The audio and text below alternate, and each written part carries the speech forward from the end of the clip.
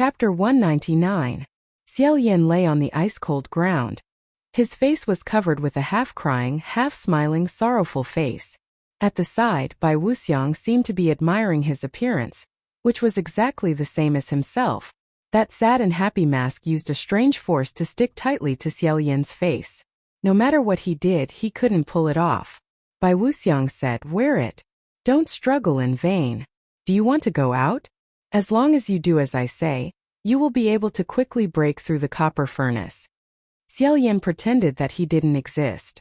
Bai Wuxiang was always getting snubbed by him, but he was never willing to give up. He sighed and said, "We could have become the strongest master and disciple, and the best of friends. Why must you be so rebellious?" Xiaolian finally stopped moving. He said in disgust, "Don't lecture me like you've seen through the vicissitudes of life. I really don't want to have a teacher and friend like you." His disdain was clear as day. Bai Wuxiang sneered, "I know. In your heart, the one who can teach you one was the imperial advisor. One is Junwu, isn't it?" His tone was strange. He seemed to be somewhat disdainful and amused. Xiaolian didn't want to argue with him about this. He asked something else. "The first crown prince of Yangon Kingdom?" Lang Ying was from Yong'an and had suffered from the human face plague before. That little crown prince was the only candidate Xiaolian could think of. Bai Wuxiang said, "That's right. After you hacked Lang Ying's corpse into 1,000 pieces, you knocked him unconscious and threw him into the Yong'an imperial palace. You even set fire to him, the crown prince." Crown Prince Yong'an was Lang Ying's nephew. It was probably at that time that the remaining human face plague virus on Lang Ying's body infected him. Xiaolian asked again, "Why didn't his human face plague spread to others?" Bai Wuxiang said, "Because the people of Yong'an Imperial Palace found out that he was infected. In order to prevent him from infecting others, I sent someone to secretly suffocate him with a blanket, but he managed to escape." On the other hand, Yong'an Kingdom announced to the public that the king of Yong'an Kingdom and the crown prince had died of a serious illness. However, there was some internal strife, and Lang Ying's other nephew was appointed as the crown prince. This was Lang Qianqiu's ancestor. Xiaolian asked, "How did you trick him?" Bai Wuxiang said, "I did not lie to him. I only told him the truth, who was the culprit that turned him into this monster. As long as he lends me something, I will avenge him." Xiaolian said, "You call this borrowing something from me? You swallowed him whole as nourishment." Bai Wuxiang said indifferently, "His appearance is neither human nor ghost. No one treats him sincerely. Staying in this world is just torture." Suddenly Xiaolian asked, "Your Highness the Crown Prince?" In that instant, Xiaolian felt that the thing wanted to respond. However, he held back. Therefore Xiaolian asked again, "You are Prince Wu Yong, right?" As soon as the words left his mouth, he felt the hot air in the cauldron freeze. From the moment Xiaolian fell in, he had been thinking about this problem. The reason why he was able to understand the human language spoken by the corpse-eating rats must be because one of the three, Junwu, Imperial Preceptor or Bai Wuxiang, had implanted a certain memory and emotion into him. In other words, at least one of them was from Wu Yong. Junwu was born after the fall of Wu Yong, so the Imperial Advisor and Bai Wuxiang were the most suspicious. Why was Hua Cheng rejected by the cauldron? It wasn't because he was extinct, because Xiaolian had confirmed with him that a ghost king who had already become extinct could also enter the cauldron again, just like how a heavenly official who had already ascended could once again go through heavenly tribulations. But he still disappeared halfway through. The most direct reason Xiaolian could think of was that this cauldron listened to Bai Wuxiang's instructions. Then what was the most likely identity of Bai Wuxiang? After a long while, the darkness was deathly silent. Xiaolian repeated with certainty, "You are Prince Wu Yong." Finally, Bai Wuxiang was no longer silent. He suddenly grabbed towards Xiaolian, the wind from his palm incomparably swift and fierce. This time it was Xiaolian's turn to dodge. He jumped up and said while dodging, "Your Highness the Crown Prince, let me ask you a question. Why do you never show your true face to others?" Bai Wuxiang said in a low voice, "Your Highness the Crown Prince, I'm warning you not to call me that." Xiaolian said, "You can call me Your Highness the Crown Prince, why can't I call you that? If you don't answer, I'll guess it myself. There are only two reasons why you don't want others to see your true face. Either you're someone I know or I don't know you. But as long as I see your true face, I'll be able to easily find out who you are. Or your true appearance is extremely ugly. So ugly that even you can't stand it. For example. With two ka-ka sounds, a burst of pain came from his arm. Bai Wuxiang ruthlessly pinched him and said, Crown Prince, oh Crown Prince, is it because if I treat you a bit more kindly, will you feel that you don't need to fear me anymore? This voice overflowed with coldness. Amidst the pain, Xiaolian still remained clear-headed. Bai Wuxiang seemed to be really angry.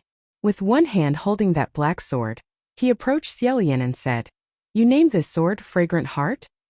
Helplessly watching that eerie sword edge get closer and closer to his throat, Xiaolian's expression didn't change. He said, Can't I? Bai Wuxiang snorted and said, You don't know how to name things. Listen well, this sword's original name is Executioner. Suddenly, Xiaolian opened his eyes wide and said, Who? Bai Wuxiang didn't even turn his head and said, To deal with me, you still want to use this kind of trick to deal with children?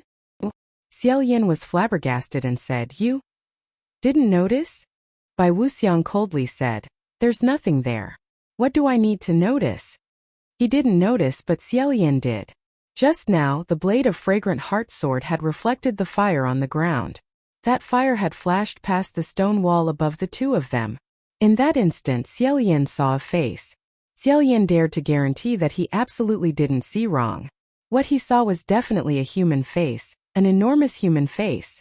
Bai Wuxiang's cultivation was only higher than Xiaolian's, not lower. How could he not notice it?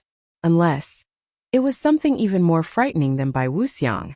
The amount of time he saw that face was too short, but the vision still remained in his memory. That face had all five senses, moreover. It was somewhat familiar. Xiaolian felt his blood run cold and said, There's something else in the copper furnace. However, Bai Wuxiang said, In the copper furnace, aside from you and me, there's only stone and magma. Xiaolian was about to say something when he suddenly thought to himself, Wait a minute. Stone? Face? Familiar? With a flash of inspiration, he suddenly understood what he was looking at. So that's how it was. Once he understood, Xiaolian's hands quickly formed a seal behind his back. Bai Wuxiang noticed his unusual movements and said, It's useless. Even if you... Unexpectedly, before he could finish speaking, a loud rumbling sound came from above and behind the two of them. At the same time, rocks and dirt fell down like a rainstorm. Bai Wuxiang sensed that something was attacking him and quickly dodged. His dodging was indeed fast enough. No one could move faster than him, so he should have been able to perfectly avoid it. Unfortunately, the thing that was attacking him was too enormous. It was a giant hand. Its 5 fingers formed a fist, and it heavily smashed down, smashing right into Bai Wuxiang. This hand was a giant stone hand. It was really too big. Just its fist alone was comparable to a large house. The fire on the ground could only illuminate this part of the hand. Everything above the wrist was completely submerged in darkness. Amidst the rumbling sounds, it turned its hand towards Xiaolian with its palm facing up. Although it was enormous, its fingers were slender with slender knuckles. It could be used to pick up flowers or hold a sword. Xiaolian snatched the sword, rolled up from the ground, and jumped onto the palm. Just as the hand was about to lift him up, Xiaolian suddenly remembered that he had forgotten something. He hurriedly said, Wait. He jumped down again, grabbed his bamboo hat, and jumped back up again.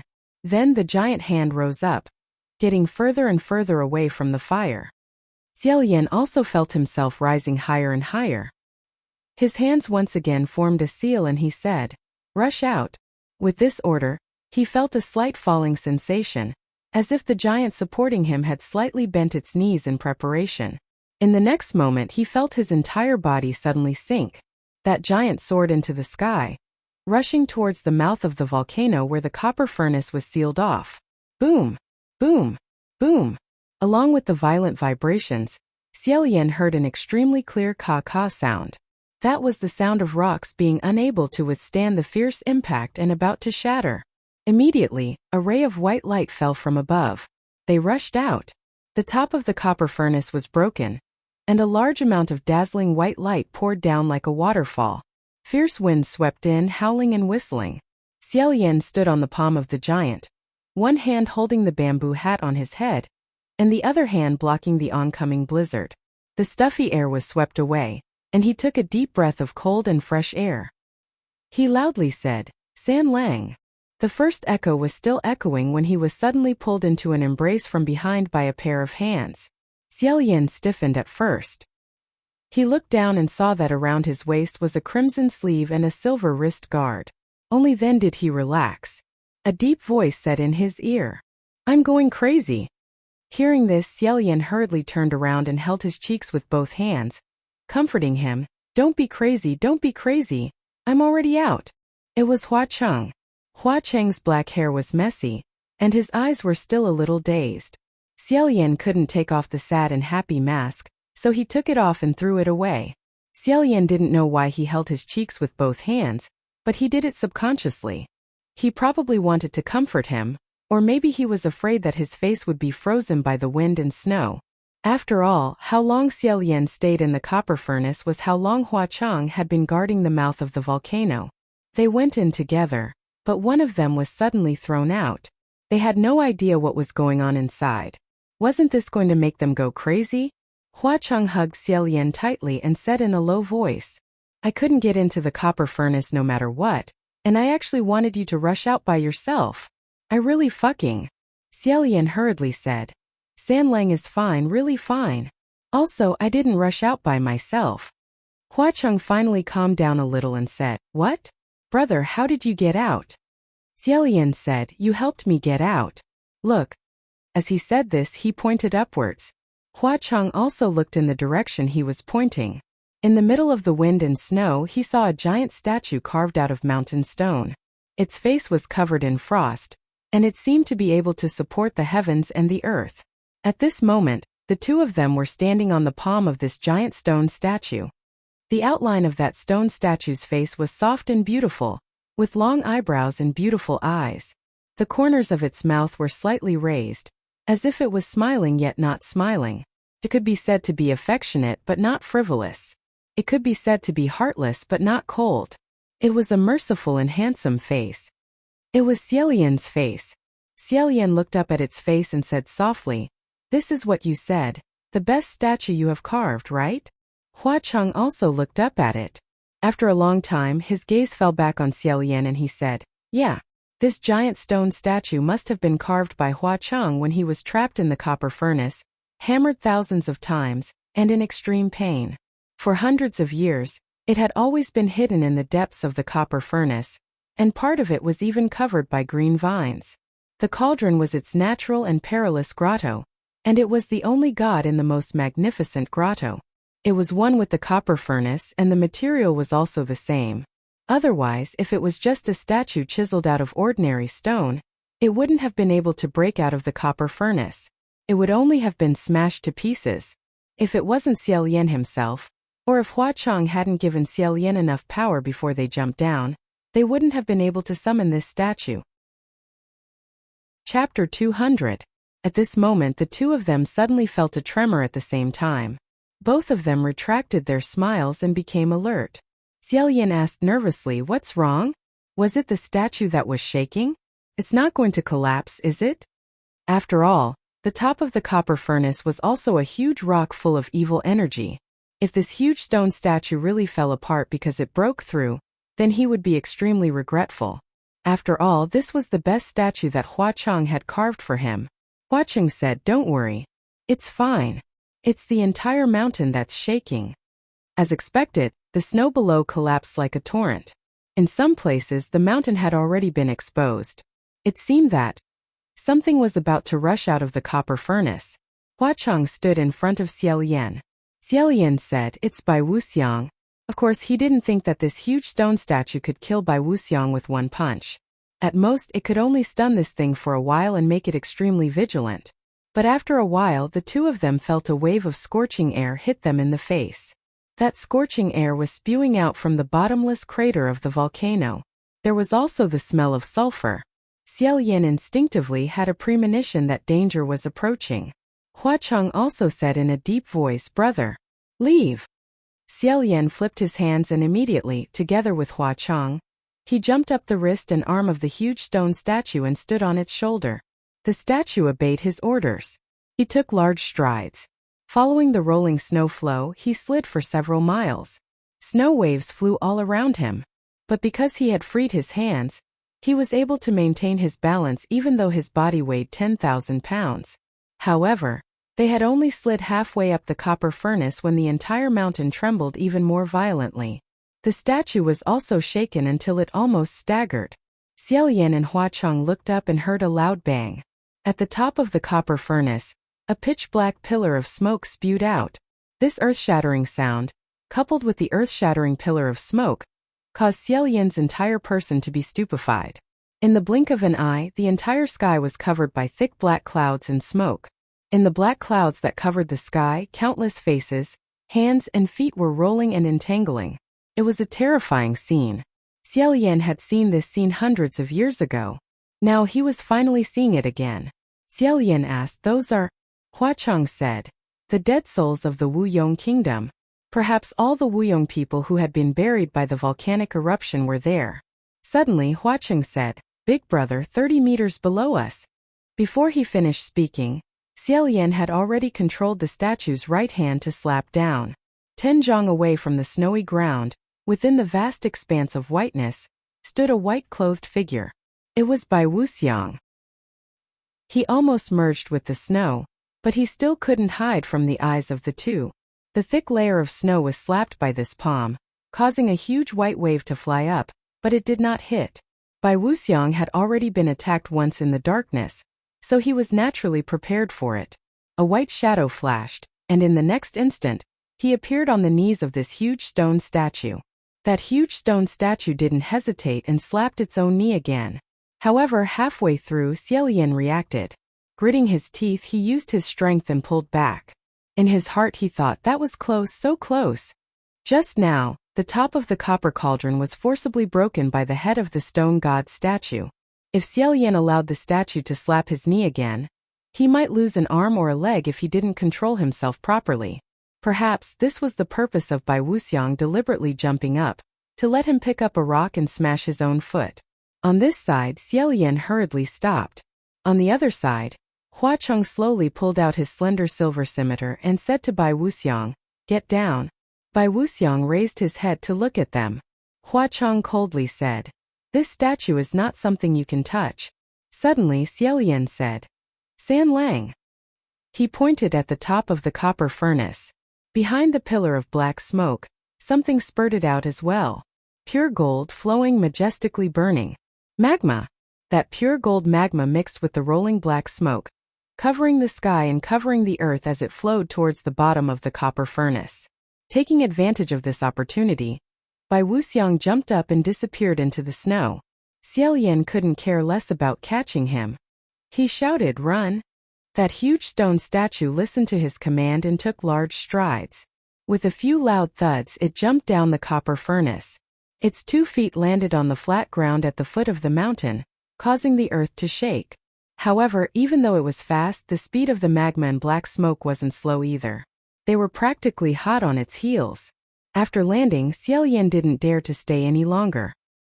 He urged the statue to stand up and continued to run with them. As they ran, Xiaoyan felt that its speed seemed to have slowed down. He felt strange and bad. Just as he was wondering if it was an illusion, he felt his body stop.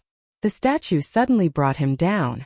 Unexpectedly, that huge stone statue didn't listen to his command.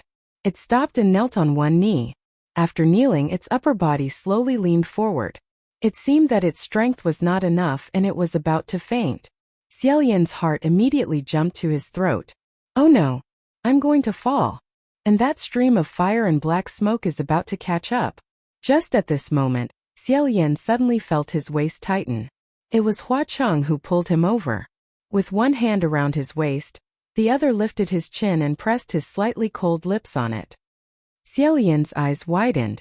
A cool and carefree feeling instantly filled his chest and flowed through his limbs. His entire body seemed to have become alive. This kiss was very short. After a moment, Huacheng parted his lips and said, "Brother, try again." Xiaoyan instantly came back to his senses. He made another hand seal. Just as the huge stone statue was about to fall face down, it suddenly stretched out both its hands and supported itself on the ground. The next step was to stand up again. It turned out that this huge stone statue didn't look like it was out of strength. In fact, it really was out of strength. The amount of magical energy needed to control such a gigantic statue of a deity was extremely frightening. The wave of magical energy that Hua Chang had lent to Xiao Yan had already been completely burned away. Naturally, the statue's speed had slowed down and it was on the verge of collapsing. Only when it was injected with mana again did it come alive again. This time it ran even faster than before. Its movements were also more agile. Hua Chang said, "Brother, run faster." Xiao Yan also wanted to run faster, but he was worried that this method of controlling the statue would consume too much mana. He said uncertainly, "Can I hold on no matter how fast I run? What if I don't have enough mana?" Hua Chang confidently said in his ear, "That won't happen. Just keep running. Don't ever be afraid, I'm right here." Hua Chang stood behind him, his hands holding onto his waist firmly. With just this one person, it was as if the entire world was standing behind him. Xiao Yan took a deep breath, closed his eyes and said, "Okay." In a flash, he stretched out both his hands and released all of his mana. He made the strongest hand seal and shouted, "Run!" Boom! Boom! Boom! Boom! The huge stone statue ran like crazy. Each step it took was a few miles. It crossed over ravines and leaped over hills. As expected, it left the black clouds and lava far behind. It was truly a huge object that couldn't be ignored. Every step it took was like a meteorite falling from the sky, creating a strong shockwave. Countless demons and ghosts scattered around Bronze Cauldron Mountain felt the ground shake violently. They were shocked. When they looked up, many of them saw the black clouds in the sky. They were a little surprised, but they didn't really care. Anyway, they were in Bronze Cauldron Mountain, so it wasn't strange to see strange things. In any case, weren't those vengeful spirits in the black clouds? They were almost the same as vengeful spirits. They saw many of them every day, so what was there to be afraid of? What was that? Immediately, there was a wave of ghostly wails and godly howls. What a big man! They had never seen such a big statue before. It was too scary. Xiao Yan originally wanted to circle around Wuyong Imperial City, so that his statue of God wouldn't trample these 2,000-year-old houses into ruins. However, he suddenly remembered something and asked, "Sanlang, are General Pei, Lord Rain, and the others nearby?" Hua Chang said yes. Xiao Yan hurriedly said, come back, I forgot something. Pick it up and take it away." Thus, the huge stone statue that ran past took a few steps back. Just as he was about to turn back, Xiao Yan suddenly felt his whole body shake.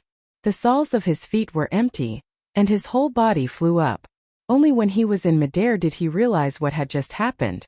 The statue had fallen. Xiao Yan and Hua Chang landed steadily on the chest of the statue. Xiao Yan urged it to stand up again as he looked forward. What made the huge stone statue fall wasn't him but something else. A towering mountain. Of course, this mountain was far from being as tall as Bronze Cauldron itself. But compared to the huge stone statue, it was still taller. When Xiao Yan came, he remembered very clearly that they hadn't climbed over this mountain. Thus he looked past the mountain and behind it. Sure enough, behind it there were two mountains that were about the same height. 3 huge mountains stood in front of the giant stone statue. Chapter 201. The giant stone statue slowly climbed up from the ground. The first mountain monster charged at him. Xiao Yan recalled what Hua Chang had said. When he was chased by the 3 mountains at Mount Bronze Cauldron, he did not dare to underestimate them. He subconsciously wanted to flip over their heads, but he had never tried to control such a huge statue to do such a complicated movement, so he could not help but be flustered. He didn't jump up. Instead, he was knocked down again. Rumble, rumble. It was like the heavens were shaking and the earth was shaking. The stone god statue fell near Wuyong Imperial City, flattening an entire street. With a slight movement, a series of cracking sounds could be heard. It was the sound of those magnificent houses and palaces being crushed by the giant stone statues of gods. Xiao Yan was nearly thrown off again amidst the shaking and jolting. However, Hua Chang held onto his hand tightly. "Follow me." With Xiao Yan in tow, he leaped onto the head of the giant stone statue. So this Corolla martial god used a small jade crown to tie his hair, making it look like a small balcony. The two of them jumped onto the jade crown and finally had a place to stand. It was much steadier than standing on the shoulders and palms of the statue. Before he could relax, the mountain troll came again, colliding with the huge stone statue and causing it to stagger back a few steps. Luckily, Xiaoyan was prepared this time. He hadn't been pushed down, but he had accidentally stepped on a row of houses. Xiaoyan couldn't help but feel a wave of pain in his heart. Manipulating the statue of God to sneak out of the house, Xiaoyan asked in bewilderment, "Why are they chasing me? What did I do?" Hua Chang said, "It's not that they're chasing after you, brother. They're chasing and beating anyone up, and you look especially eye-catching right now." Xiaoyan said, "Such a big one, it's quite eye-catching." Before he finished speaking, the three mountain monsters attacked together, surrounding the gigantic stone statue and constantly pressuring it in the middle, as if they wanted to crush it. The deity statue couldn't move, and Xiaoyan couldn't move either. He used all his strength to urge it to push, but it didn't budge at all. It seemed like it couldn't resist at all. As he was thinking of other ways to escape, he inadvertently took a step back and leaned against a chest. When he turned around, Hua Chang held his shoulders and said, "Let go and fight. No problem, none of them are a match for you. Nothing in this world can stop your footsteps." His chest was like the most solid shield. All of a sudden, Xiaoyan's determination and confidence multiplied 100 times. His entire body was filled with a clear stream of energy. With one strike, he finally broke through the encirclement. Rumble! Rumble! The three mountain monsters were pushed nearly a kilometer away by him. Sand and rocks flew everywhere, and smoke and dust billowed. However, they retreated and were about to attack again. Xiaoyan's hands changed 5 or 6 seals in an instant. "Don't block my way." The giant stone statue rose into the air and landed on the top of the two mountain monsters. At the same time, it placed its hand on the hilt of the sword at its waist. It drew the sword. This series of movements was as smooth as flowing water. The giant stone statue completed it extremely smoothly. Its momentum was like a rainbow, without the slightest bit of sluggishness. It was completely no different from a real person. With a spurt of energy, Xiaoyan shouted, "I'll chop?" I won't chop first, wait a moment."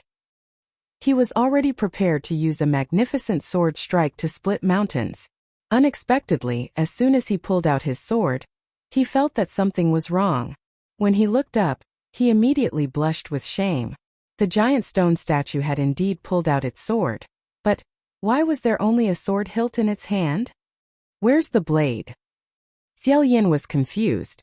Hua Chang, on the other hand, placed 2 fingers on his forehead and said, "Brother, I'm sorry, I forgot to tell you. I didn't carve the blade of this statue together.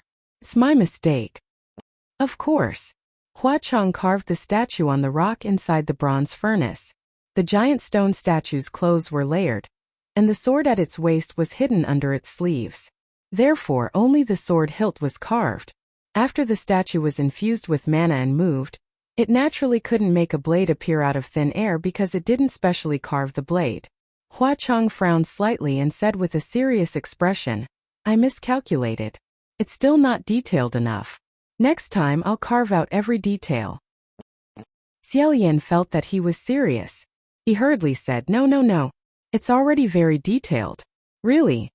In short, without the blade, there was no way to split the mountain. Thus, Xiaoyan immediately changed his strategy. He broke into a run. He hurriedly controlled the giant stone statue to jump down from the top of the 2 mountain monsters. He threw the useless stone sword hilt behind him and continued to run. The 2 of them stood on the jade crown on top of the statue. The wind whistled in their faces, and their black hair, white clothes, and red sleeves fluttered in the wind. Even if they were running, the scene was still beautiful. A silver butterfly flew to Xiaoyan's ear. Several voices came from inside. He hurriedly grabbed it and said, "Is that Feng Xi and Mu Qing? And Lord Rainmaster and General Pei?" Sure enough, a familiar voice came from the silver butterfly. Pei Ming said, "I say, Your Highness, you don't need to ask a question so loudly." Xiaoyan said, Sorry, I have too much mana right now. I'll control it." Mu Qing's voice also came over. "What? You said you have too much mana? You?" Xiaoyan said, "You've all gathered together, right? Where are they now?" Mu Qing said, We met up with General Pei, Little General Pei, and the others. Right now, everyone is in the forest near Wuyong River. We're preparing to retreat together. Feng Xian's voice said. What happened on your side? Just now the copper furnace seemed to have emitted a very strong movement. Do you want us to go back and help? Xiaolian hurriedly said, no need. You guys just stay there. We'll immediately go pick you up. We'll talk when we meet. We're already here. In front of them was the dried-up Wuyong River. The giant stone statue crossed the ravine and squatted down beside the dense forest. Coincidentally, Xiaolian saw Feng Xian and Mu Qing walk out of the forest. They looked around as if they were looking for someone. However, they were looking in the wrong direction. Moreover, they didn't think to look up, so they didn't see Xiaolian and Hua Cheng.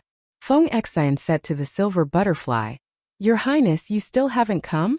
Where are you?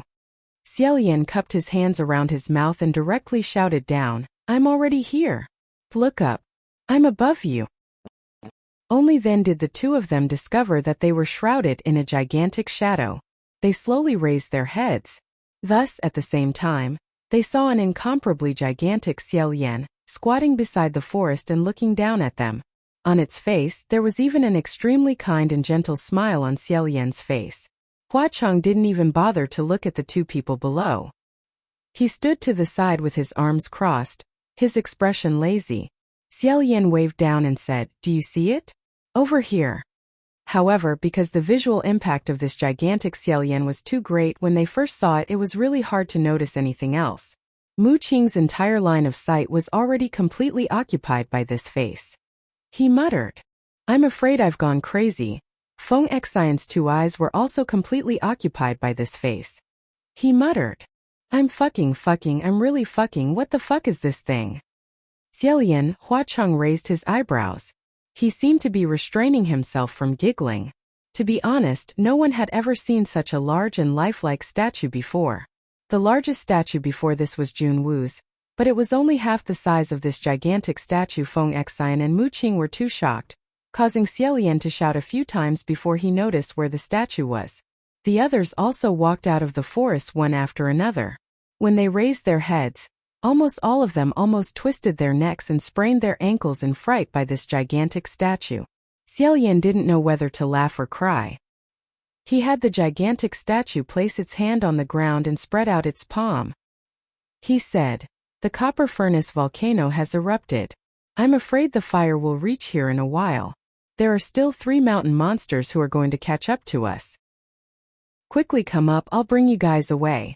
Everyone climbed up the statue's hand and found their own spots. Xiaolian smelled the strong smell of sulfur in the air. He turned around and saw that the black smoke and flying ash were spreading rapidly. He put away the giant statue's palm and stood up, continuing to stride forward. Pei Ming and the others recovered from the shock, but Feng Xian and Mu Qing still hadn't recovered from their shock. It was probably because they were all too familiar with this gigantic statue's face, expression and figure. So when it was magnified so many times, the impact was especially great. Feng Xian was already standing on the statue's shoulder, but he still couldn't believe it. Who did this? Who carved it? Why have I never seen this thing before? Never heard of it before? Hua Cheng faked a smile and said, There are too many things you haven't seen before. Although no one said it explicitly, almost everyone, especially Feng Xian and Mu Qing, locked onto the answer at the same time. It was done by this person. Mu Qing said, This is unbelievable. How did you make it move? How much magic power do you need? Do you have enough? Didn't you have no magic power at all? This time Hua Cheng didn't answer. Xiaolian glanced at him and pressed his fist against his mouth. He said vaguely, about this. Pei Ming said I can borrow it if I don't have it, right? So simple. Ha ha ha ha, that's right. Along the way, the demons and ghosts saw lava flowing backward and fire spewing out. They also realized that things were bad. Seeing many people climbing up the statue, they quickly said, Wait for me too. Me too. Bring us along, bring us along. Watching said scram. A wave of silver butterflies flew out, shining with cold light and wailing like ghosts and wolves.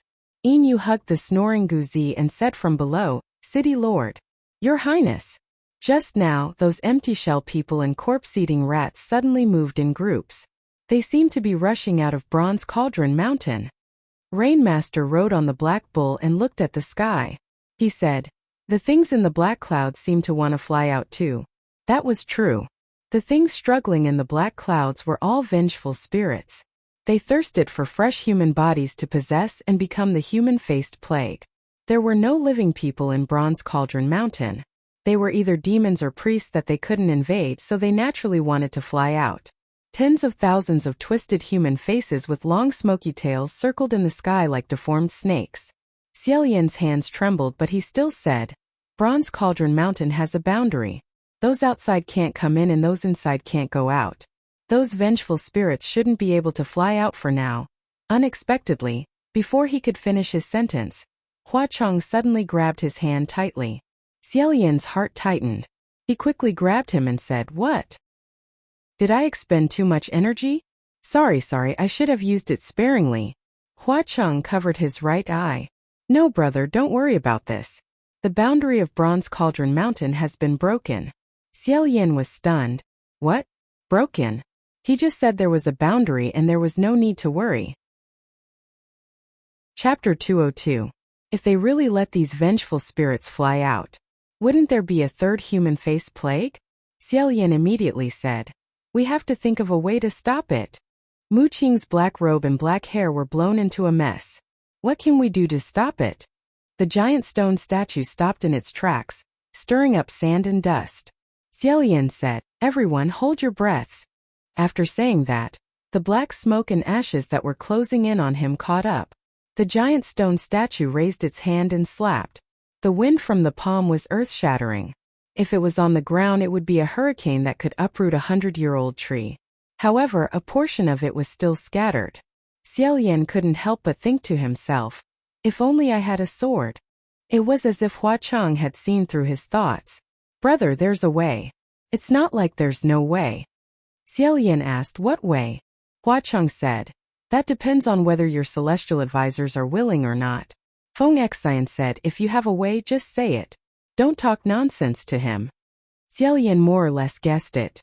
"You're saying that let General Pei and the others work together and use their bodies as swords?" Hua Chong said, "That's right. The heavenly officials in Bronze Cauldron Mountain have limited mana. However, there were several martial gods here. If 4 of them transformed into their avatars, if 4 of them used their Dharma bodies, they should be quite powerful." Pei Ming was the first to respond. "I think this idea is feasible." Mu Qing was still doubtful. "Is this really feasible? How many martial gods are there here?" 3. Pei Su and Yin lost all their mana. Master Yu wasn't a martial god. The only ones who could replace him were Pei Ming, Feng Xian and Mu Qing. Pei Ming said, "No, it's 4. Qing is here too." "Ah." Yin hesitated for a moment. She held the grain in one hand and flipped out a roly-poly with the other. Who knew that before she could undo the seal, the roly-poly would shake violently and let out an extremely noisy scream. Everyone felt a piercing pain in their ears from its barking, and they all covered their ears. The guiding jade quickly sealed it again and took out another roly-poly toy. "Sorry, I took the wrong one. That was Green Ghost Chi Rong. This one is." As he spoke, he tossed the roly-poly into the air, causing a burst of red smoke to erupt. The figure of a youth appeared in the smoke and fell down. The gigantic stone statue raised its hand to catch the young man. The young man flipped over and landed on its palm. He scratched his curly hair that was a mess of blood. When he raised his head, he saw a large group of people and was at a loss. Yin had already sneakily hid behind someone else, but she was discovered by Quan Yizhen. Quan Yizhen jumped up and shouted, "Senior brother!" Quan Yizhen immediately rushed over. Yin felt a headache when he saw him. Maybe he would rather listen to Chi Rong's screams for 3 days and 3 nights than to talk to Quan Yizhen. Luckily, Pei Ming grabbed Quan Yizhen and said, Come, let's get to work, Qing. Let's catch up after we're done." Quan Yizhen was baffled. In addition to the fact that he had a lot of opinions towards Pei Ming, it seemed like he wanted to casually punch Pei Ming, but when he raised his head, he saw Xiaolian on top of him. Xiaolian put his palms together and said to him sincerely, "It's been hard on you, Qing." Even though he was completely unclear of the situation, he scratched his head and still joined in. It wasn't that he didn't have any objections to Mu Qing becoming another martial god sword, but since there were 4 of them, he couldn't say that Mu Qing was the only one to suddenly wash his hands of the task, so he was speechless. Thus, on the palm of the statue, the 4 of them lined up in the order of Pei Ming, Feng Xian, Quan Yizhen, and Mu Qing. Hua Chong propped his elbow on the edge of the jade crown platform, took a glance and said, "Isn't the order of the last 2 people reversed? According to reason, it should indeed be Pei Ming, Feng Xian, Mu Qing, and Quan Yizhen. Because comparatively speaking, Quan Yizhen's magic power wasn't too stable. If he was in the middle of the sword formation, he might just snap midway if he swung too fiercely." Xiao Yan wiped his sweat and said, "No, it's not reversed. Feng Xian and Mu Qing definitely can't be lined up together, because they might start to fight each other if they swung their swords, so there must be someone else in between." Hearing this, Hua Chong raised his eyebrows. His expression seemed to be asking them to beat the other party to death. Looking down, the 4 of them emitted a spiritual light that grew stronger and stronger, extending out and connecting into one. In the end, it transformed into a sword of spiritual light. Once the sword was formed, the huge stone statue tossed it up and reached out to grab it. With the sharp sword in hand, Xiao Yan was like a tiger that had grown wings. His aura surged as he slashed forward. The resentful spirits with billowing black smoke trailing behind them screamed incessantly when they were slashed by this sword of spiritual light, then abruptly stopped.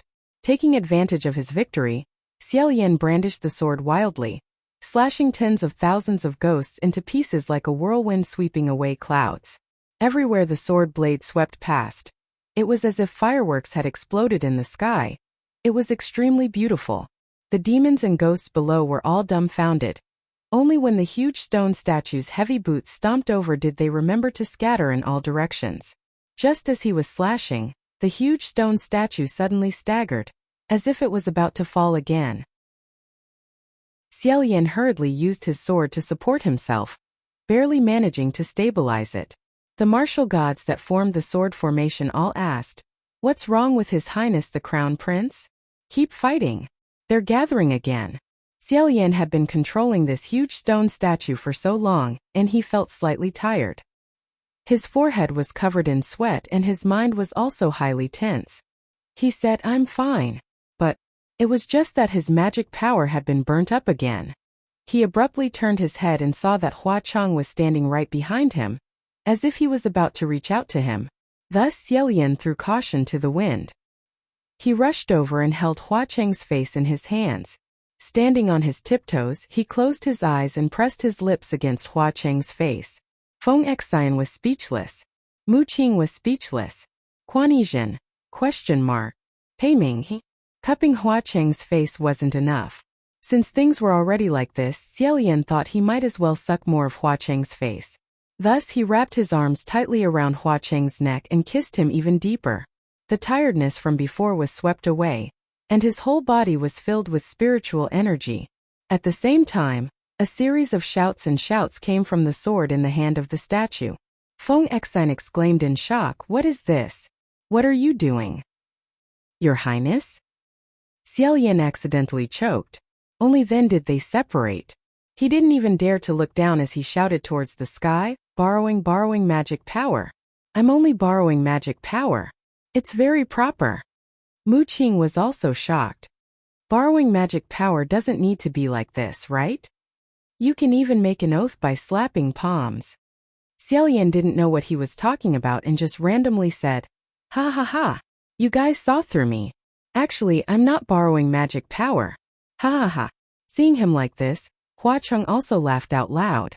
Holding Xiao Yan's face with both hands, he lowered his head and kissed him on the forehead. Then he softly said, "Don't be nervous, Gidge." Speaking of which, it was strange. After this kiss, Xiao Yan suddenly became normal. He pretended not to hear Feng Xian and Mu Qing's voices. With a solemn expression, he put his hands together. That huge stone statue pulled out the sword of spiritual light from the ground and madly hacked and slashed, as if its entire body had inexhaustible energy. Quan Yizhen suddenly felt admiration. "So just now you were really borrowing magic power. You suddenly became stronger." Mu Qing couldn't help but say, "Simply bullshit, what do you know?" Then, he probably thought that this kind of thing didn't need to be taught in detail to a big child like Quan Yizhen, so he forcibly changed his words. Yes, that's right, you're borrowing magic power. Pei Ming laughed and said, that's right, but you can't just casually borrow magic power like this. Do you understand, Qi Ying? Feng Xian. What are you guys talking about? You guys actually believed it? However, although its power had increased, those resentful spirits still covered the sky.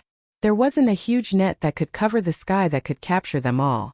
Seeing how powerful this giant god was, they all turned around and fled one after another. Swinging their tails in the air, they swam far away like giant human-faced tadpoles. Xiaolian said, chase. Unexpectedly, after chasing for a few steps, that huge stone statue suddenly slanted without any warning and fell to the side. Just now, he had clearly absorbed enough magic power and Xiaolian's state was also extremely good, so there was no reason for this to happen. Just as it was about to fall, Xiaolian looked down. Only then did he discover that on one of the statue's legs, there was actually a big hole. Broken rocks were rolling down from the hole. A white-clothed figure floated down from the statue's body. Leisurely landing, he immediately disappeared. He truly came and went like a ghost, leaving no traces behind. It was by Wuxia. He actually broke one of the statue's legs with his bare hands. The huge stone statue crashed down. Fortunately, the people riding on the statue weren't ordinary people. Their reactions were extremely fast and they jumped down first, safely landing on the ground. Xiaolian and Huacheng jumped onto the statue's chest. Xiaolian tried to get it to stand up, but it was extremely difficult. That huge stone statue laid on the ground and slowly struggled. It seemed to be in a rather sorry state. Within the sword array, Mu Qing said, how is it? Can you still stand up? Quan Yizhen said, you don't have any magic power again? Do you still need to borrow more? Pei Ming said, no. This time it's not a problem with magic power. Qiying don't remember this anymore. Just forget about it. Xiaolian said, I'm afraid the injury is a bit serious. It's not suitable to move anymore. Although the stone statue didn't feel pain, if it was forced to stand up and continue to attack, it was very likely that this injured leg would fall off. This wasn't just a problem of its attack power being greatly reduced. After all, this was Hua Cheng's most painstakingly created masterpiece. It was also Xiaolian's favorite statue. If it was really destroyed to such an extent, it would be hard to not feel heartache. Seeing their enemy fall, those resentful spirits in the sky danced in joy and scattered in all directions. Could it be that they were going to watch helplessly as they escaped like this? He looked to the side and saw that Hua Cheng's expression was filled with anger. It was anger towards Bai Wuxiang. After muttering to himself for a moment, he said, Gidge. Right at this moment, a strand of dazzling white light penetrated through the densely packed black clouds. It was as if something had lit up above the clouds. Soon after, a second, third, fourth, countless strands of dazzling white light pierced downwards, piercing through the black clouds and piercing through the resentful spirits. The heavenly officials weren't the slightest bit unfamiliar with this white spiritual light that was so intense that it almost blinded them. The entire immortal capital seemed to be flooded with this kind of spiritual light all day long, illuminating everything. Chapter 203. The powerful spirit light shone on the vengeful spirits. Large swathes of smoke dispersed into thin air. A white-armored martial god broke through the clouds with the sword in hand. It really was Junwu. As if they had seen their parents again, they all shouted, Ah! Your Majesty! Tears and snot almost flowed out of his eyes. Junwu stepped on the wind of light and slowly landed on the ground. He said, Don't panic, don't panic. Is everyone all right? The four people in the sword formation quickly split up. He returned to his original form. Pei Ming said, Celestial Emperor. Aren't you guarding the celestial capital? Why did you come in person? Junwu said, The Rainmaster used his spirit to inform me. Bronze Cauldron Mountain Realm was breached and the situation was dire. So I hurried over. Everyone turned around to look. The Rainmaster was still riding on the black bull. So that was how it was. Since the world was broken, he should be able to use the spirit communication technique as well. Just now their blood had surged to their heads. Everyone wanted to shoot down these flying things, and almost no one had the time to think about channeling their spirits. Xiaolian took a step forward. Monarch, it's by Wuxiang. He's back. Junwu nodded slightly. I'm guessing that he'll haunt us as well. Xiaolian replied. He appears and disappears unpredictably. As soon as you came, I don't know where he ran off to. Junwu replied, it's fine. I'll deal with those vengeful spirits first. We'll find him again. Everyone looked up at the sky. The dark clouds in the sky rumbled as they were being purified by the strong light that Junwu brought down. Pei Ming said, so this time the Ghost King was stopped, right? Xiaolian replied, you can say that. The one who broke through the bronze furnace wasn't anyone but this. Everyone's gaze shifted to the side. After Xiaolian stopped manipulating it, the gigantic stone statue still obediently lay on the ground. It was a finely sculpted colossus. Even when it fell down, it still looked like a small mountain. Xiaolian, who was standing nearby, raised his hand and stroked its cheek. He turned to Huachang and asked Sanlang, what should we do with it? Huachang seemed to be deep in thought. Upon hearing his question, he came back to his senses and said, brother, don't worry. Before we fix it, let it stay here for the time being. Xiaolian asked, can it be fixed? Huachang said, of course you can, as long as you have the raw stone for the copper furnace. I will definitely fix it and let it stand up again. Xiaolian said, then let's just leave it for now. Right now, the volcano at the copper furnace is still erupting. I don't know when it will be safe. At that moment, the wraith circling in the air suddenly shrieked and turned into a tornado, attacking in one direction. The crowd didn't know what was going on. They looked over and saw that it was the Wuyong Divine Hall underground. Originally, these things had nowhere to hide under the strong light and would disappear sooner or later. However, after a large number of vengeful spirits surged into the underground Divine Hall, it was as if they had been sucked dry, disappearing completely. Mu Qing was stunned. What's going on? Xiaolian had a bad feeling in his heart and said, it's by Wuxiang. He used thousandly shrinking and sent all the vengeful spirits away. With a wave of his hand, Junwu flipped over the roof of the temple, along with a large piece of land. However, there was nothing inside except for a formation that had just been drawn. Feng Xian asked, what is he trying to do? Where did he set up the array? Where did they go? If it was in the past, Lingwen Palace Hall would have gone up at this time. In less than the time it takes to burn half an incense stick, Lingwen Palace Hall would have reported the location. However, they didn't know which one gods were temporarily replacing them. At this critical juncture, they actually couldn't find anyone. Feng Xian was so angry that he cursed motherfucker. They usually boast about themselves so much that they fight to show their faces. Where did they go when they should show their faces? In the future, I won't say that Lingwen Palace Hall is inefficient anymore. At this time, Hua Cheng's voice came over. In the Imperial City, everyone turned to look at him. Coincidentally, Hua Cheng removed his 2 slender fingers from his temples and said, he sent those things to 7 or 8 different cities. Currently, he only found the Imperial City because the demonic energy there suddenly rose sharply. The immortal capitals when gods were useless. They actually had to rely on the head of the ghost realm to help them determine the location of the fleeing evil beings. The few heavenly officials present couldn't help but feel a little embarrassed.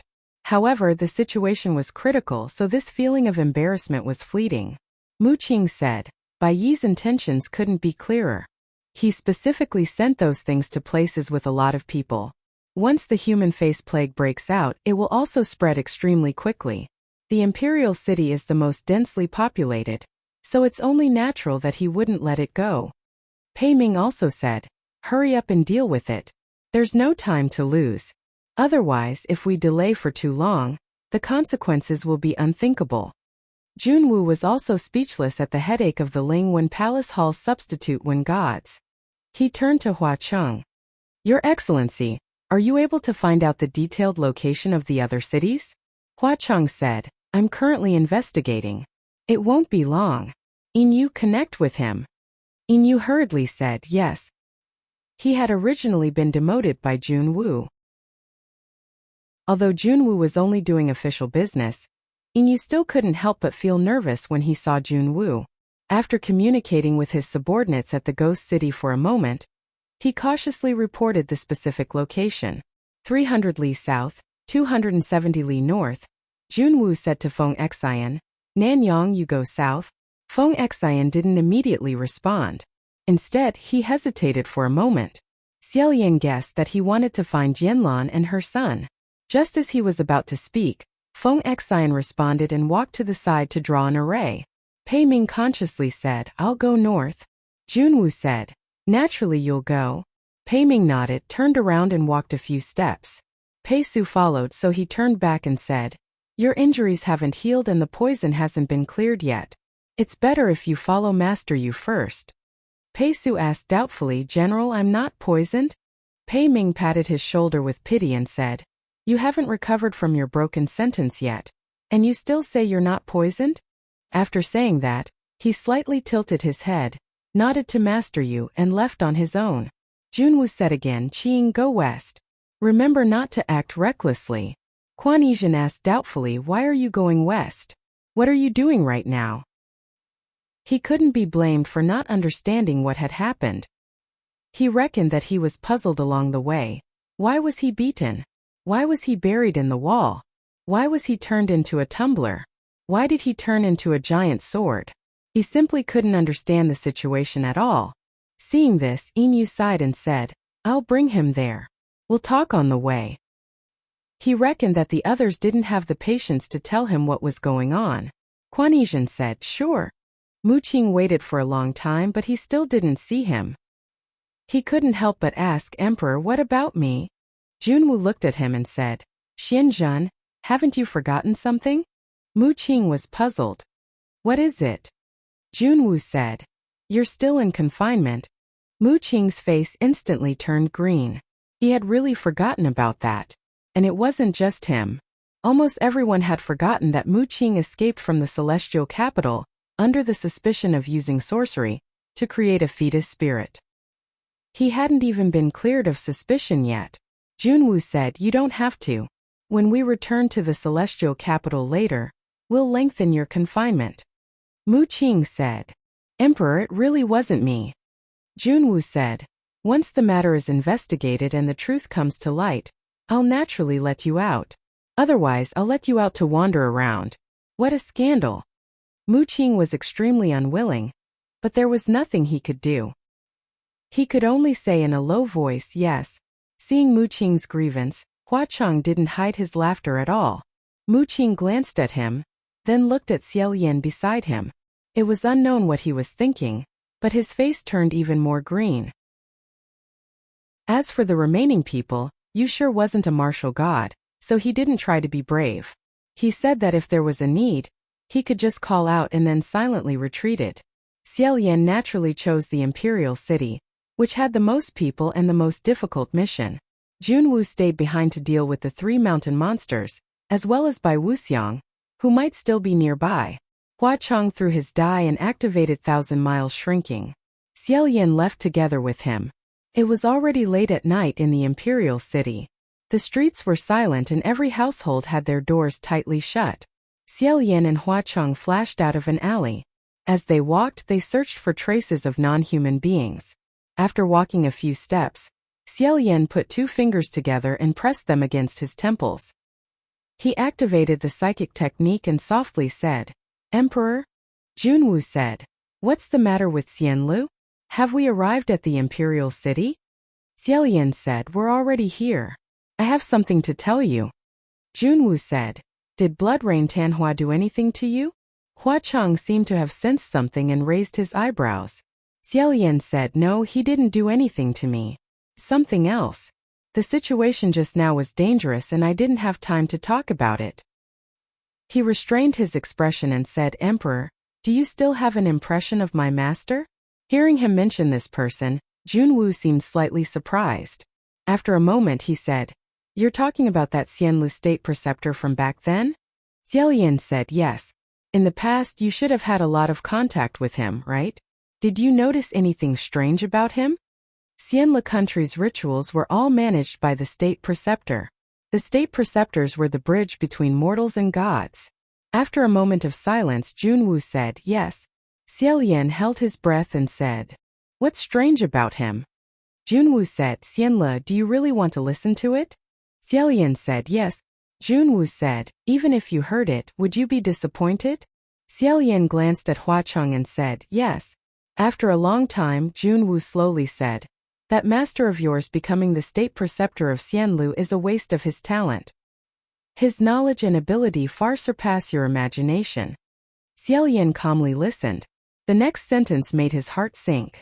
Junwoo said, I think that the actual age that the state preceptor has lived in this world might not be lower than mine, maybe even higher than mine. Part of his guess was confirmed. If the state preceptor really lived longer than Junwoo, then the possibility of him being one of the 4 protectors of Crown Prince Wu Yong was even higher. Xiaolian couldn't help but ask, why didn't you tell me this before? Junwoo said, because for a long time I couldn't be sure. Xiaolian said, then how did you confirm it later? Junwoo said, after Xianle country was destroyed, I found him and made my move. Now it seems that he still escaped in the end. Aside from Bai Wuxiang, there was actually someone else who could escape from Junwoo's hands. Xiaolian had always thought that the state preceptor had escaped because of the chaos of the war. He never expected that it was actually Junwoo who personally made his move. Xiaolian said, then why did you make your move against him? And why didn't you tell me after you were sure? Junwoo said, these 2 questions of yours are actually one question. Xiaolian said, what is it? Junwoo said, if I tell you, perhaps you will feel disappointed after hearing it. However, perhaps the current you, even if you are disappointed in others, you can still hold on. Xiaolian's heart beat faster and faster. He couldn't help but tightly grab onto one of Huacheng's hands. Huacheng's other hand also covered the back of his hand. Chapter 204. Xiaolian said, what is it? Junwoo seemed to have some misgivings. After considering for a while, what's wrong, Xianlu? Why did you suddenly ask about your master? Did you encounter something in Bronze Cauldron Mountain? Is it related to him? Xiaolian came back to his senses. Just as he was about to give a simple explanation, he suddenly heard a noise from the other side. Junwoo said, I saw the 3 mountain monsters you were talking about. It's really strange. I'll deal with them first. Then we'll talk in detail. However, since you asked, then remember one thing, your master isn't a simple person. If you really meet him, you must be careful. After saying that, the other side fell into silence. Xiaolian said, Jun. Junwoo didn't respond. That mountain monster was hard to deal with. The 3 encirclement was even more troublesome. Previously, Xiaolian couldn't solve it even with his inexhaustible mana and the giant god statue. Right now, Junwoo needed some energy to deal with it alone. He gave Huacheng a simple explanation of the spirit communication. The 2 of them stopped. At this moment they were on a wide and flat street. They looked up at the sky. Dark clouds covered the moon, and they could faintly see wisps of black smoke floating in front of the cold moon. It was like ink blooming in clear water. Those were the vengeful spirits that Bai Wuxiang sent from Wuyong Temple. They hadn't come in yet. This was because the Emperor's aura in the Imperial Palace and the various immortal temples in the Imperial City reflected each other, forming a dignified aura. A natural enchantment would block a large number of these evil spirits outside of the aura. Therefore, they could only wander high up in the sky. Almost every city had a similar aura, because no matter where they were, there would always be a few extraordinary figures and extraordinary divine officials. This was the so-called great men bring glory to the land. However, it couldn't be blocked forever. Huacheng said, as long as this layer is reinforced, it'll be fine. However, the problem was how to reinforce it. Xiaolian said, talismans? Magic weapons? Then he said, I'm afraid not. This was a vengeful spirit that covered the entire sky above the Imperial City. Unless they found thousands of talismans and magic weapons, they might not be able to withstand it. Walking back and forth, Xiaolian gritted his teeth and said, Sanlang, I have a way that might be able to reinforce this layer, but I need people. Huacheng said, how many? Xiaolian replied, a lot. The more the better. At least 500. Huacheng asked, dead or alive? Xiaolian replied, living people. Ghosts wouldn't do. I need to borrow the yang energy and drive of living people to repel those vengeful spirits. Hua Chong said, if that's the case, then it has to be voluntary. Xiao Yin replied, yes. They had to be willing and they had to have the will to fight back and defend. If you're timid or don't have enough energy, you might be taken advantage of. Hua Chong nodded slightly and said, it's just like how the soldiers at the forefront of the battlefield are the ones who want to win the most and have faith. If you're forced into a corner, or if you're focused on running away without any morale, it's impossible for you to win. You're bound to throw away your armor and suffer a crushing defeat. Xiao Yin said, that's the principle. Can San Lang find it? After pondering for a moment, Hua Chong said slowly, Big brother, if you want to die, I can find as many as you want. It is also easy to live involuntarily, but it's not necessarily easy to find someone who is willing. After a pause, he continued, there are indeed many people in the human world who worship the Ghost King, but I know that one reason is because they fear me. 2, they have requests from me, so they're afraid that I'll submit to me. I can threaten and bribe them, but I'm afraid I won't be able to find the kind of person you need. I'm sorry. Xiao Yin listened attentively and said, you don't need to apologize. We'll think of a way to find them together. Hua Chong said, however, big brother, I have good news. 50 steps ahead, there's a group of living people around the corner. Xiao Yin also felt it and rushed forward to take a look. Coincidentally, there was also a group of people who were about to turn the corner. When they saw him suddenly appear, they cried out in shock, Ghost! Xiao Yin took a closer look and recognized who it was. He happily said, everyone, it's not a ghost, it's me. That group of people were monks, Taoists, and laymen. They all looked very familiar. Wasn't that Taoist in luxurious clothes the one who opened his inner eye? Behind him, wasn't that the group of mages who had been pestering the two of them the whole way and were crushed unconscious by the roof of Qi Rong's black-hearted shop in the barren mountains? Behind Xiao Yin, Hua Chong leisurely walked up with his hands behind his back. He wasn't in the form of a child now. He was careless and smiled eerily, scaring the inner eye and the others into taking a step back. You still say you're not a ghost. If you're a ghost, then you're a ghost. And a ghost king. Hua Cheng's fake smile disappeared and he clicked his tongue impatiently. He was too lazy to even comment. Xiao Yin was currently looking for people everywhere. He hurriedly raised his hand. Everyone, you've come at the right time. There's something, unexpectedly, when he raised his hand, the reaction of the opposite side was several times more exaggerated than he imagined. They all knelt on the ground and were extremely vigilant. They all said, be careful of hidden weapons. Xiao Yin thought for a while before he remembered what the so-called hidden weapons were. After a moment of silence, he said, you don't have to be afraid. I don't have any hidden weapons on me. The pill of clear ice and clean jade wasn't that easy to make. Just the knife skills alone would take a long time to carve it. He then said, moreover, last time you guys forced us into such a state, yet we didn't do anything to you. Now we have even less of a need. Hearing this, everyone thought for a moment. It was reasonable, so they hurriedly got up from the ground. One by one, they patted off the dust and tidied up their clothes. However, they still maintained their distance and didn't put down their Buddhist staffs, treasured swords, or other magic tools. The inner eye said, I say, Taoist priest, I haven't seen you for a long time. The ghost energy on your body has become even more serious. I think it's better for you to repent as soon as possible. Speaking of which, why is it so serious? I'm not trying to scare you, but I can't even see your face clearly. Xiao Yin simply wanted to blush when he heard this. He didn't dare to look at Hua Chong and interrupted. We'll talk about this later. Everyone, I've been observing the sky at night and I've seen some bad things. Have you guys seen them? The inner eye said, of course I've seen them. Observing the sky at night is something we must do every day.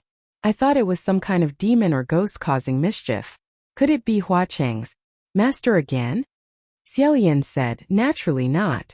Otherwise I wouldn't have reminded you guys. We've also come for those things. We're currently thinking of ways to reinforce the imperial city's aura. The inner eye said in doubt, you guys? Thinking of ways? Would the Spirit King be so kind? Hua Chong smiled and said, it's not that I'm being kind. It's just that if I wanted to do something in the Imperial City, this layer of aura wouldn't be able to stop me. The expressions of the mages changed unpredictably. Xiao Yan knew that vigilance wasn't that easy to remove, so he didn't force the issue. He said, I've dealt with those things in the sky before. They're extremely troublesome. If we let them break through the Imperial City's protective field and enter, there will definitely be chaos. That's why I'm currently looking for people to help set up a defensive array. I need 500 people. The inner eye was speechless. 500 people? What kind of array is this? You need so many people. I've never heard of it before. Xiao Yan didn't have the nerve to say that 500 people was the minimum requirement. In reality, if he were to say it openly, he'd probably need 800 people. The crowd of mages also started talking at once. I've never heard of it either. Has anyone read about it in a book? Are those things that powerful? I've only heard of demons eating 500 people in one bite. I've never heard of an array that requires so many people. Is it dangerous? After careful consideration, Xiao Yan honestly said, I can't say for sure. Maybe not. I'm only 70 to 80% sure. That's because I've never tried this array before. It was also impossible to find the records of predecessors. This was because this array wasn't something Xiao Yan had read or learned from anyone. Instead, it was something he'd constantly thought about over the past 800 years. He thought about what he should do if one day the human face plague broke out again. Could it be that he could only sit and wait for death? That was how he thought about it. At that time, he didn't really think that he would face this big crisis again in the future. He didn't expect that it would still come in handy. The group of people discussed for a long time. In the end, the inner eye turned around and cautiously said, We can't gather that many people. Moreover, they didn't trust Xiao Yan and Hua Cheng. This was something that couldn't be helped. After all, they didn't know what the human face plague was or how powerful it was. Moreover, in the past, Hua Cheng had formed a grudge with them and had played them like bugs. Xiao Yan originally thought that since these people were all mages, they should have their own sects and disciples. Perhaps with a random mix of people they could gather 300 to 400 people. As for the rest, he would think of another way. However, it seemed like his hopes were dashed. Hua Cheng said, Brother, there's no need to talk nonsense with them. Let's go. Xiao Yan nodded his head. He wasn't discouraged and left with him. However, the inner eye and the others didn't leave. Instead, they sneakily followed behind them, thinking that they had hidden themselves well. Xiao Yan was extremely speechless. However, when he thought that this group of mages was probably afraid that they would bring disaster to the Imperial City, he felt that it was funny. He didn't care anymore. At this time, Hua Cheng suggested, Why don't we go to the place where the poor people gather? There's no lack of desperados and daring people there. Perhaps we can gain something there. Thus, the two of them turned around and walked towards the dark parts of the Imperial City. They walked in front of a temple that had been torn down to the point of being dilapidated. Glancing around, they saw that the inside of the temple was filled with people sleeping all the way to the outside of the temple. They seemed to be a group of tramps or beggars. The weather was cold and the ground was frozen. Almost everyone wore ragged clothes. There were men and women, young and old, and they didn't try to avoid arousing suspicion. Some occupied a broken straw mat. Some hugged straw for warmth. However, some simply slept on the ground. The ones who were awake were either groaning in pain from the rotten sores on their bodies or picking at the lice on their bodies. There was even someone who dragged a lame leg around the temple, as if he was delivering a bowl of water to a sick person. Before he even entered, the smell of sweat and a strange odor wafted out, making people feel suffocated. The most prosperous area and the dirtiest and most dilapidated slum were actually so close together. They were practically separated by only a street. The contrast between the two made people sigh. However, Xiao Yan obviously didn't have the time to sigh at this moment. He stepped over the threshold and said, Everyone, can you help me with something? Before anyone could answer, someone first started cursing. Help your mother's egg. I still want people to help me. Won't you let people sleep? Scram scram. Xiao Yan didn't get angry and said, This is a very important matter. If everyone is willing to lend a helping hand, we will definitely benefit the common people. He originally wanted to say that he would definitely thank them. Naturally, he would thank them. However, if he went to thank them from the start, then his intentions would be impure. The beggars in the temple cursed even more fiercely. What does benefiting the common people have to do with me? Someone asked, is there a reward? Xiaolian turned around and saw Hua Cheng's eyes flashing with a displeased light. It seemed like he wanted to be a bit more ruthless. Xiaolian hurriedly pulled him back and whispered, don't. Zanlang, you said that coercion and bribery won't work. I'll talk nicely. There are 70 to 80 people here, we can definitely find a few that can be used. Only then did the strange light in Hua Cheng's eyes disappear. At this moment, a slightly hoarse voice said, hey, hey, hey. Everyone listen to me. Listen to me. Stop arguing. Let him say what it is first. Xiaolian heard this and turned around. He saw that the one who spoke was the lame beggar. His clothes were also ragged, his hair unkempt and his face dirty. He was thin, and his appearance couldn't be seen clearly. However, from his voice he seemed to be quite young. He waved his hand to greet everyone in the temple. However, the strange thing was that he only waved one hand, so his posture was a bit awkward. The beggars seemed to listen to him, and the cursing voices became weaker. Xiaolian said, many thanks. He didn't waste any words. With a flip of his hand, he sent out a palm flame. The flame leaped up high, scaring the beggars into screaming. Those who hadn't woken up all woke up and said, what kind of demonic technique is this? Xiaolian sternly said, it's not demonic technique, it's immortal technique. It just proves that what I said wasn't false. To tell you the truth, it's like this. Right now, a large group of demons and ghosts have surrounded the imperial city and are about to attack. Right now, we need 500 people to volunteer to join the array and protect the imperial city. Who is willing to come? I won't hide it. You might encounter danger, but I won't force you. I only ask for volunteers. There's no problem with broken arms and legs, right? It turned out that this person's movements looked awkward because not only was he lame, but he also had a broken arm. It hung limply and powerlessly. Seeing that someone finally took the initiative to come out, Xiaolian's heart warmed up and he immediately said, there's no problem at all. That person was also quite straightforward and said, that's good. Bring me along. All the beggars in the temple were shocked. What are you doing? Didn't you hear what he said? There might be danger. Yeah. Moreover, he didn't even pay. After talking for half a day, he didn't even mention a reward. Don't get involved in this mess. Old Feng, quickly come back. Since just now, Xiaolian had always felt that this person was very familiar. However, because this person's appearance was too different from the person in his memory, and his voice was also slightly hoarse, he didn't recognize him. But the moment he heard the person beside him shout out the word Feng, he finally came to a sudden realization. Xiaolian stared at him and said in disbelief, Master Feng? That beggar laughed out loud and stretched out a hand to brush the black hair off his face. You've recognized me, Your Highness the Crown Prince. Chapter 205. Xiaolian was so shocked that he was speechless. Shi Qingxian scratched his hair and said, ha ha ha ha ha. I originally wanted to pretend to be someone else. I didn't expect Your Highness the Crown Prince's eyes to be so sharp. There's nothing I can do. It must be because my charm is still unforgettable. Ha ha ha ha. Xiaolian placed his hands on his shoulders and said in a deep voice, Master Feng. Shi Qingxian stopped laughing, but he still scratched his hair, as if his hair was full of lice and itched. He said, Your Highness the Crown Prince, I'm not a wind master anymore.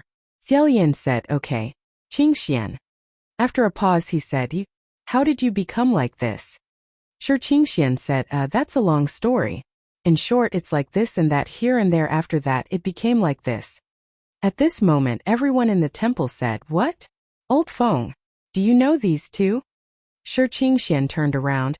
He put his arm around Xiaolian's shoulder and patted him vigorously. I know them. This is my good friend from the past. What? Your friend? Why didn't Old Feng say so earlier? Old Feng, you actually know this kind of guy who looks like he was spoiled by honey. She actually knew this pretty boy who looked like he had been spoiled and pampered. You actually know this kind of pretty boy who looks like he was spoiled by honey. It should have been funny to hear everyone making a fuss, but Xiao only felt uncomfortable in his heart. One had to know among the three of them, only the Wind Master from back then was truly a fair-skinned and pampered boy. Shi Qingxian said angrily, "What did you say? I'm not bragging. Come on, when you weren't well you were talking nonsense all day long. Do you think we've all forgotten?" Shi Qingxian shouted for a while and said, "I'm going to help my friend now. Let's go, let's go. Is there anyone else coming?" This time everyone looked at each other. After a while they said, "All right, if it's Old Feng's friend, then it's different. Let's go with Old Feng, lest he loses an arm or a leg and gets beaten to death." Shi Qingxian said, "Hey." There were still people who didn't want to give up and asked, "Is there really no reward? Even if you don't want to pay, you can at least give me a few chicken legs to chew on." Xiao and Shi Qingxian spoke a few words and both sides understood the situation. Shi Qingxian thought about it and said, "I understand that we can't use threats and promises on this matter. But can I give you some food? It's been a long time since we've had a good meal." As long as they weren't blinded by greed, then it wouldn't matter. Xiao said, "It should be possible.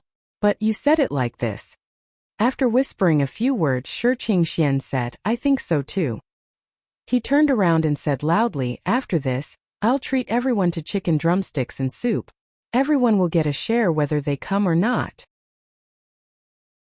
Remember, you don't have to go there to get a share. You have to be willing." This was a wonderful way of putting it. Everyone has a share. Regardless of whether they came or not, they would get to eat. In that case, those who chose to come were very valuable. Shi Qingxian shouted, "Is there anyone else? The more the better. Come on, come on. Tell them that if they don't have money, they're just here to help me and save the common people. Surround the imperial city or whatever, it's up to them as long as they're willing. After this, I'll treat everyone to a good meal." Perhaps it was because of someone's instigation. In the blink of an eye, the temple suddenly changed from deserted to bustling with activity. The group of beggars split up to inform more vagrants that they knew. Xiao, Hua Cheng, and Shi Qingxian stood in front of the dilapidated temple. Xiao raised his head and saw that the place where the plaque should have been was empty. He couldn't help but think of the dilapidated Feng Shui temple in Bogu Town, as well as the statue of the Navy Master who was missing his head and the statue of the Wind Master who was missing his arms and legs.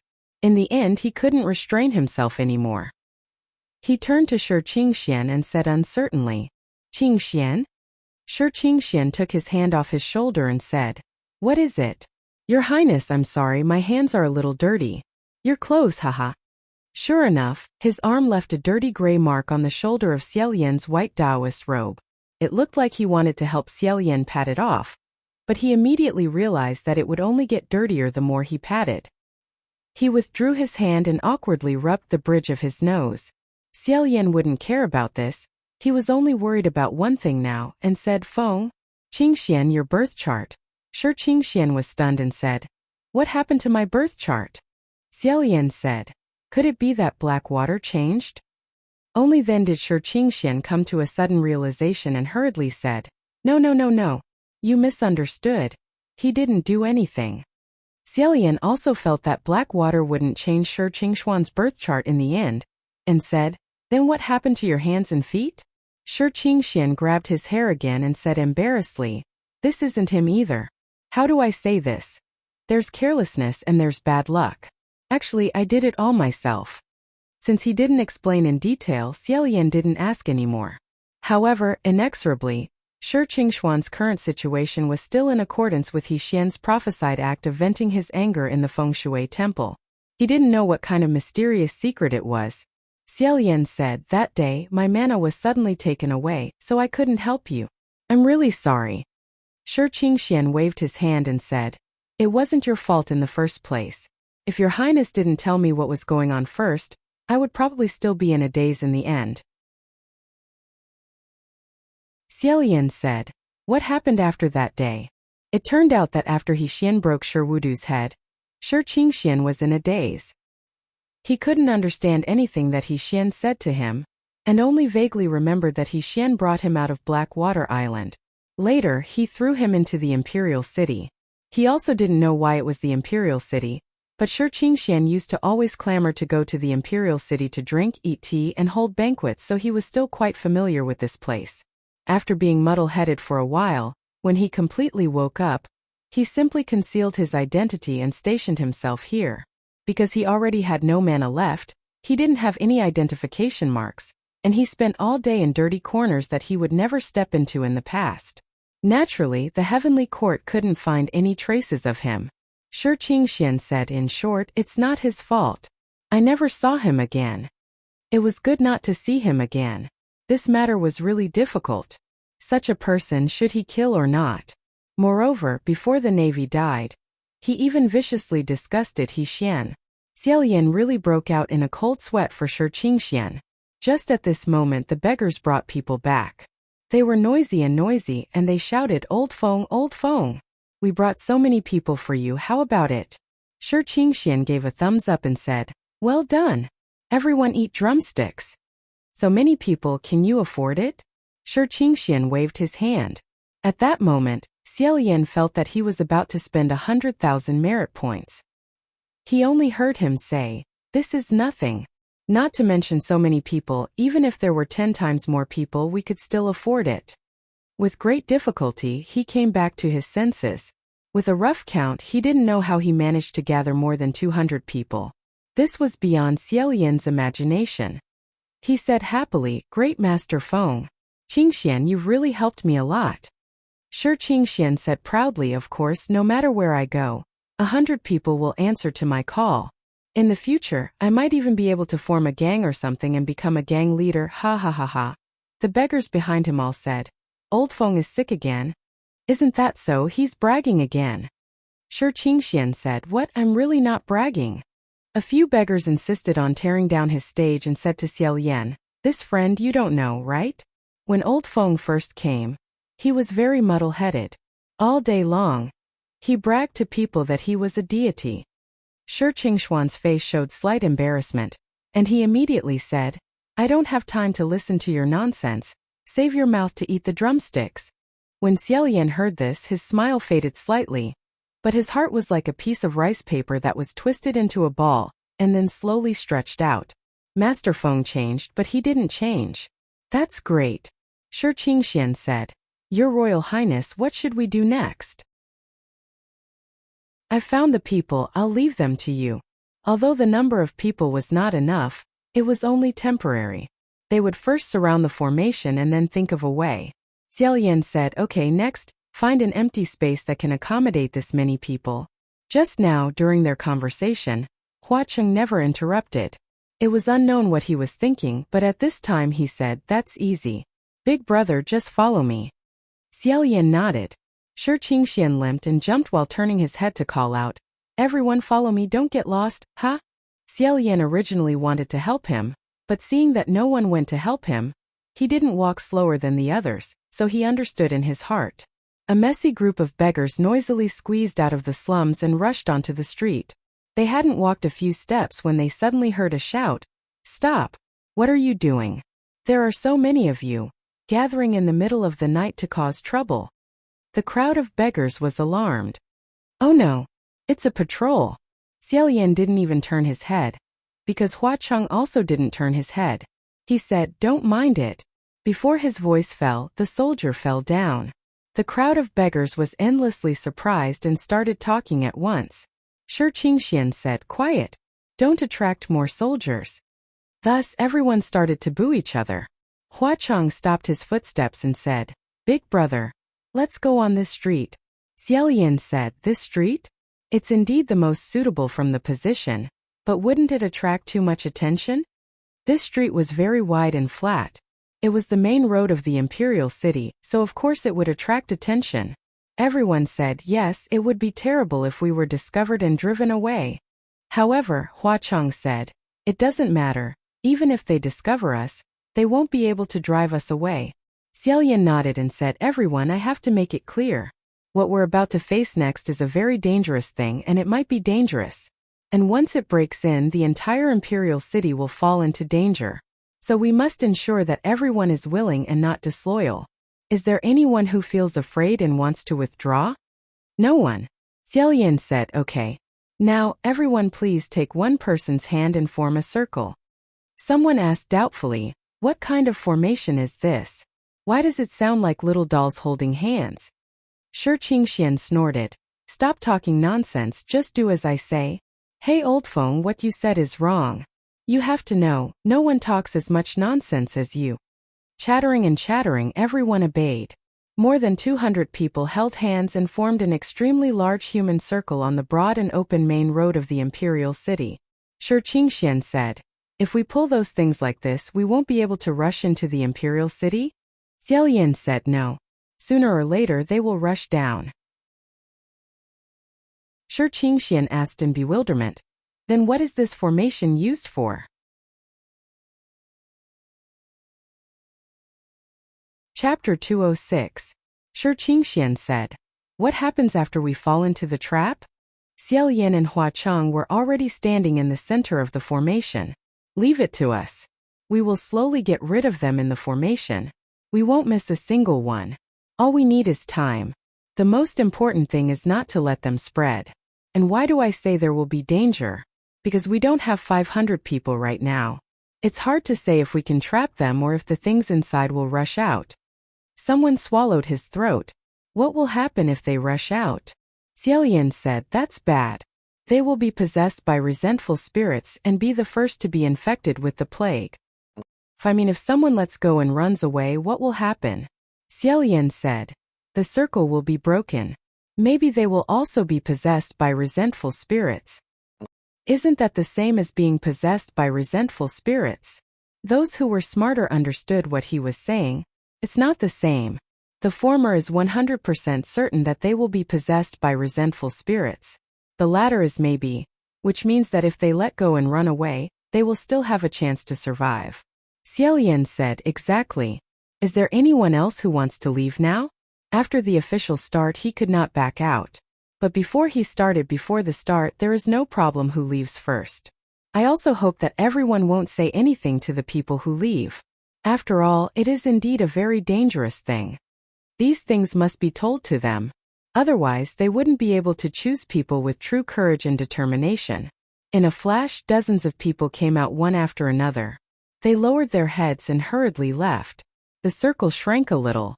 Xiaoyan breathed a sigh of relief and said, that's great. Shi Qingxian said, what's so great about it? There are fewer people. Xiaoyan smiled and said, it's much better than I thought. There are already a lot of people. He was originally seriously considering what to do if half of them left. Unexpectedly, only a few dozen people left. He was simply overjoyed. At this moment, a voice suddenly sounded from afar. Wait, do you know who they are?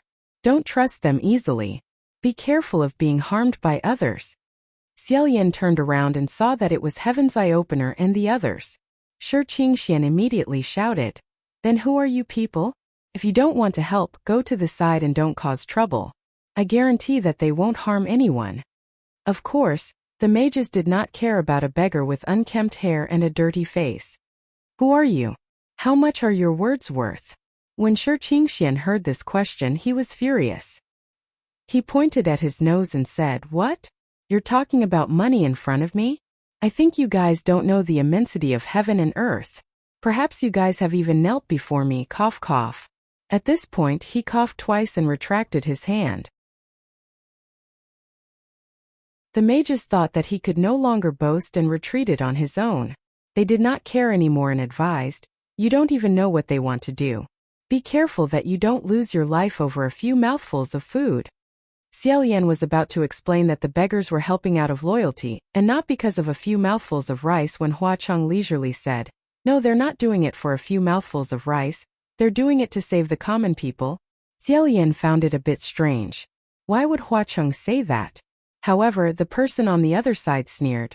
What do you mean by saving the common people? What nonsense are you trying to pull? It's good enough that you managed to save your own lives. That's right. Beggars shouldn't join in the fun. Hurry up and go back. Don't cause trouble. Hua Cheng said slowly, oh? Does that mean that beggars can't save the world? Is it because I can't or am I not worthy? As soon as he said this, the crowd of beggars became restless. Their expressions were rather dissatisfied. Heavens, I said angrily. We didn't say that. Shi Qingxian immediately came out and pointed at him. Hey, I don't think so. Wasn't that what you guys said just now? Your tone is still very disgusted, isn't that right, everyone? That's right. What do you mean? How are we not good enough or not? Whether everyone comes or not, there will be food. Do you really think we came for food? Stop looking down on us. Xiaolian turned to the side. Hua Cheng raised his eyebrows at him as if saying easy. In his heart he thought, so that's how it is. Although there were quite a few people left, they weren't particularly resolute. It just so happened that Heaven's Eye and the others unintentionally showed contempt towards them. Why are you sloppy beggars blindly joining in the fun? This was caught by Hua Cheng and magnified. Instead, it aroused the rebellious hearts of the beggars. Do you think we can't do it? Then we'll prove to you that we can do it as well. Just like that, their morale rose again. Both sides shouted at each other. Xiaolian said to Heaven's Eye and the others, if you guys are really worried, just watch from here.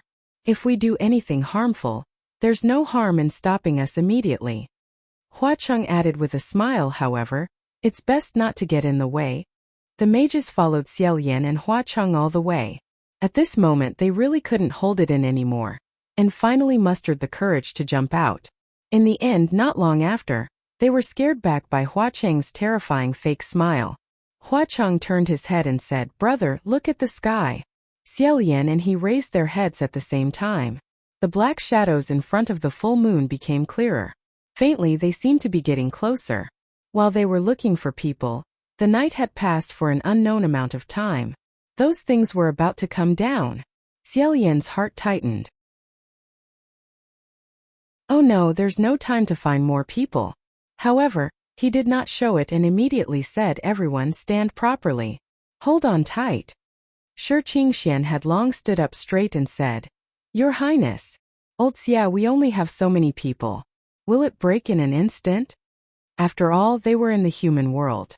Randomly shouting would cause misunderstandings and unnecessary trouble. Xiaolian said, I'll guard here and check at any time. When a certain place is about to break, I'll take the lead to go over and stabilize the array. This way it can be maintained for a longer time. In other words, he would constantly patch the new loopholes that appeared. Shi Qingxian said, then our lives will be in your hands, including mine. Your Highness. Old Xia, you must work hard, you must work hard. I'm a human now. Okay, Old Feng, I will definitely work hard. Everyone's palms were sweaty, and everyone's face was taut. The next moment, when everyone's hands were firmly clenched, a mournful cry suddenly sounded in the sky of the silent night. It was getting closer and closer, faster and faster. It's coming down. Looking at the right time, Xiaolian said, Everyone, blow towards the front. Everyone didn't understand, but they still did as they were told. One after another, they puffed up their cheeks and blew towards the front with all their might.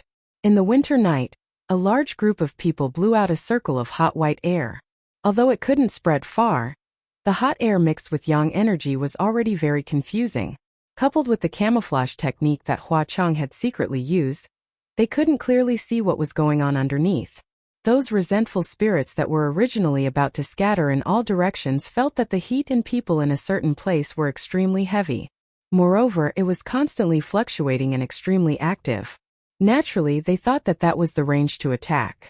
They excitedly rushed over, converging into a black pillar that soared into the sky. In an instant, Xiaolian's vision was almost completely covered by darkness. He said, Everyone be careful and don't let go. They've entered the cage. At the same time, behind Hua Cheng, thousands of silver butterflies spread out. A faint silver light appeared, and the black fog in front of Xiaolian's eyes was instantly dispersed. He saw Hua Cheng stretch out a hand towards him and said, Big brother, come over to me. Xiaolian was stunned for a moment, and immediately grabbed his hand. Hua Cheng used a bit of strength and pulled him over. Wrapping his arm around Xiaolian's waist, he calmly scanned the surroundings. Even though those resentful spirits had been trapped in the copper furnace for 2,000 years and had already become muddle-headed, they still didn't dare to approach. With them as the center, there wasn't even a single wisp of black gas within a 3-meter radius. Only now did the resentful spirits that had excitedly entered the circle of people realize that something was wrong. After tearing and biting for half a day, how come they hadn't bitten a single living person? Instead, they had bitten their own kind? Moreover, there were two people that they couldn't even touch. To them, those silver butterflies were like a rain of blades and arrows. They flapped their wings and pounced, killing them until their screams soared to the sky. The resentful spirits finally realized that they were trapped. They were evil beasts locked in a cage that was on fire. As for these 200 people, they weren't people playing outside the iron cage, but rather, they were the iron cage's railings. When the resentful spirits became aware of this, they couldn't restrain their anger. They rushed towards the beggars who were holding hands to stop them and fiercely screamed. Their mouths were wide open as if they wanted to swallow a person's head. Their hair flew up in anger, and their faces and bodies were extremely distorted. A few people were so frightened that they retreated a few steps, but they were quickly pulled back by the people next to them. "Don't move." Xiaoyan also said, "Don't move. If the formation isn't broken, they won't be able to hurt you." Hearing that, everyone felt slightly relieved. There was even a beggar who spat at the resentful spirits that were screaming at him. As he spat, he said, "Pooey, pooey, pooey. Dirty to death, dirty to death. Quickly scram." Probably because he had heard the saying that ghosts were afraid of dirty things, Xiaoyan didn't know whether to laugh or cry. He said, "There's no need for that either. They're not afraid." At this moment, he suddenly sensed that a certain part of the human formation was in danger and was about to break through. He hurriedly raised his head and looked over. He saw a thin and small beggar with his eyes straight and his breathing rapid, as if he was so nervous that he was about to twitch. Many resentful spirits also sensed that this person's aura was weakening and flocked towards him. Xiaoyan went up and whipped the resentful spirits, causing them to howl and scatter. He quickly let that person retreat and let the two people on his left and right take over. Before he could heave a sigh of relief, a new hole appeared 60 feet southwest. Xiaoyan was about to go over when he discovered that a third hole had appeared in the distance. It was on the person beside Shi Qingxian. After all, the number of resentful spirits was still too large. This was still only the first wave. There would only be more after this, and it would be endless. There was no time to rush over. Xiaoyan said, "San Lang." Huacheng didn't move and said, "Gidge, don't worry." Xiaoyan didn't believe that he didn't sense it, nor did he believe that he would ignore it. However, that hole was about to be drilled through by the resentful spirits. At this critical moment, a yellow talisman flew over and exploded beside Shi Qingxian. Although this talisman didn't kill the group of resentful spirits, it still scared them into shrinking their heads. It was the group of mages who had been watching from the side for a long time. They rushed over and shouted, "I told you not to join in the fun. Since you've already joined in, then you should properly hold on until the end. If you can't hold on halfway, then aren't you just causing trouble?" Huacheng said to Xiaoyan, "You see, I said don't worry." He was always calm and unruffled. Xiaoyan said, and in the end, the mages who had opened their heavens I couldn't hold back anymore and rushed over. This group of people were worthy of being called martial artists. Each and every one of them moved very nimbly. One after another, they grabbed the hands of the two people who were holding each other and separated themselves to take over. The several dozen newcomers immediately integrated into the circle and expanded the human formation. "Heavens," I said, "fellow Taoists. Quick, quick, quick. Those who have sect disciples in the imperial city, quickly call them over. Go, go, go. I'll call my disciples over too." Not long after, more than 100 people majestically arrived on the streets. These 100 or so people were incredible. They were all monks, Taoists, and magicians. Every one of them was fully armed. They walked 2 steps at a time, looking valiant and formidable looking. Seeing this, Xiaoyan cheered loudly in his heart. The crowd of beggars was dumbstruck. When the new wave of people saw this spectacular scene on the streets, they were all stunned for a moment. Then they hurriedly joined in. After they integrated, the circle expanded quite a bit. The streets of the imperial city were practically filled to the brim. Moreover, not to mention the courage of these newcomers, every one of them carried a few messy treasures on them. Without a doubt, this greatly lengthened the duration of the formation. At this point, Xiaolian already had 90% confidence in his heart. He calmly said, "Everyone, don't be afraid. Now that the situation has reversed, we have more and more people. As long as we firmly hold our position, eliminating them is only a matter of time." Everyone could see that the situation had become advantageous. As long as there was hope, everything was good. Immediately, they were 100 times more confident. They loudly responded, "Eliminate them." On the other side, Heavens, I said, "We have 168 people here. How many people do you have? How long can you last?" On this side, the head beggar Shi Qingxian had also counted the number of people several times.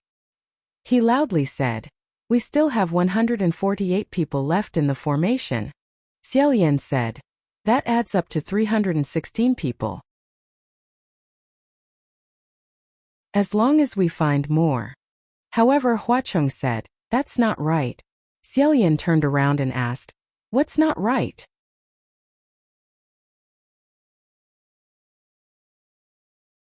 Chapter 207. Shay. Although Huacheng only glanced at it, Xiaolian believed that he would not count wrongly. He said it in a low voice. Other than Xiaolian, no one heard him. Xiaolian quickly swept his gaze around. Everyone here was holding hands. When exactly did one more person appear? Could it be that Shi Qingxian and the others had counted wrongly? Xiaolian said, "Are you sure there are so many people? Did you not count wrongly?" Shi Qingxian guaranteed, "No. Didn't you say that the number of people is very important? That's why I've been counting repeatedly. Those who left midway have also been reduced. There were 148 of them. What's wrong? Is there something wrong?"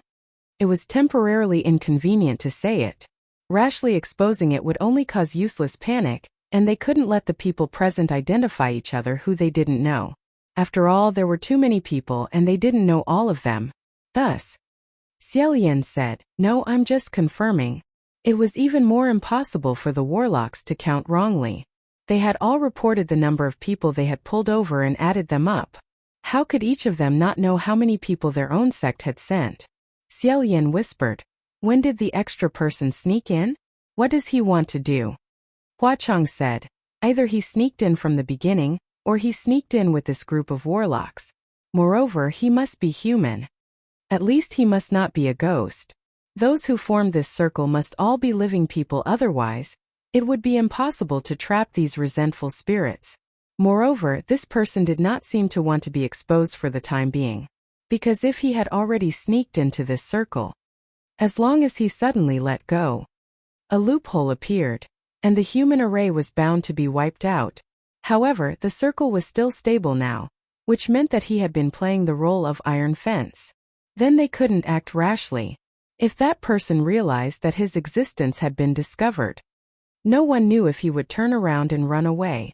In other words, now they had to find this person without being detected and pull him out without destroying the circle. This was a very difficult thing to do. However, Xiaolian soon had an idea. He said, "San Lang, can your dead spirit butterfly only chase away and not kill these resentful spirits? I mean, drive them in the direction you specify?" Huacheng immediately understood what he wanted to do and said, "Sure." Since this person had taken the initiative to join them, he was definitely not a simple person. He was not afraid of these vengeful spirits at all. Then, on the other hand, if Flower City controlled the dead spirit butterflies to force the wraiths out of the circle, they would definitely be chased around and try to find a way to escape. Almost every mortal could become a loophole, except for one person. He was the one who took the initiative to join them. Xiaolian said, however, "This method is very dangerous.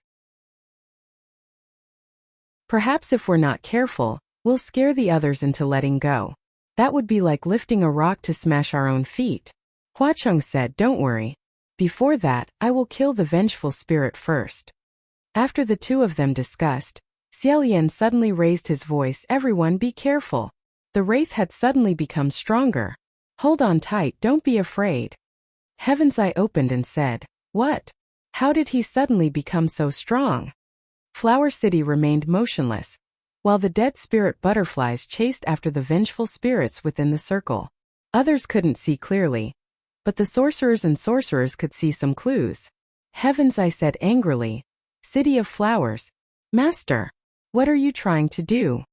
However, the two people in the circle didn't have time to pay attention to them. They only focused on observing. Sure enough, there was one person in the midst of the chaotic black airflow. The group of wraiths didn't approach him at all, so there was an empty space in front of him. It was him. Xiaolian stepped forward and grabbed both of that person's hands. At the same time, he connected the two people's hands together, pulling that person out of the circle. Heaven's Eye and the others were restless. What's going on? Flower City bluntly said. It's none of your business. Before he finished speaking, he had already flashed to Xiaolian's side, guarding against that person's sudden attack. Xiaolian firmly restrained that person and turned him around. The moment the two faces met, Xiaolian swallowed the word, who that had originally rolled to the tip of his tongue and widened his eyes. Looking at that face, he muttered, State Preceptor, it's really you. That person was also stunned. After a while, he muttered, Your Highness the Crown Prince. This face should be very familiar. But it was also very unfamiliar. In his impression, the State Preceptor should be in his early 30s. He could still be considered calm, with a robe draped over his shoulders and tied up. He could be quite intimidating. However, the person in front of him now looked to be only 25 or 26 years old, not much older than him. Even when he heard this voice in the body of the mountain monster in Bronze Furnace Mountain, Xiaolian still constantly wondered if he had misheard. Even when Junwu told him that his master wasn't simple, and that he should be careful, he also wondered if Dijun had made a mistake. However, the person in front of him was definitely not wrong. It was his master, the last-generation state preceptor of Xianle country, Mei Nianqing. The three people confronted each other in the circle of more than 300 people. The air seemed to have stagnated. As soon as Mei Nianqing reacted, he did something unexpected in the next moment. Taking advantage of Xiaolian's stunned state, he suddenly counterattacked. He pounced forward and grabbed his throat with both hands. However, Flower City was standing at the side. How could he let him succeed? He didn't even need to make a move. Mei Nianqing's body flew backwards and fell several zhang away. The sudden change shocked the people who were holding hands in the circle. How did they start fighting? What are you doing? Who are you fighting? Flower City said, Brother, are you okay? Xiaolian said, I'm fine. In fact, it seemed that the state preceptor was more worried. Mei Nianqing spat out a mouthful of blood from the fall. He got up and staggered out of the crowd. Shi Qingxian saw him rushing over and anxiously said, What are you doing? Hey, I warned you not to come over. Your Highness the Crown Prince wants to break through this circle. Xiaolian shouted, Come back. Wuxia responded and flew out. However, before it could wrap around Mei Nianqing, a sword fell from the sky and stabbed in front of the state preceptor, blocking his path. Then a white light appeared in the sky and several light screens poured down. Following the light screens, a martial artist in white armor descended from the sky and blocked his path of retreat. Being blocked in front and behind, Mei Nianqing had nowhere to run. He turned around and just happened to meet the ecstatic Wuxia.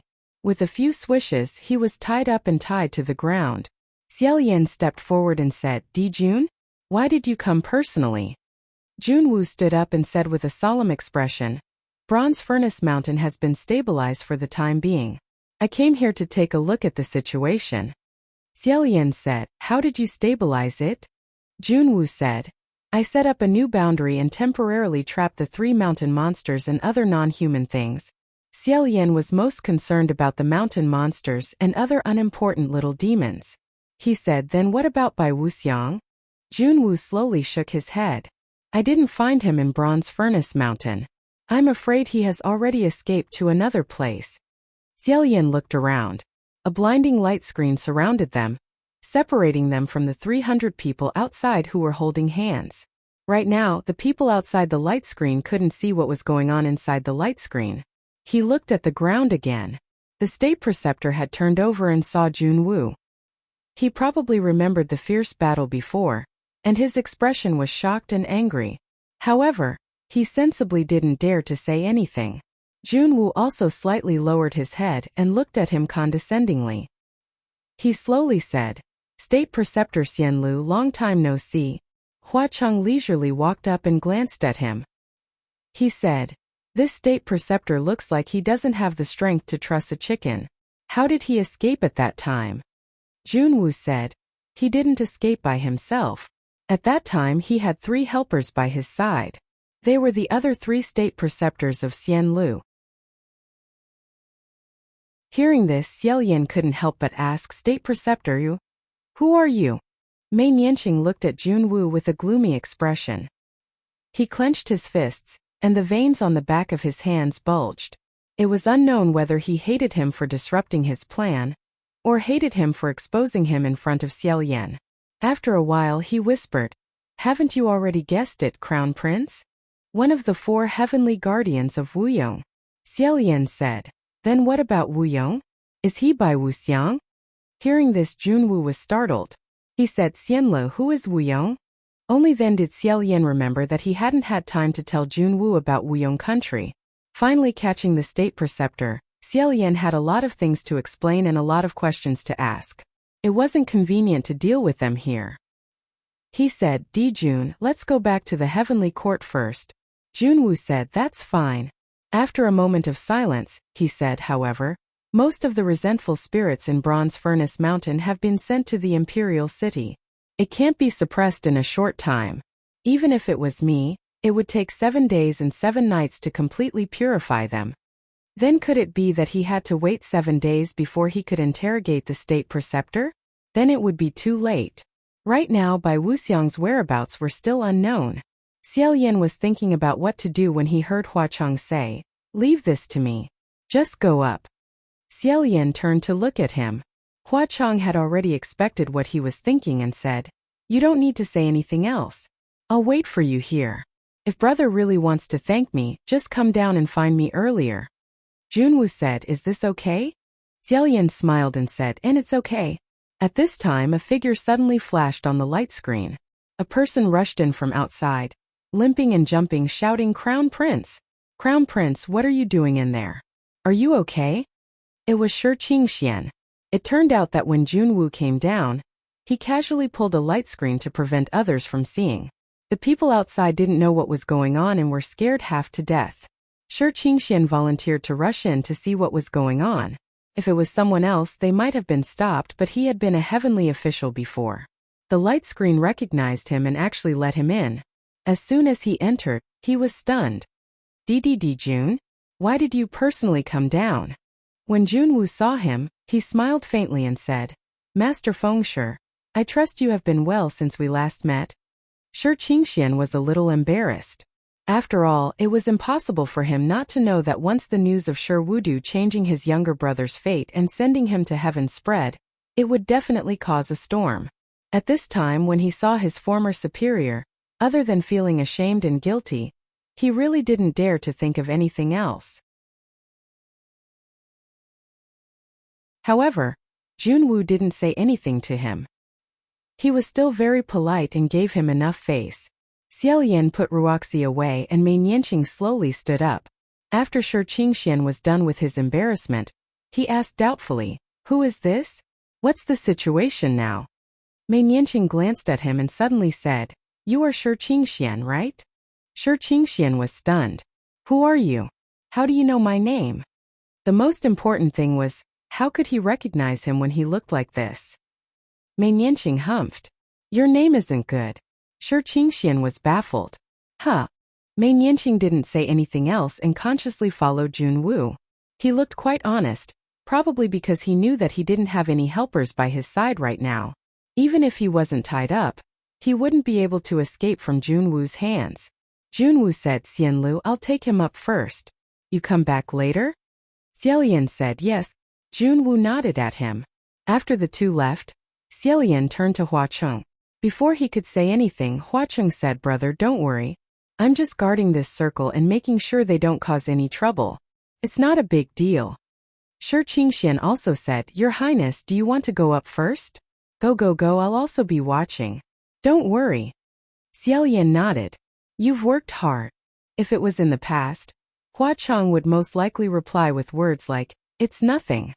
Who knew that this time, he would instead fold his arms and sigh. "It's really quite hard." Xiaoyan felt like he was hinting at something. However, Shi Qingxian was completely unaware and cheerfully said, "That's right. When we return, just remember to reward us. I suggest that we hold the banquet in the best restaurant in the imperial city." Ha ha ha. He still couldn't forget to hold the banquet in the best restaurant in the imperial city. Xiao Yan thought to himself, "Feng Shi Darren, don't say anymore. He didn't mean it the way you think." Hua Chang shook his head and casually played with the red coral beads dangling from his small braid. He raised an eyebrow and casually said, "If brother was by my side, it would have been fine. Thinking about brother going to heaven again and leaving me alone down there. And I feel even more tired." Shi Qingxian finally felt that it was a little strange, but he still couldn't figure it out. He smiled and said, "Why are you speaking so interestingly? When I heard you, I thought you were saying that His Highness the Crown Prince was going to return to the heavenly court and you were lonely. Why do you sound like a newlywed, ha ha ha?" Xiao Yan thought to himself, "You didn't think wrongly.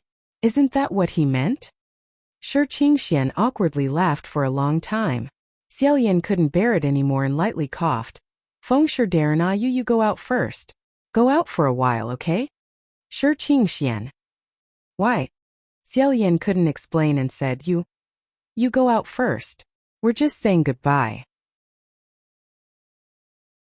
Only then did Shi Qingxian leave, puzzled. Only the two of them were inside the light screen. There was no third person. Xiao Yan turned around again. Hua Chang was still looking at him with one eyebrow raised, as if waiting for him to say something or do something. Thus, Xiao Yan braced himself and stiffly placed his hands on Hua Chang's shoulders. After pausing for a moment, he suddenly leaned forward and kissed Hua Chang's cheek. After he finished kissing, he guiltily turned around to look. Only when he saw that there was no one did he relax. Unexpectedly, the next moment his waist tightened. It was Hua Chang hugging him. He narrowed his eyes and said, "Brother, aren't you being too perfunctory with me?" Hua Chang's tone was filled with half-true and half-false dissatisfaction, which made people feel a sense of danger. Xiao Yan was shocked and hurriedly said, "No." Hua Chang said, "Is that so?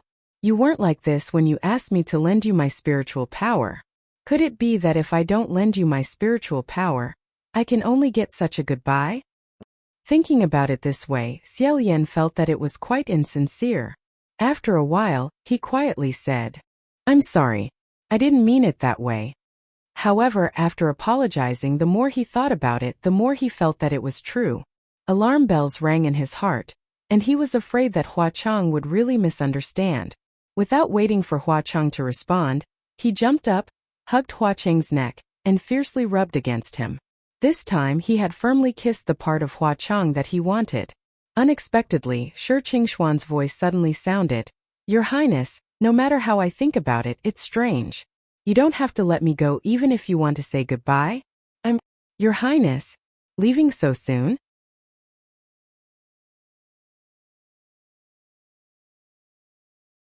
Chapter 208. He rolled onto the streets of Immortal Capital. Xiao Yan was still covering the lower half of his face. He staggered along the way. Although the little heavenly officials hurrying to and fro on the street didn't dare to come up and ask him, they couldn't help but look at him strangely. Xiao Yan hurriedly put down his hand, straightened his waist, and very hypocritically rubbed his mouth. Lao Ai said, "My mouth hurts a little." He did not know what was going on. The young priests looked at him even more strangely. What did he do to make his mouth hurt? It was indeed a little painful. He had jumped up and bumped into Hua Chang, kissing him too forcefully. Hua Chang was probably knocked down as well. However, Xiao Yan could clearly feel it after sticking to it. He seemed to smile. Not daring to think too much about it, he lowered his head and continued walking forward. The other divine officials didn't waste any more time. Each hurried away.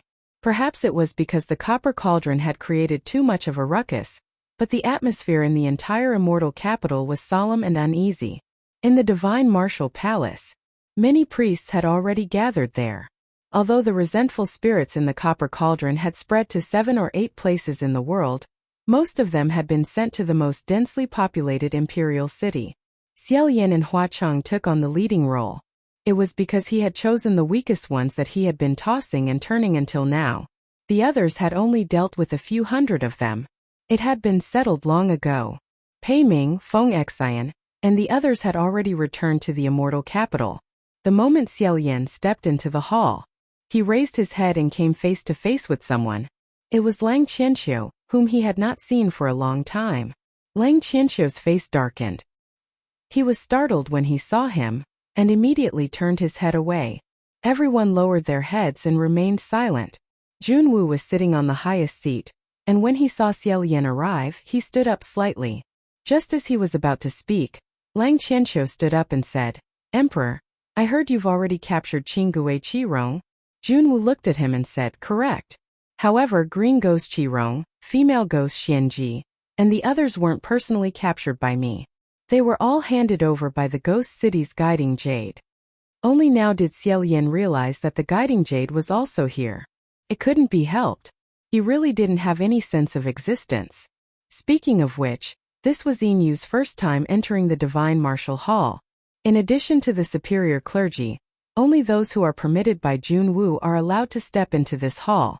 In the past, when Yinyu was a heavenly official, he didn't have the qualifications to enter because of his low rank. Now that he's willingly degenerated to enter the ghost city, he's finally able to enter a higher level. He doesn't know whether to laugh or cry. Lang Qianqiu said straightforwardly, "Qirong is the enemy who exterminated my clan. Please hand this thing over to me to deal with." Junwu glanced at Xiao Yan, pondered for a moment, then said, "It's not that I can't hand him over to you, but I want to ask a question. What will you do after you deal with Green Ghost Qirong? What are you waiting for?" Back then, Lang Qianqiu had threatened Xiao Yan after settling the score with Qirong. Junwu was aware of this. Lang Qianqiu said stiffly, "That has nothing to do with Monarch. It can't be that if I don't answer this question, you're going to protect Qirong and prevent me from avenging my family, right?" In the past, he almost never spoke in the Divine Martial Hall, and even if he did, he would do so stupidly. Now that he spoke, his expression and tone were filled with hostility. "This situation isn't good." Pei Ming said, "His Highness Tai Hua is a bit angry today. Of course Monarch won't protect him." Just as they were trying to smooth things over, they heard a commotion outside the hall. Someone barged in and said, "Monarch, I can't wait any longer." It's actually Mu Qing. He's dressed in black and his face is dark. The martial divine officials behind him were originally holding him, but how could they hold him back? They also rushed in and said, "Monarch, we were just about to send General Xianzhan." Junwu sighed, held his forehead and waved his hand saying, "I know you can leave." After a moment, he raised his head and looked at Mu Qing. Mu Qing said resolutely, "So I can't continue to endure this kind of injustice on my head. Didn't you already capture that woman in the copper furnace? I want to confront her face to face." Lang Qianqiu also said, "Monarch, please hand over Qinggui Qirong to me as well." The two of them spoke loudly together, and the people below became very noisy. Junwu looked like he had a headache, saying, "Silence. Can't you wait and let me deal with the copper furnace first?" Mu Qing said, "You need manpower to deal with the resentful spirits that leaked out from the copper furnace, so what's the point of locking me up? It's better to let me clear my name as soon as possible and serve the celestial heavens.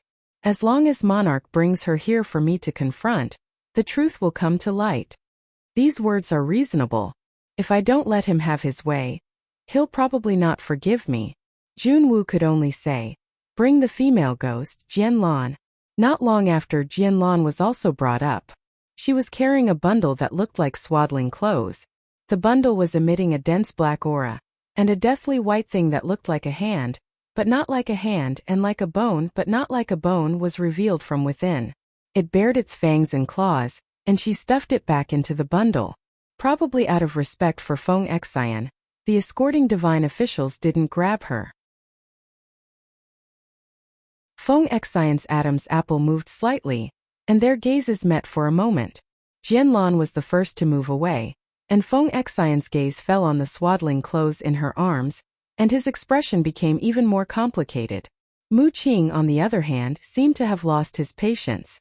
The moment he came up, he said, "I don't know why your son wants to slander me, but he definitely knows that I'm not the murderer. He must have been instructed by someone." He had somewhat lost his composure like this, but Xiao Yan could understand. After all, Mu Qing was a person who cared a lot about his face. He had been stuck with a bucket of shit for so long, and it even affected his position in the heavenly court, so he was naturally very angry.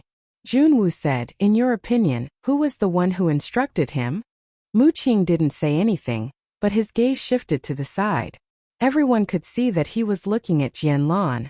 The veins on Feng Xian's forehead immediately popped. "What do you mean? You think she deliberately let her son slander you?" Mu Qing retracted his gaze and said, "I didn't say that." Feng Xian said, "Then why are you looking at her? It's not like she has any hatred or grievances with you, so why would she instruct her?" Mu Qing stared at him and said, "She has no hatred or grievances with me, but that's not necessarily the case for you." Feng Xian said, "What do you mean? Speak clearly this time."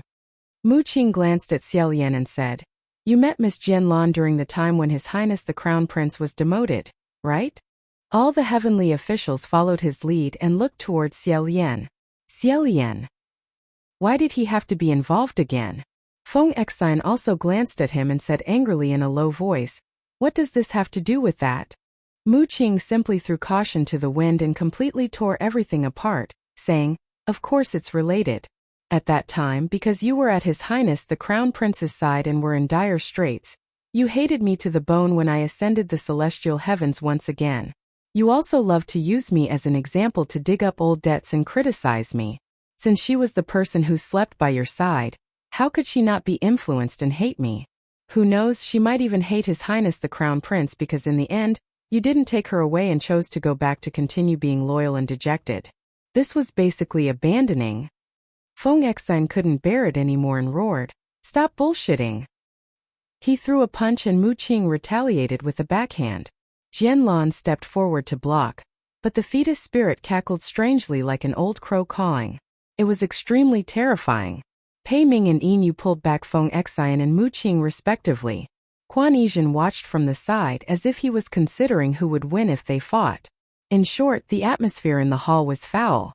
Xiaolian stood quietly for a while and lowered his head.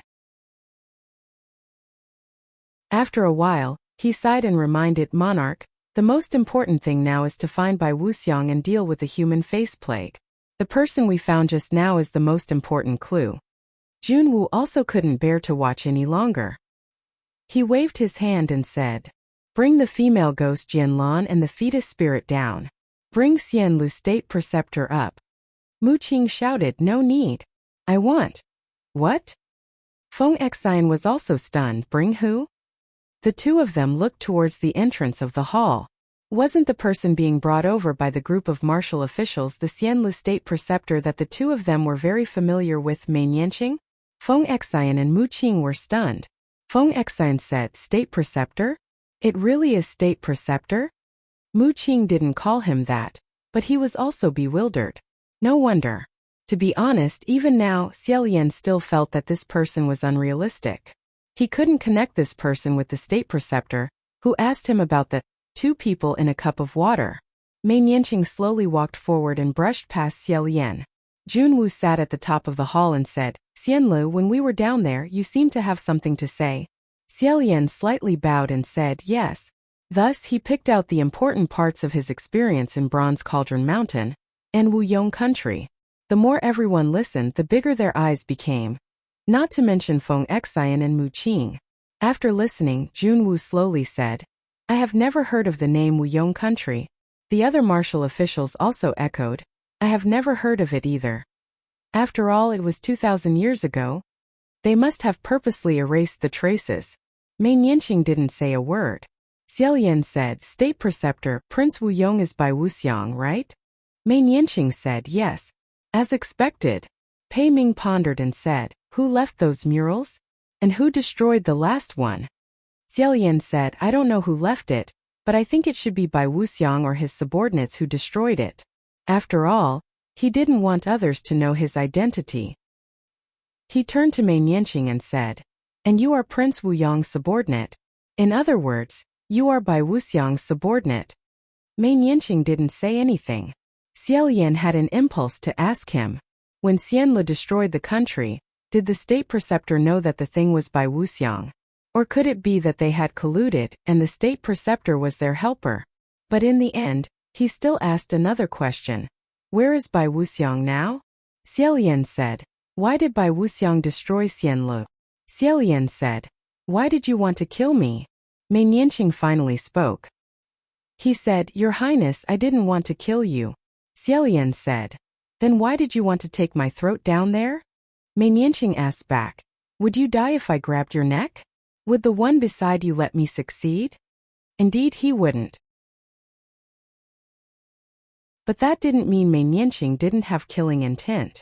Because at that time his reaction was completely subconscious. Mei Nianqing probably knew he couldn't convince him, so he no longer tried to explain. After a moment of silence, Xiaolian finally asked the question he wanted to ask the most. He said, State Preceptor, what do you want to awaken from my body? Junwu told him that the State Preceptor seemed to want to awaken something from his body. What could it be? Mei Nianqing stared at him with a strange expression. Xiaolian clenched his fists under his sleeves and said, State Preceptor, please speak. Xiaolian's heart had always been faintly uneasy. That Prince Wuyong's fate was so similar to his. Could it be that there really was some secret connection between him and Bai Wuxiang? He definitely had to figure this out, because he absolutely couldn't tolerate Bai Wuxiang having anything to do with him. But he was also extremely afraid that Bai Wuxiang really had something to do with him. Mei Nianqing looked at him. After a while he said, Your Highness, the things you asked, right now is not the time for me to answer. And even if I answer, you might not believe me. Pausing, he said, however, there is one thing I can immediately answer you. Mei Nianqing said word by word. Right now, Bai Wuxiang is in this divine martial palace. He is right in front of me. Who was in front of him? Xiaolian. Xiaolian immediately retreated a few steps, as if he wanted to avoid this position. Feng Exine, who was closest to him, said, State Preceptor, you open your eyes and look clearly. Who is in front of you? It's His Highness the Crown Prince. It's your disciple. However, there were also other voices. In the distance, a heavenly official covered his mouth and whispered, Could it be? Could it be that His Highness the Crown Prince and Bai Wuxiang are one soul divided into two? What is one soul divided into two? It's the same person's soul divided into two halves, or split into two sides. One half and the other half have different memories. Their temperament and abilities are also different. Perhaps their appearance is also different. Oh, that's possible. I've also heard of this kind of example. If it's really like this, then what should we do? His Highness the Crown Prince is the White Cloak Calamity? This kind of voice came from all directions. Xiaolian also began to suspect that he was Bai Wuxiang. Is it really like this? Could it be that he himself destroyed Xianlu? Could it be that he himself tortured himself for 800 years? To this day, everything that happened could only be blamed on him? The heavenly officials in the hall were in an uproar. Their expressions were all different. Feng Exine also didn't know what to say or believe. Junwu stood up and said, Xianlu, calm down. Xiaolian's eyes were a little chaotic. He said, Could it really be that it was all his fault? If it really was him, then what should he do? He didn't know at all. Just as he was at a loss, suddenly, a voice sounded in his heart. No, I can assure you that you are you, not anyone else.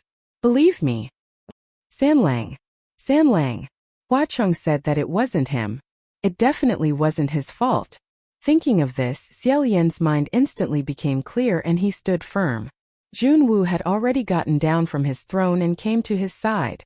He said, Xianlu, calm down first. Xiaolian was about to raise his head and calmly reply. Who knew that at this moment, Mei Nianqing would suddenly stretch out his hand and pull out the sword from Feng Exine's waist, stabbing towards Junwu. All the heavenly officials cried out in alarm. However, Junwu and Xiaolian were both martial gods. Moreover, they were among the top martial gods. Why would they care about this level of sneak attack? Before the tip of the sword could touch Junwu's body, Xiaolian had already stretched out 2 fingers like lightning and caught the bright sword in front of his eyes. Once Feng Exine regained his senses, he immediately came forward to restrain the state preceptor. Daring to commit murder in the divine martial hall, and in front of so many martial gods, he was simply courting death. Feng Xian said. State Preceptor, what you're doing is useless. Mei Nianqing struggled in vain while shouting at Xiao Yan, look! Quickly look! Yin ran over and said, Your Highness! Are you all right? What's wrong?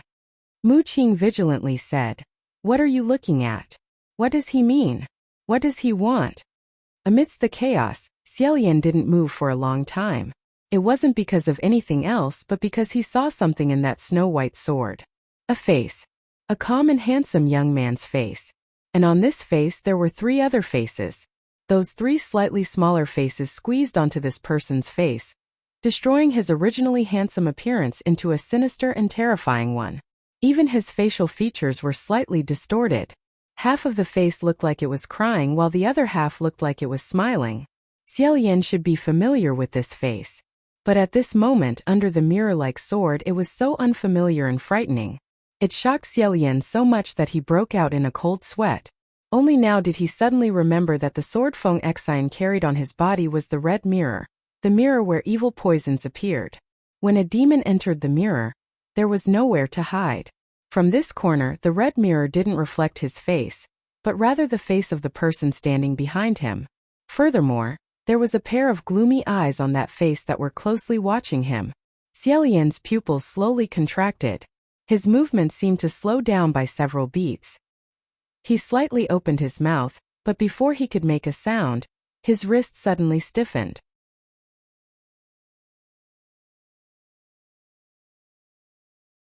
Chapter 209. Xiao Yan hadn't felt such a creepy feeling for hundreds of years. Mei Nianqing said that Bai Wuxiang was right in front of him. His first reaction was himself. But he forgot that the one standing in front of Mei Nianqing was Jun Wu, who was behind him. But he had never thought of this person before, so now he suddenly realized. Only then did his hair stand on end. Xiao Yan struggled. But the power of that hand was great. It held him firmly and didn't move. He couldn't help but say, You're your face. Jun Wu's voice didn't seem to mind. It was as if he had just noticed a small mistake. A moment of carelessness. I let them out again. Xiao Yan felt a sharp pain in his wrist. Finally, he couldn't hold the hilt anymore. The long sword fell to the ground. It made a clear clang sound in the hall. However, it was too late. There were already many heavenly officials nearby.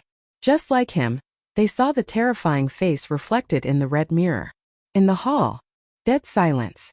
Almost all the heavenly officials were stunned, including Feng Xian, who was standing closest and could see it clearly. Mei Nianqing took the opportunity to break free from his hand.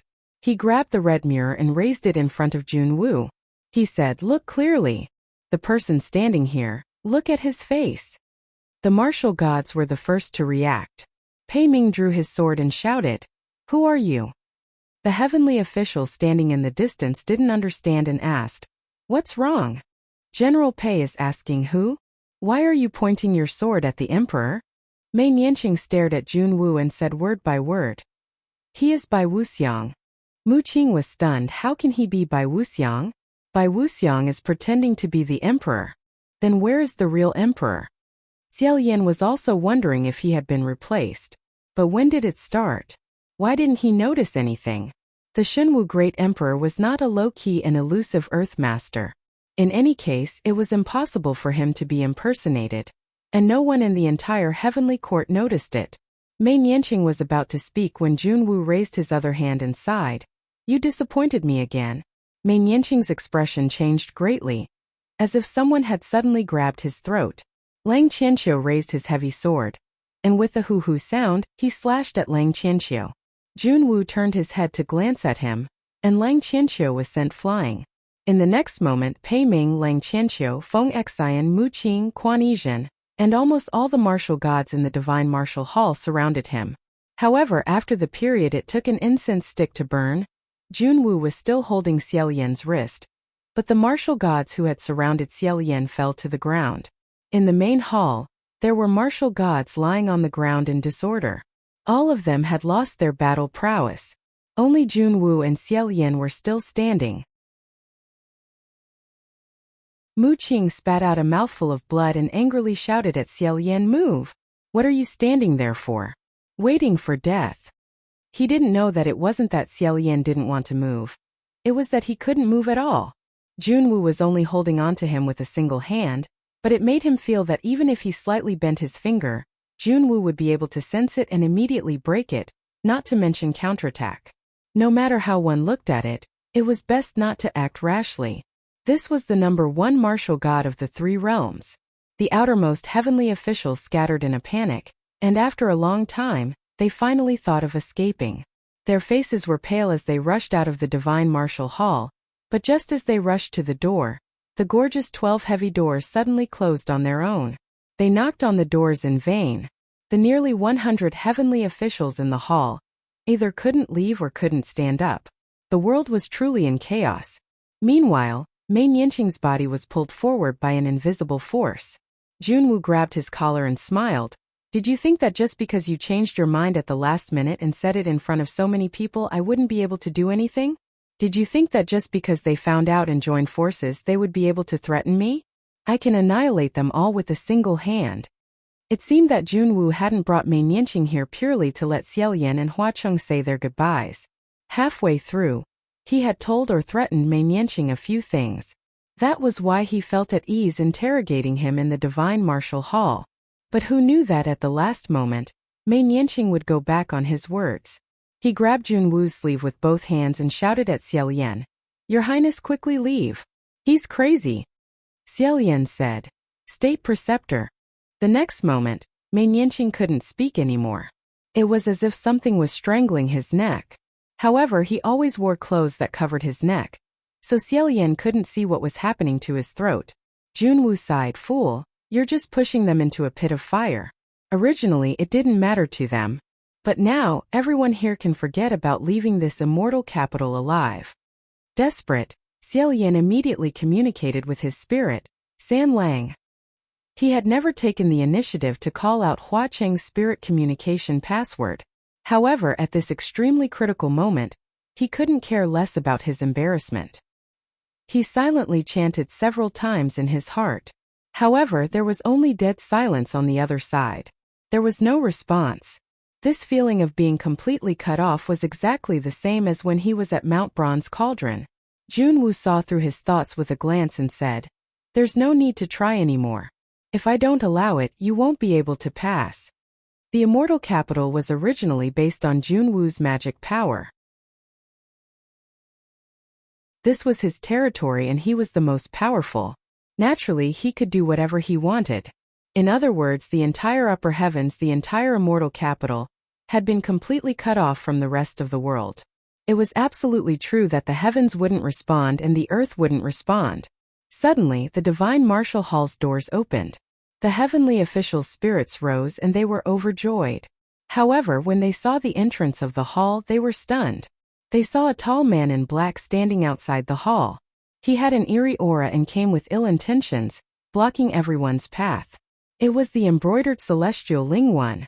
The heavenly officials didn't know what to do. However, they saw Lingwen enter the hall and kneel down on one knee in front of Junwoo. He said respectfully, Monarch. Junwoo said, Get up and do your work. You know what to do. Lingwen nodded and smiled.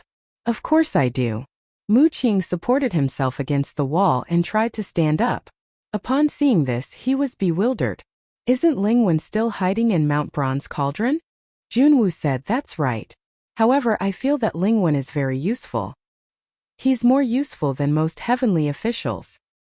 He's a rare talent. After all, he only made a small mistake that's not worth mentioning. Therefore, I called him back again. To be honest, compared to the White Robe Calamity, Lingwen becoming the embroidered celestial Lingwen was really a small mistake that's not worth mentioning. Right now, Lingwen and the embroidered celestial Lingwen were the subordinates of this Junwoo. At this time, a white shadow flashed and another thing jumped in. It leaned against Junwoo's feet and intimately rubbed against his boots. Feng Exine saw it and said angrily, What are you doing? Hurry up and come back. That thing was the fetus spirit. Not only did it not listen to its father's words, it even fiercely spat out its bright red tongue at him. Feng Exine had just been beaten by Junwoo until he vomited blood and couldn't get up. Now, his own son was hugging the thigh of the enemy who injured him. He simply didn't know who the father was. He was so angry that he wanted to vomit another liter of blood. Immediately after, another row of expressionless martial divine officials rushed in. These martial god officials were all appointed by Junwu, and they only listened to his orders. Lingwen received Junwu's orders and said, "Take all the heavenly officials back to their respective halls and watch them carefully." Pei Ming, who was sitting nearby, said with a complicated expression, "Lingwen, you really don't have a conscience." Lingwen patted his shoulder and said, "I don't have a conscience. Didn't you already know this from the first day you met me? How about it, do you want to come together? You're welcome anytime." Pei Ming laughed dryly and didn't say anything. Xiaoyan received special treatment again. Junwu personally sent him to Xianlu Palace. Junwu said, "Let's go." Xiaoyan turned around and looked at Mei Nianqing. "What is going on? Who are you? What do you want to do? Who is this person? Is it Junwu or Bai Wuxiang? What does he want to do?" He had too many questions that he wanted to ask in private and in detail. These questions could only be answered by Mei Nianqing. But Junwu definitely wouldn't give him this opportunity. Xiaoyan was slightly startled when he stepped out of the Divine Martial Palace. On the main street of the immortal capital, the sky was gloomy and the clouds were treacherous. It was completely different from the bright and dazzling sky of the past. Only the Divine Martial Palace's Junwu's martial divine officials were moving as usual. They escorted the heavenly officials back to their respective palaces. The young priests, who were originally in a hurry, were all lying on the ground unconscious. Needless to say, it was definitely Junwu's doing. There was even a dang-dang sound of a bell coming from afar. It seemed like there was a problem with that bell sound. The two walked along the main street of the immortal capital and slowly headed towards Xianlu Palace. On the way, Xiaoyan quickly thought of a way to escape. However, all the little tricks he could think of were useless in front of Junwu's absolute strength. Moreover, Junwu didn't only have strength. He could always see through Xiaoyan's thoughts with a glance. After entering Xianlu Palace, Xiaoyan still couldn't think of a way. He thought to himself, forget it. It's fine if I can't think of a way. As long as I don't communicate with Hua Cheng for a long time, Hua Cheng will definitely notice something. As long as the situation isn't irredeemable before then, it's fine. Unexpectedly, after closing the door, Junwu suddenly said, "Are you thinking of Blood Rain Tanhua?" Junwu's words suddenly made his heart palpitate. His heart started to beat wildly. Xiaoyan didn't know how to answer. Yes? Then would Junwu harm Flower City? No? Junwu might not believe it.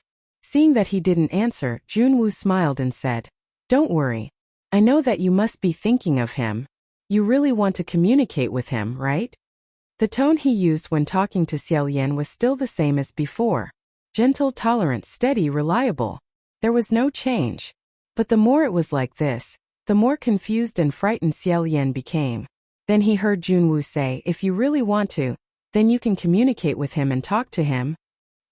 He had guessed what Xiaoyan was thinking when he entered the door. He knew it like the back of his hand. Junwu's smile didn't change. He said, "Xianlu, you know what to say. Just tell him not to worry too much. Your Blood Rain Tanhua will definitely be very happy that you went to communicate with him." After saying that, he placed his hand on Xiaoyan's shoulder. Xiaoyan felt a subtle fluctuation. He knew that Junwu had used some kind of spell to probe the content of his communication. Even if he didn't say it, he could still hear it. And Xiaoyan naturally understood what Junwu wanted to hear him say. After a pause, he braced himself and recited Hua Cheng's spiritual communication password. Hearing that password, Junwu seemed to find it very interesting and even smiled. But Xiaoyan wasn't in the mood to be embarrassed or embarrassed. Almost instantly, Hua Cheng's voice rang in Xiaoyan's ears. He sighed and said, brother, after so long you finally remembered me." Xiaoyan and Junwu's eyes met. He said, "Sanlang, I've only left for less than 2 hours. But Hua Cheng said, in my opinion, the important thing is leaving, not 2 hours. Even if it's only for a moment, it's still leaving." Junwu was right next to him, listening to him. The situation was clearly very dangerous, but Xiaoyan still felt a bit embarrassed. Junwu said, "Unfortunately, he has to wait more than 2 hours. Continue." Tell him that before the vengeful spirits are dealt with, he won't be able to see you. Don't try to hint to him in a roundabout way, I can hear everything. Once the vengeful spirits were dealt with, it would take 7 days and 7 nights. After a pause, Xiaolian said, You can't even wait for 2 hours. What if I have to spend a lot of time this time? What should I do then? Huacheng said, Did Junwu give you a bunch of tasks? Xiaolian said, Yes.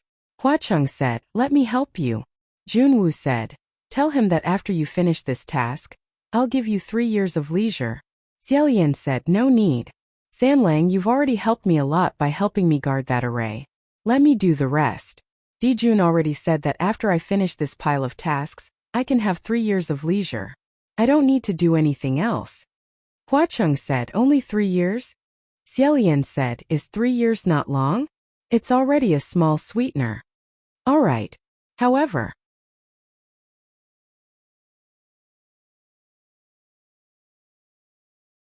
Chapter 210. Xiaolian said, What?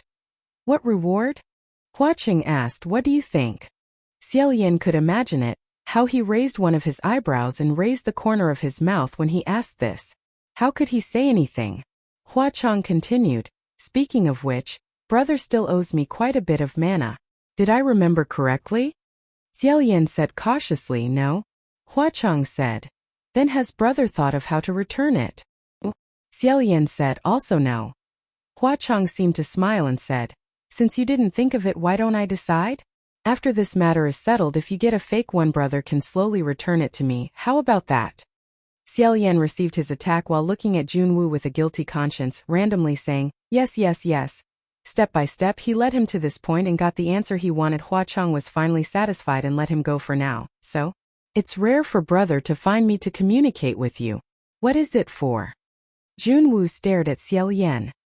He let Xiaolian communicate with Huacheng to stabilize Huacheng so that he wouldn't notice the abnormality so quickly, to obediently stay in the lower realm. Xiaolian naturally knew what answer he wanted to hear and slowly said, Actually, it's nothing. I'm just afraid that you'll be worried if I stay here for too long. Huacheng said, Didn't brother say it yourself just now? You only left for less than 2 hours, why would you be afraid that I'll be worried? Xiaolian was confused. He felt nervous and a little funny. Suddenly, Huacheng said, I understand. Xiaolian's breath stopped and he said, What do you understand? The other side seemed to chuckle a few times. After a moment, Huacheng said slowly, Brother, could it be that you missed me so much after leaving not long ago? If he could cover it up before, this sentence was too blatant. No matter what, he couldn't pretend to be normal anymore. Under Junwu's scrutiny, Xiaolian's face still slightly heated up. After a while, he said in a low voice, Yes. Huacheng also said in a low voice, I feel the same. I really want to go up and take you away right now. At the same time, Xiaolian's heart slightly warmed up. His eyes met Junwu's. If Huacheng really wanted to come to the immortal capital, how would things end? How would Junwu deal with him? Xiaolian suppressed his emotions and said as naturally as possible, That won't be necessary. The upper heavenly court is in a mess now. If you come, they will probably be shocked. Let's wait a little longer. Huacheng said lazily, Got it, big brother. I won't go up and scare them. I hate the blinding light in your immortal capital. Also, I have to take care of this group of people. I'll just obediently wait here for big brother to come back. Xiaolian didn't know whether to sigh in relief or break out in a cold sweat. Be good. Huacheng said, However, if I'm obedient, big brother can't come back empty-handed. I want to reward you. Xiaolian replied, Definitely, definitely. The two of them casually exchanged a few more ambiguous words, saying their goodbyes over and over again. Only then did the channeling end. Xiaolian lightly exhaled. Junwu said, It seems that Xianlu is having a wonderful time down there. Xiaolian didn't know what to say. He patted Xiaolian's shoulder, turned around, and was about to walk out of Xianlu Palace when Xiaolian called out from behind him, Dijun. Junwu's figure stopped. Xiaolian said, Who are you? Are you Dijun? Or something else? Previously, he suspected that the state preceptor might be related to Bai Wuxiang. But if Junwu was related to Bai Wuxiang, he felt like his entire person was about to be turned upside down. Junwu was the #1 martial god of the 3 realms that he admired and yearned for the most. Junwu didn't answer him and walked out on his own. Xiaoyan was left alone. While pondering how to deal with the situation, he dragged his exhausted body to the rear hall of Xianlu Palace. Although Xianlu Palace had become a cage, it was still a gorgeous cage. There was even a white jade bath at the back of the hall. For so many days, Xiaoyan had fought white ghosts, entered the copper furnace, and crawled all over the place. At this point, he was already physically and mentally exhausted. In any case, he wouldn't be able to take the next step for a while, so he might as well take a bath to wake himself up. After taking off his clothes, he soaked himself in the warm water. Xiaoyan lay down on the edge of the white jade bath and absent-mindedly folded his clothes. Suddenly, 2 small things rolled out of his clothes and made a crisp sound. Xiaoyan stared at them and saw that they were 2 exquisite and cute dice. He picked up the 2 dice and held them in his palm. He recalled what Hua Cheng had said to him. If you want to see me, no matter how many points you throw, you will be able to see me. In fact, when he tried to communicate with Hua Cheng, there was already something very unnatural about it. Perhaps Hua Cheng would sense it. However, even if Hua Cheng discovered that something was wrong, he still wouldn't be able to come up. That was because immortal capital was already cut off from the rest of the world. Everything was under Junwu's control.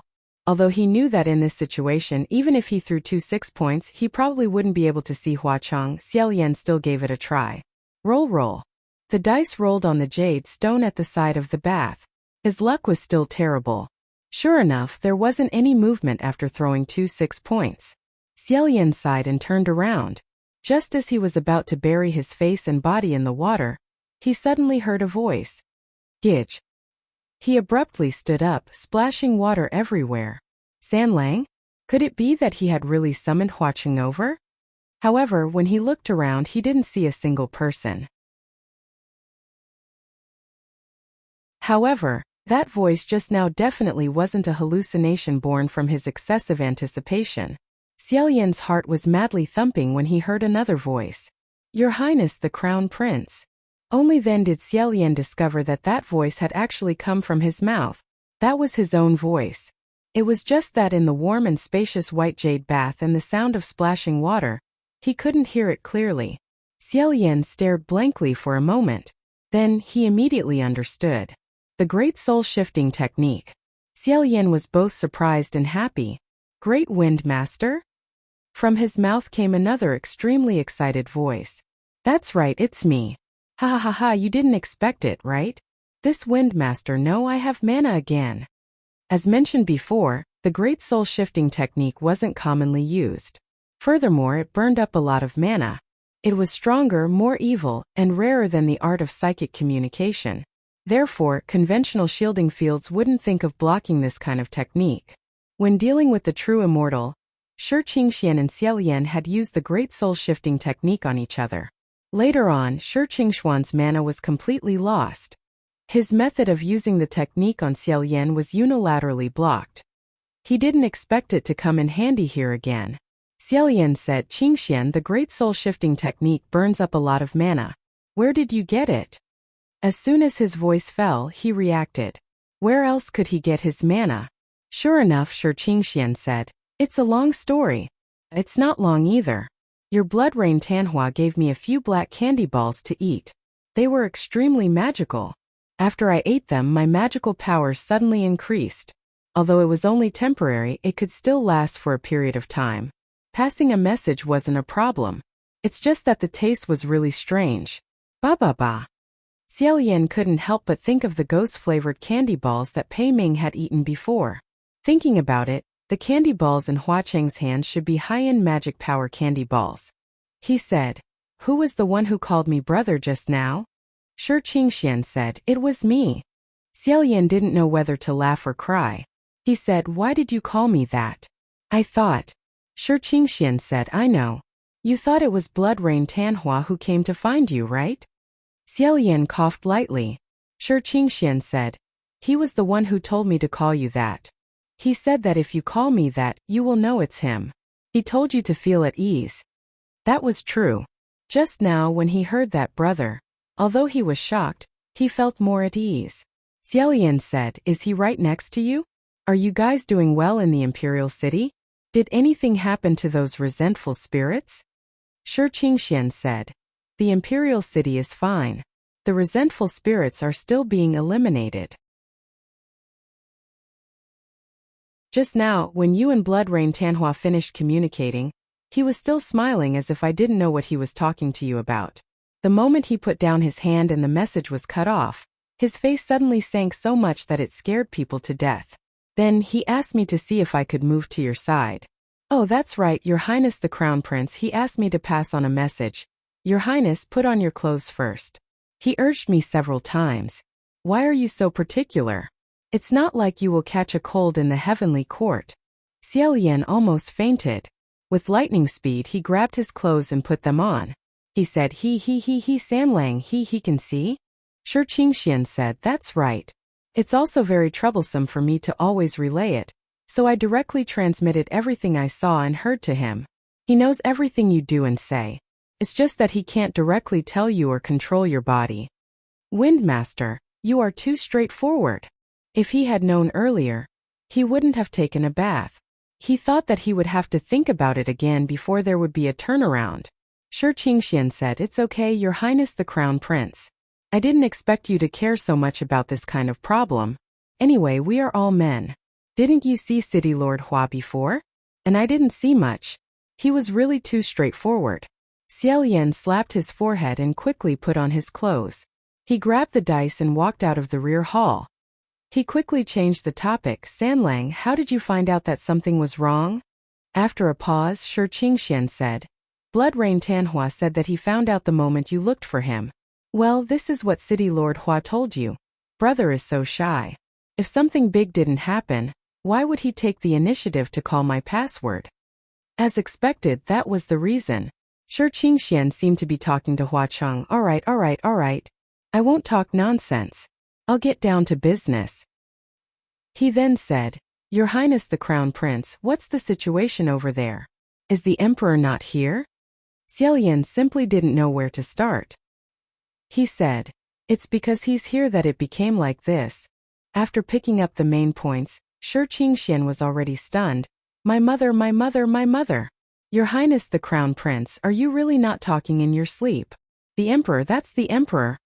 Xiaolian said, whether it's him or not, I can't be sure anymore. What about Sanlang, what do you think? After a moment Shi Qingxian said, Blood Rain Tanhua wasn't that surprised. He just said, it's not strange. He's been an eyesore for a long time.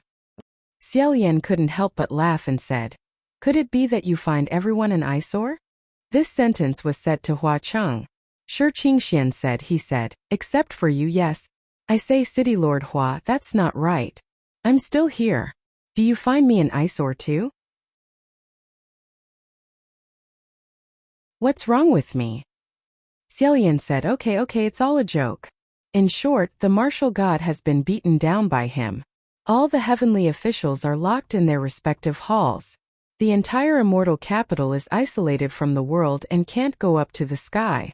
Shi Qingxian said, Blood Rain Tanhua said that it's not impossible to go up to the sky, but he needs a person's help. Xiaolian said, who? Immediately after, he shouted, who? The last who was not said to Hua Cheng and Shi Qingxian, but because there was a strange movement coming from behind him.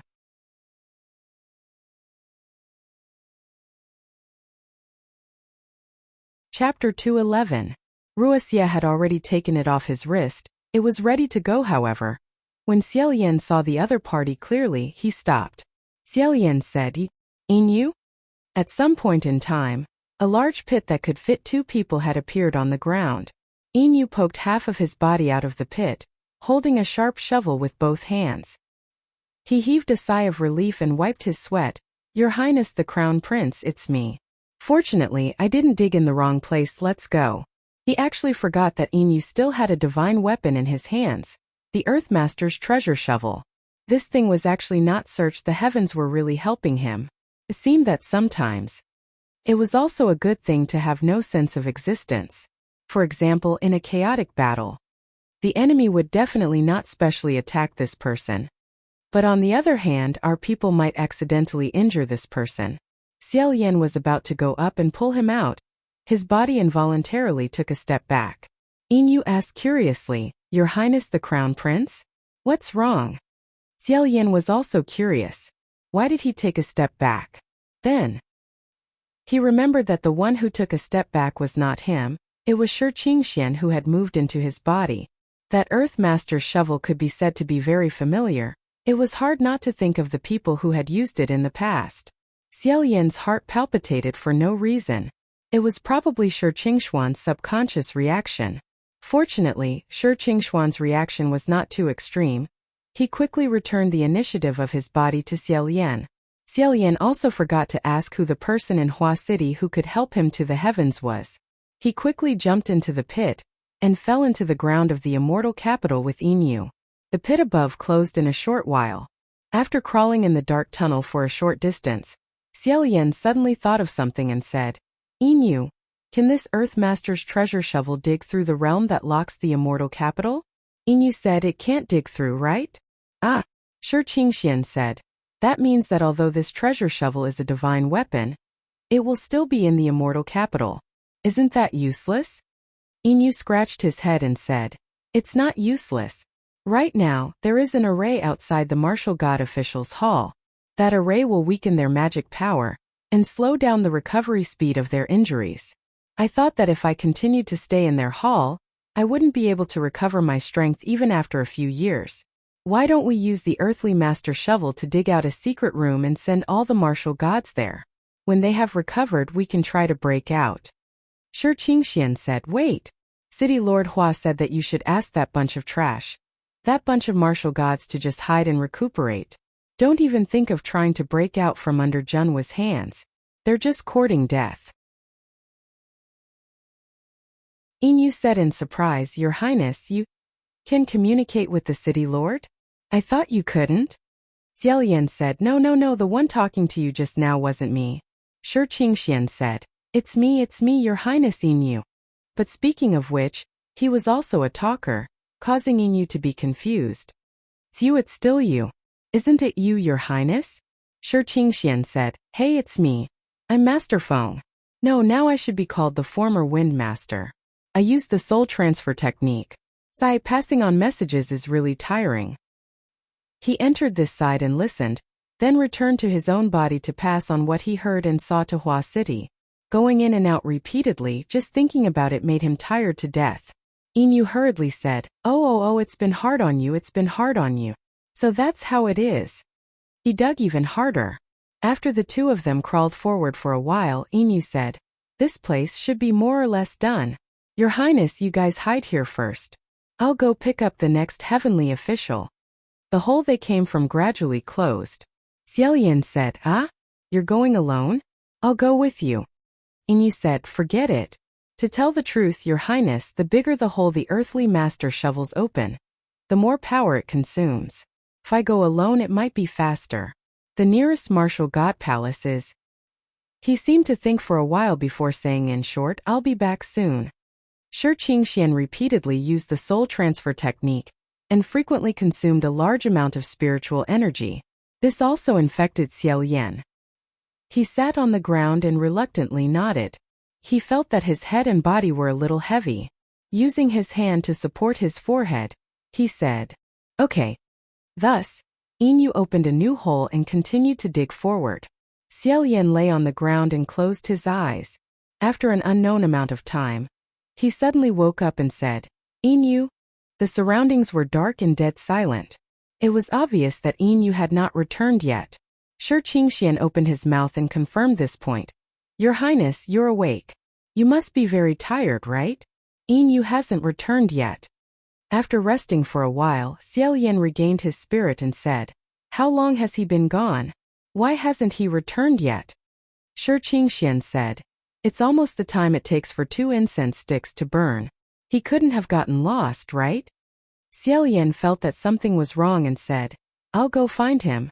As he said this, he turned around and crawled toward the tunnel that Yin left from.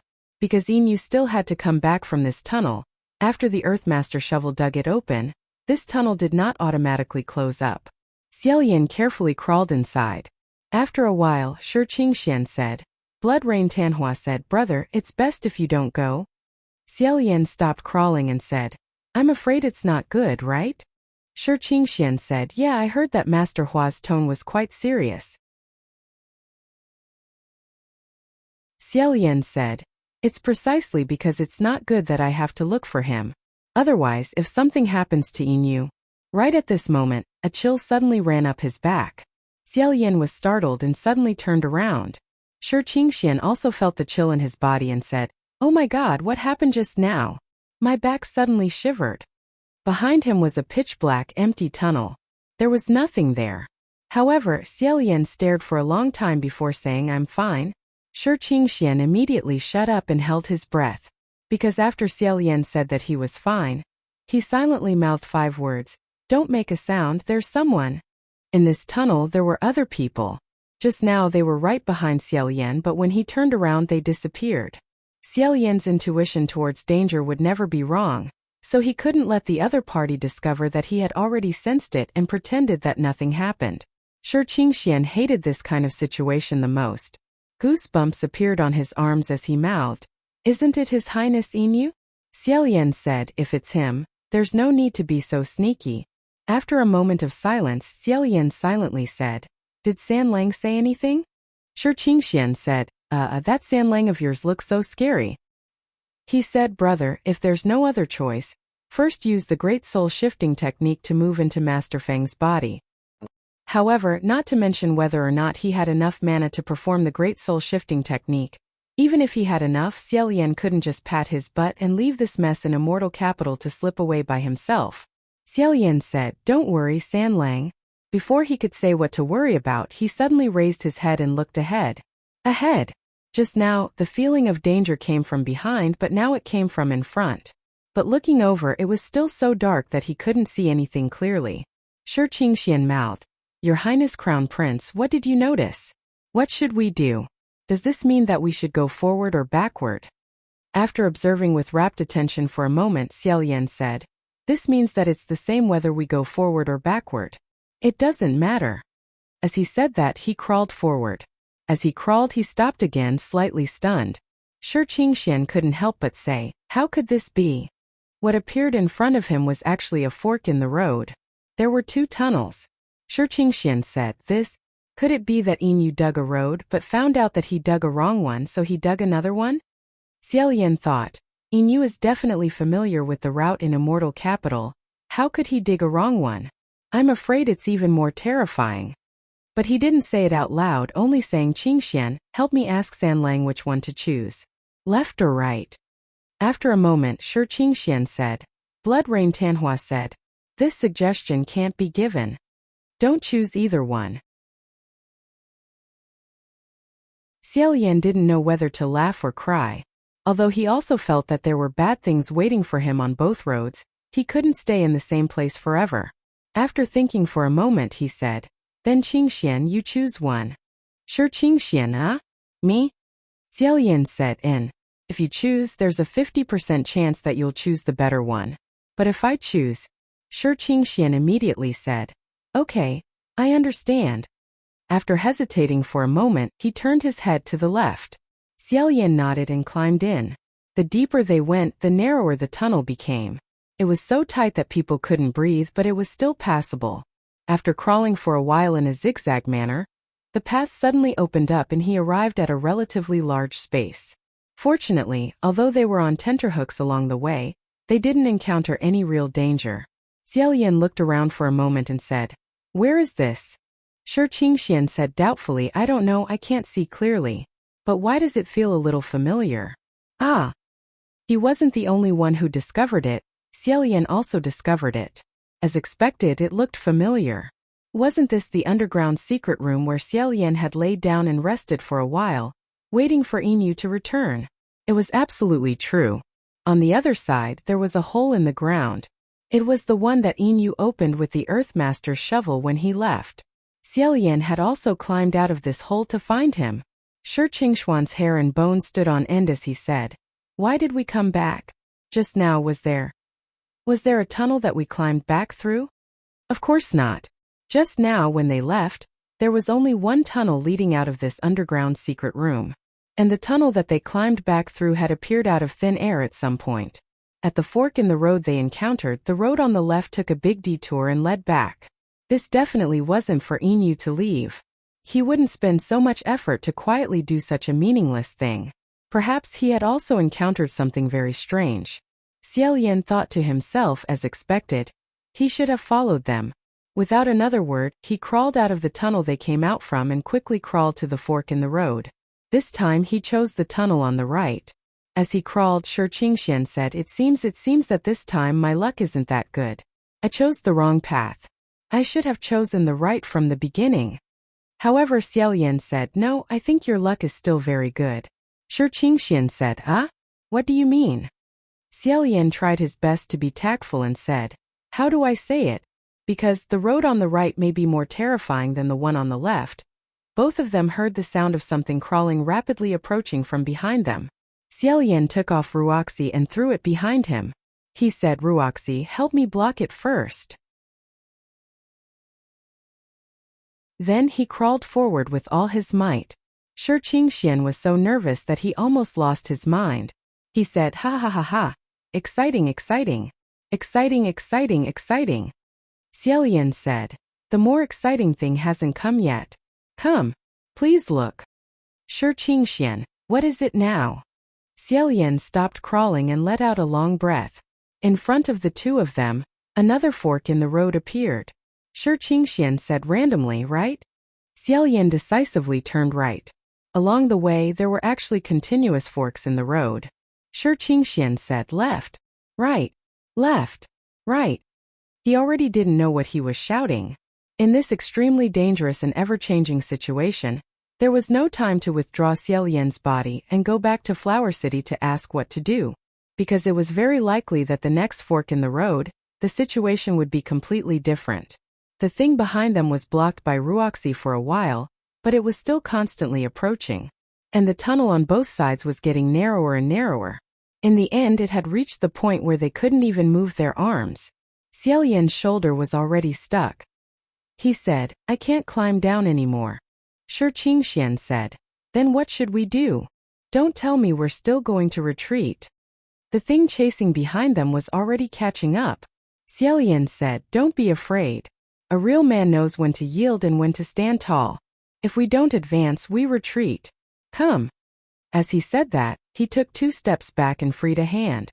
Just as he was about to grab the hilt of Feng Xian's sword and fight to his heart's content with the thing chasing behind him, his scalp suddenly turned cold. Xiaolian's heart also became half cold. Looking up, he couldn't see what it was at all. However, it seemed that someone was laughing softly in the darkness, reaching out a hand and placing it on Xiaolian's head. Xiaolian opened his eyes wide, and in the next moment he lost consciousness. He didn't know how much time had passed before he slowly woke up. After waking up, Xiaolian discovered that he was sitting on a chair, and his entire body was firmly tied up. After struggling for a bit, he discovered that the one who had tied him up was Wuxia. Xiaolian was baffled as he asked, Wuxia, what are you doing? Wuxia also felt very wronged as it drooped and rubbed against him. Xiaolian took a closer look and found that Wuxia had actually been tied into a tight, dead knot. It was no wonder that Wuxia couldn't resist. What it feared the most was being tied into a dead knot. In the past, when it wasn't sensible, it liked to blindly play with itself. As it played, it would tie itself into a bunch of messy dead knots. Every time, Xiaolian would have to helplessly help it untie it. Later on, it learned to be obedient and smarter, so it no longer tied itself into a dead knot. Xiaolian was helpless, so he tried to see if he could break the chair apart. Unfortunately, the chair didn't move a single inch. It seemed that it had been reinforced with magic power. Since he couldn't move, then it was better to first observe his surroundings. Xiaolian looked around. This should be the interior of some divine palace. It was rather new and gorgeous, but he didn't know which one it was. In any case, it wasn't the divine martial palace. Just as he was thinking this, a hand was placed on his shoulder. A person on top of his head gently said, Xianla, oh Xianla, you're really too mischievous. Hearing this voice, Xiaolian's scalp suddenly went numb. The person behind him turned around with his hands clasped behind his back. Sure enough, it was Junwu. His hand was still on Xiaolian's shoulder. Step by step he said, "You've been here for more than half a year. Immortal capital has been broken here and there, smashed here and smashed there. Tell me, aren't you mischievous? You're not a little mouse. Is it fun to drill around in the ground?" This kind of gentle and benevolent tone, as if an elder was watching a beloved younger generation fooling around, caused Xiaolian's hair to stand on end. He felt extremely uncomfortable and didn't know how to talk to him. Then he suddenly felt something cold at his feet. Looking down, he saw a lump of white hugging his boots. It was currently staring at him with an extremely evil gaze. It was that fetus spirit. Xiaolian raised his head. He had roughly guessed what it was. The Earthmaster shovel that Yin was digging a hole had been caught by Junwu. Junwu had sent some things to block it underground. That was how Xiaolian had experienced that terrifying experience just now. Xiaolian finally knew what to say. After being speechless for a while, he said, "You're really extremely vile." That chase in the hole reminded him of the days when he was chased by Wuxia to the point where he couldn't breathe and trembled in fear. If he wanted to catch him, he could just directly catch him. Why did he have to make it so strange and terrifying? Junwu, on the other hand, looked extremely happy. He smiled and said, "Xianla, on the other hand, is much braver than before." Xiaolian didn't know how to respond to this, so he asked, "Where's Yin?" Junwu placed his hand on the back of the chair and helped Xiaolian turn around. He said, "Don't worry, you'll see. Moreover, he's not the only one." Xiaolian turned around and faced a mirror. However, the person reflected in the mirror wasn't him. Instead, it was Yin with a pale complexion. At his feet, there was another person lying unconscious. Her head was bleeding, her nose was bruised, and her face was swollen. Xiaolian could only tell that this person was Quan Yizhen from her head of curly hair.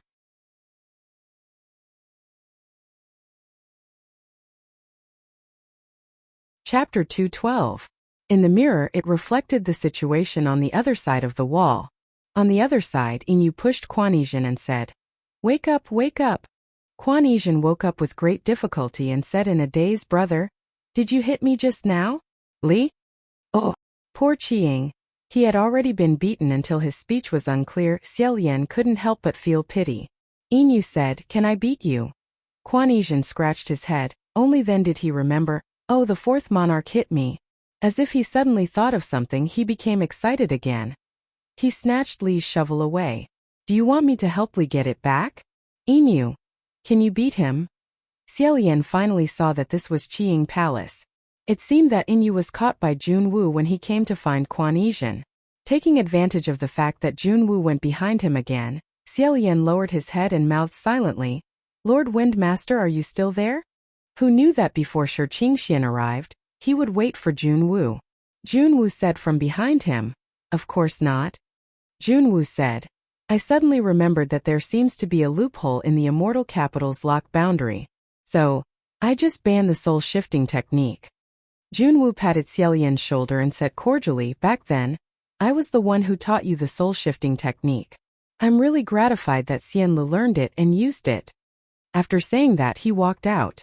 Not long after, Junwu's figure appeared in the mirror. Quan Yizhen was the first to notice, exclamation point. Yin also suddenly turned around and said vigilantly, "Monarch?" Quan Yizhen jumped up and was eager to give it a try. But Junwu casually slapped him back onto the couch, causing the entire couch to collapse. Quan Yizhen directly laid on the ground, his head tilted to the side, and he lost consciousness again. Yin was extremely vigilant, but Junwu said, "There's no need to be so vigilant. If you think like this, even if you're vigilant, it's useless. Why not relax?" This was the truth. Yin didn't know what to say, so he could only habitually smile awkwardly and quickly stop. Junwu was very relaxed and said, "Yin, I don't think I've ever talked to you like this before, right?" Yin cautiously said, "It seems so." Although he used to be the martial god who guarded the West, his rank wasn't high, his power wasn't great, and his status wasn't high either. Although he was not at the bottom of the heavenly court's divine officials, he was probably below the middle level. There was almost no chance for him to be so close to the divine martial emperor of the heavenly court. In the past, when Junwu passed by his palace door, he was nervous. Now he was even more nervous. He continued, But in the heavenly court, many heavenly officials have never talked to me, and they don't know me. But Junwoo said, that might not be the case. A lot of people know you. Even if they haven't seen you before, they know you. Inyu was startled. Is that so? Junwoo said, because a lot of people know your junior brother. When your junior brother is mentioned, you will often be mentioned together with him. The one who serves as a foil. These words were very stinging. Although it was just an emotionless statement, it was precisely because the narrator was not biased and was only describing the facts that it was even more piercing. Kuan Yizhen is still in a daze. Inyu lowers her head and clenches her fists. Xiaoyan faintly guessed what Junwoo wanted to do. After a long time, Inyu mustered up her courage and said, Dijun, what do you want to do? You are already the divine martial emperor, the #1 martial god of the 3 realms. No one can compare to your position. Why do you still want to do this? What do you want? Of course, Junwoo didn't answer her. Suddenly he said, Inyu, do you want to return to the heavenly court? What? Xiaoyan was also surprised by this question. What does Junwoo want to do? What was the point of persuading Inyu to change sides at this juncture? Junwoo said, you don't like being a soldier of the ghost realm in the lower realm, right? Inyu finally reacted and said, you think too much. There is no such thing as liking or disliking. Xiaoyan cursed in his heart, you can't answer like that. This time, I'm afraid I'll give him an opening. Sure enough, Junwoo faintly smiled and said, do you know? Your answer is equivalent to saying, yes, I don't like it, so I won't talk about it. Not bad. If Inyu really had a lot of confidence in her heart and really liked her current position in the ghost realm, she would directly and clearly answer, I like it very much. As for avoiding the sharp edge, the answer was very obvious.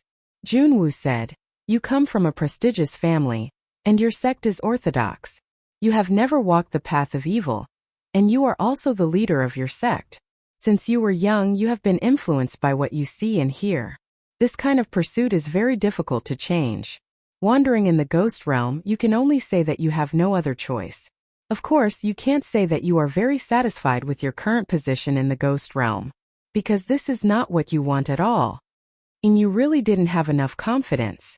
She weakly said, City Lord has done me a favor, he saved me. Junwoo said, I know. He also helped you release the resentful soul of Jian Yu who died on the way to being demoted, right? Inyu said, yes, so regardless of whether I am satisfied with my current position or not, Junwoo said, then you are not satisfied. However, you are bound by a favor, and you have no other way out, so you force yourself. Inyu lowered her head and didn't say anything. Xiaoyan was sweating in his heart.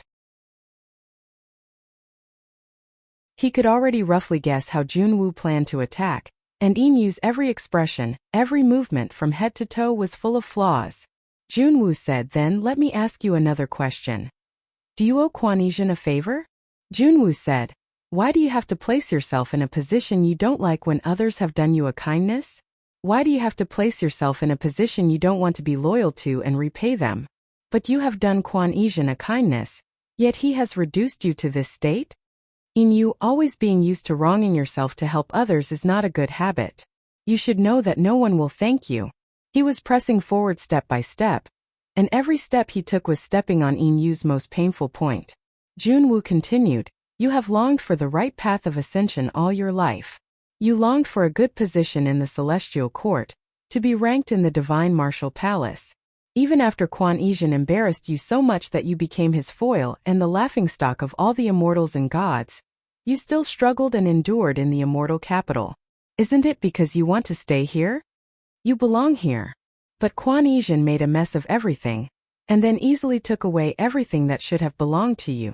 Why? Don't you see how much he has sacrificed? No, you have sacrificed more than he has.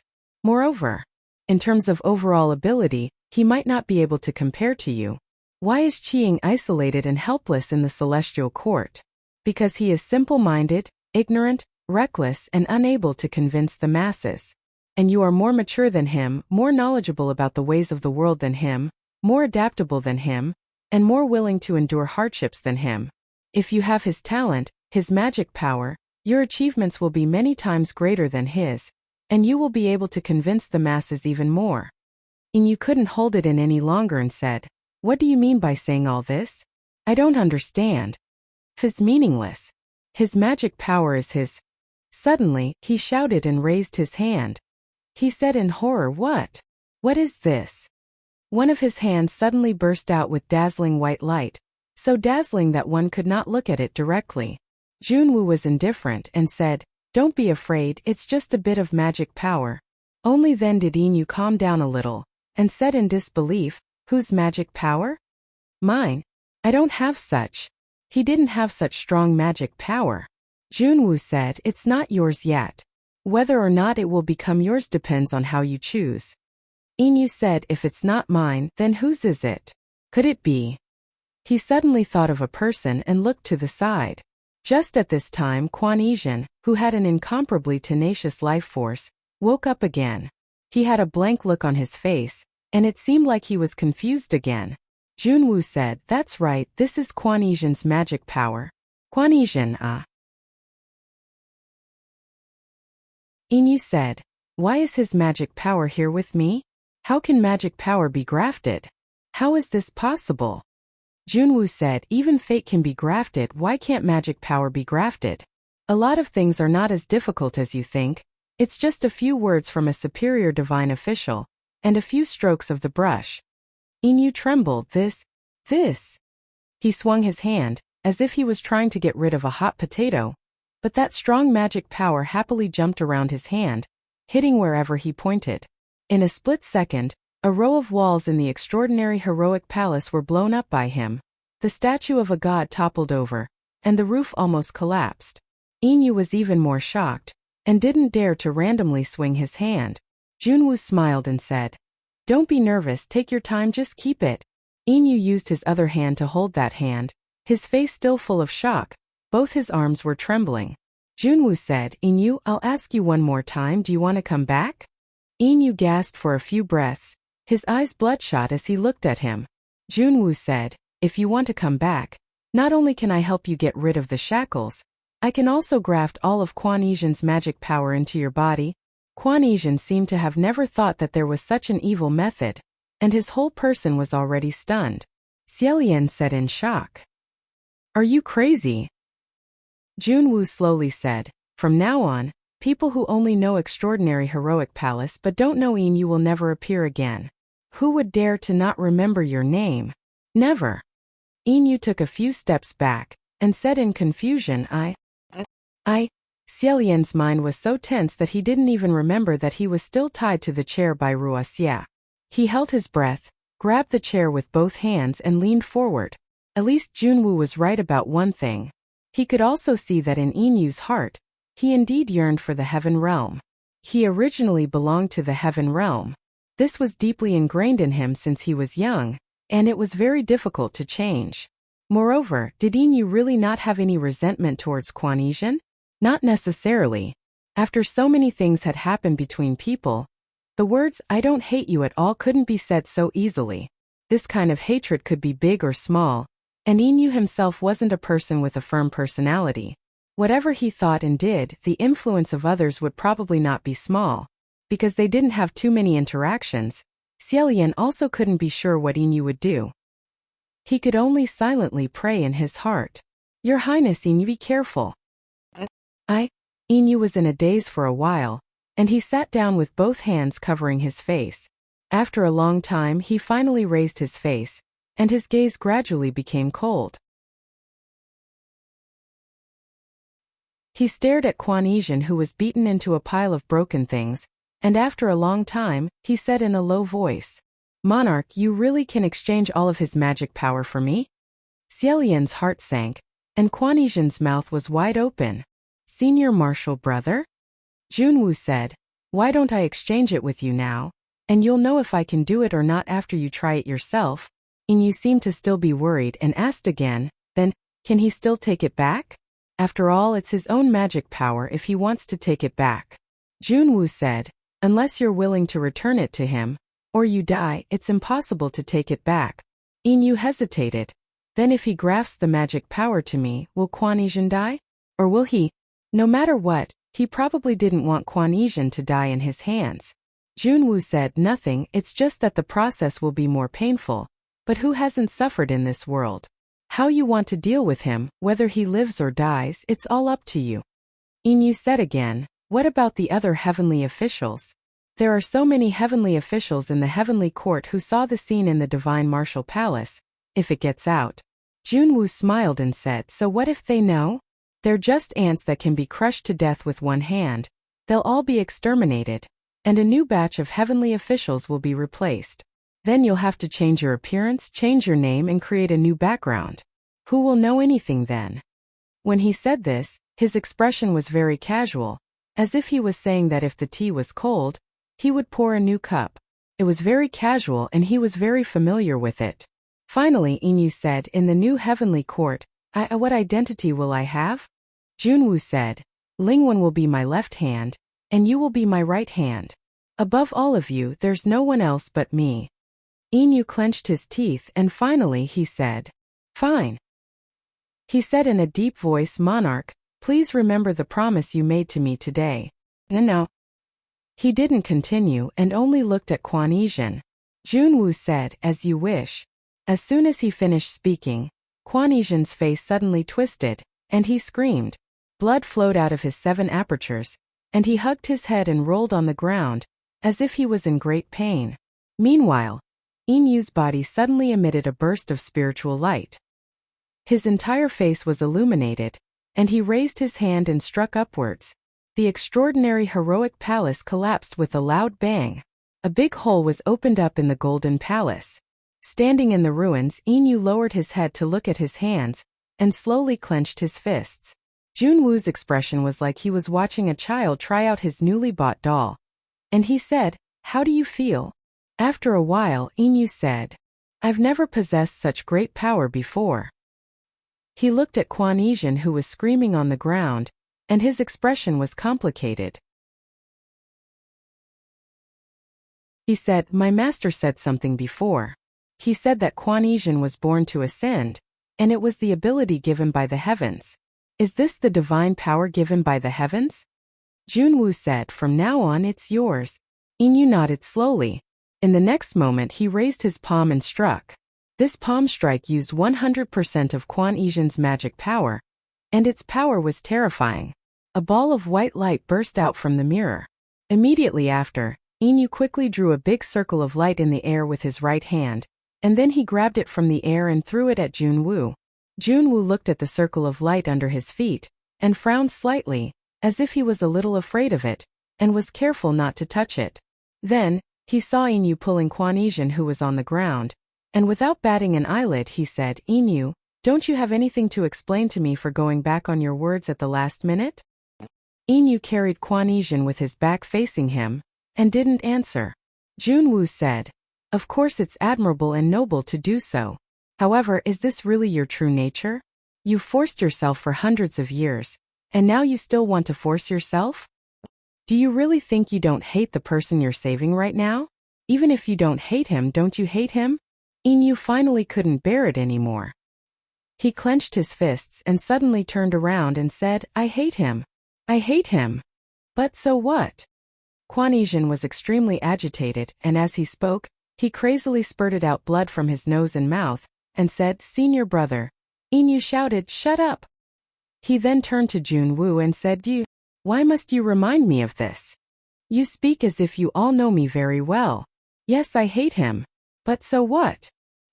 He gave me so much trouble. Is it not enough for me to hate him? Xiaolian's heart sank to the bottom, and then rose up high again. He didn't know whether to laugh or cry, and almost fell down. What kind of twisted logic is this? Next, Yinyu said again. But I also just want to hate him. It doesn't mean that I have to harm him. What do you mean by things that originally belong to me? Apart from talent, there's nothing that naturally belongs to someone else. I don't want other people's things. Xiaolian's eyes lit up, and he shouted, well said. Yinyu said again, I want to return to the heavenly court. I want to be ranked in the top 10. But if I didn't cultivate it myself, then it's completely meaningless. I'm unlucky, I admit it. If I'm not as good as him, then I can at least admit that I'm not as good as him. It's not that hard to admit that I'm not as good as him. Arrogance. At this moment, Xiaoyan finally saw the brilliance and arrogance of his youth in Yin. With a wah sound, Quan Yizhen cried on his back. Blood mixed with tears and snot, and Yinyu's face was also covered with blood, and he broke down. Stop spraying. Quan Yizhen whimpered, Senior brother. I'm sorry. Yinyu couldn't bear it anymore and said, You don't need to apologize to me. Anyway, no matter how much you apologize, you still won't understand. I've really had enough of you. Junwu sighed and rubbed his temples. Yinyu said again, moreover, I'm not completely useless. You also said, in terms of overall ability, he may not be comparable to me. I have my own. Crack. Junwu turned around and casually waved his hand and said, Wonderful. I think you and Xianle must get along very well. What's wrong? What's wrong? Xiaoyan was tied to the chair, and his heart was beating so fast that it was about to jump out of his chest. What's wrong with Yinyu? He didn't say anything, and his expression became very strange. Junwu, with his hands behind his back, calmly stepped out of that seemingly powerful circle of light, and didn't encounter the slightest bit of resistance and said, I more or less guessed that you would answer like this. So, I didn't remove the curse shackle first. Curse shackle. There was indeed a curse shackle on Yinyu's hand. Xiaoyan hurriedly looked over, and Yinyu also raised his wrist. He saw that the original circle of curse shackle had tightened a lot, so tight that it seemed like it was going to break Yinyu's hand, and Yinyu's entire arm had already turned as pale as paper, and that pale color was still spreading upwards. This curse shackle was actually sucking his blood. Xiaoyan suddenly threw himself forward, and fell on the ground together with the chair. This time he couldn't even see the mirror. He frantically struggled on the ground, but it was useless, and he could only hear the sound of beating coming from the mirror. After a while, a pair of white boots appeared in front of his eyes. It was Junwu who had returned. In his hand was a curse shackle that was full of blood, and had turned deep red.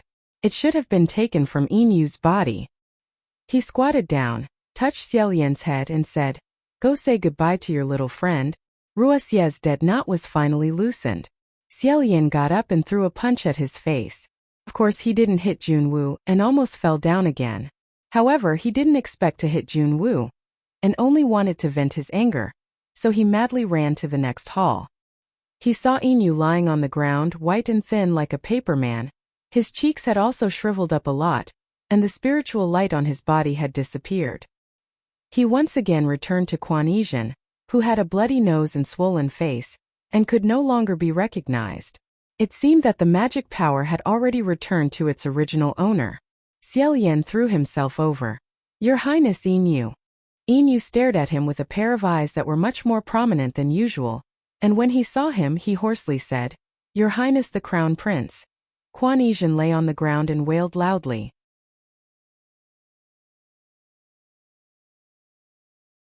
He looked up to the sky and said, I'm sorry, senior brother. I only know how to fight, but I can't beat him. The blood from his mouth and nose sprayed onto Yinyu's face and eyes, and just looking at it was extremely uncomfortable. Suddenly, the veins on Yinyu's forehead bulged, and he shouted as if he had a final burst of energy, I told you to stop spraying. Sigh. Forget it. You can just piss me off to death.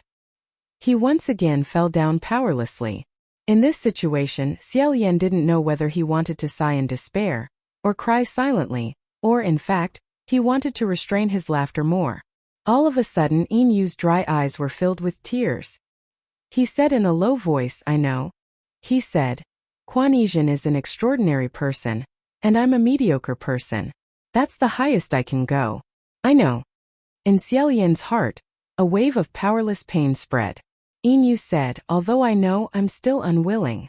In fact, I think the same as Jianyu. I'm even more unwilling than he is. It's not that I don't have resentment, but it's impossible to not have resentment. Later on, I don't even dare to think about why. At that time, I clearly knew that Quan Yizhen was wearing embroidered clothes, yet I still wanted him to die. In the end, did I lose my reason because of anger, or did I really want him to die? Xiaoyan hugged him and said, It's all right, it's all right. These are all trivial matters, really. Your Highness Yinyu, if you live in this world for another few hundred years, you'll know that these things really are nothing. Whether I lose my reason because of anger, or if I really want someone to die, it's fine. Who hasn't thought of it like this?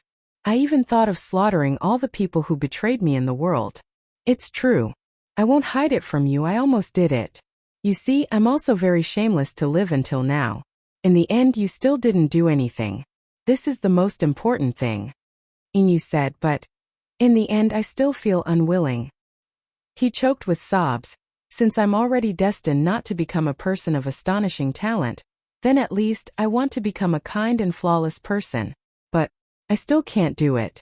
He was really unwilling to accept this. To tell the truth, even at this moment, I still can't swallow this anger when I think about how I died because of this foolish boy Asian. I can't even die with a heart full of relief and resentment. What does this count as? Xiaolian said softly, Your Highness, you've already worked very hard. Moreover, you've done very well. Much, much better than most. Inu finally forced a smile and said, Better than most people? After laughing, he heaved a sigh. In the end, his regretful voice disappeared along with his soul. He muttered, But what I want to be is a god.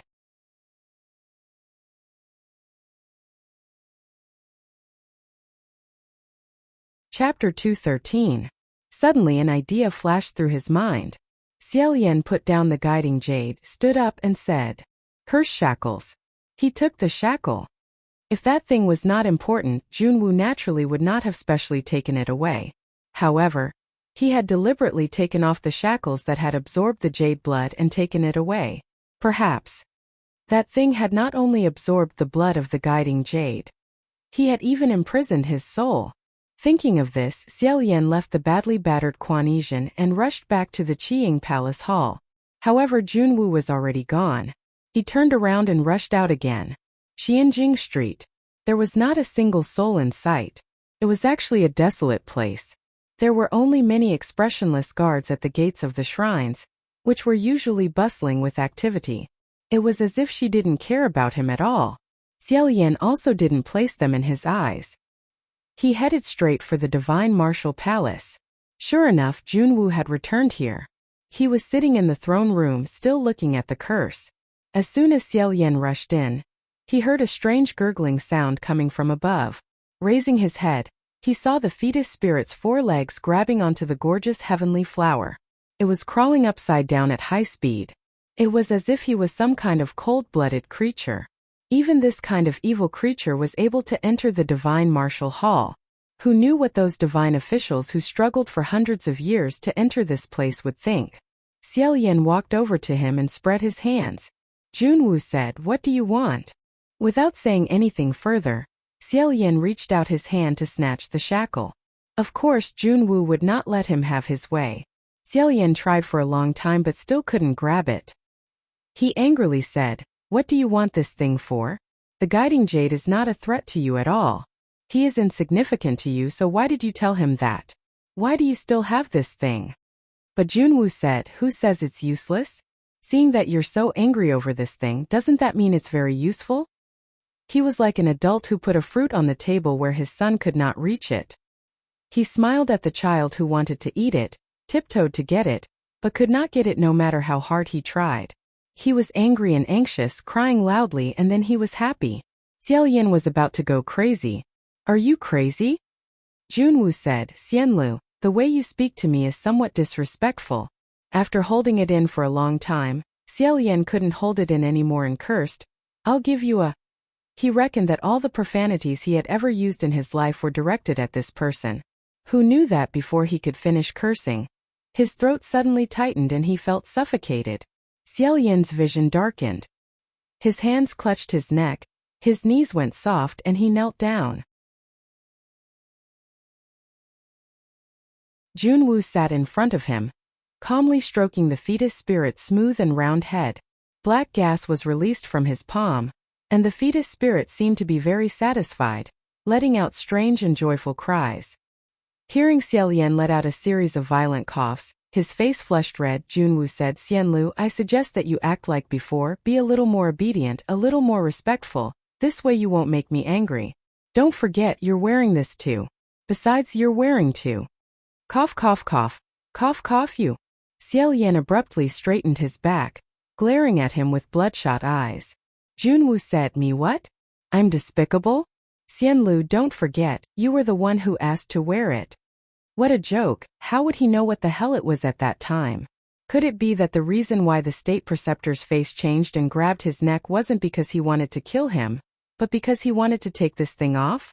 After a while, the curse on Xiaolian's neck gradually loosened, and he could finally breathe normally. With his back facing Junwu, he panted heavily and subconsciously covered his neck, touching the curse. This time, other than the curse, he also felt something else. It was a thin silver chain. It was originally cold, but because he had worn it for too long, it had been warmed up by his body temperature. Under the silver chain was a sparkling and translucent ring. After touching it, Xiaolian's shoulders suddenly stiffened, and he clenched the ring tightly. He didn't know why, but his heartbeat accelerated, as if he had grasped an incredible secret. At this time, Junwu behind him said, "It's me, what's the matter?" "It's him? What words? What does he mean?" Xiaolian stuffed the silver chain back, frowned and turned around. When he turned around, he realized that Junwu's words just now weren't directed at him. Junwu had raised 2 fingers, lightly touching his temples. With this posture, he was communicating with someone. Although he didn't allow other heavenly officials in the immortal capital to communicate with others, he wasn't restricted. After a pause, Junwu said, "It's nothing. Because a few days ago we found out that Geomastery was an imposter, and we also found out many of his spies and fake identities in the immortal capital. These days are troubled, so we can't make any mistakes. So we're currently interrogating all the heavenly officials. The entire immortal capital is under martial law, and it's not open to the outside world. We also don't communicate with the outside world, so of course you won't be able to find anyone else." Xiaolian took a few light breaths and held his breath. It sounded like the person communicating with Junwu didn't know the current situation in the immortal capital, so Junwu was also deceiving him as if nothing had happened. Moreover, the excuse he found was exquisite and appropriate. Once the matter of Blackwater's imposter was exposed, it had a bad influence and deserved to be taken seriously. It was also reasonable for the court to be under martial law. Even if Xiaolian shouted, the person on the other side wouldn't be able to hear him, so he decided to wait and see first. After a long time, a strange expression suddenly flashed across Junwu's face. He said warmly, "Oh? You want to come to the immortal capital? Of course you can. This matter is indeed no small matter. If you want to help, you're naturally welcome." The other party actually took the initiative to come to the immortal capital to help. If it was a few hours earlier, he would naturally be more than happy to come. He was currently lacking in manpower. But now, the entire immortal capital had already become a den of demons. Wasn't this jumping into a fire pit? On the other side, Junwu said a few simple words and ended the communication. Xiaolian immediately said, "Who wants to come?" That fetus seemed to know that it was something that couldn't see the light, so it quietly crawled to a dark place and hid. Junwu smiled and said, "What's the rush? You'll know in a moment."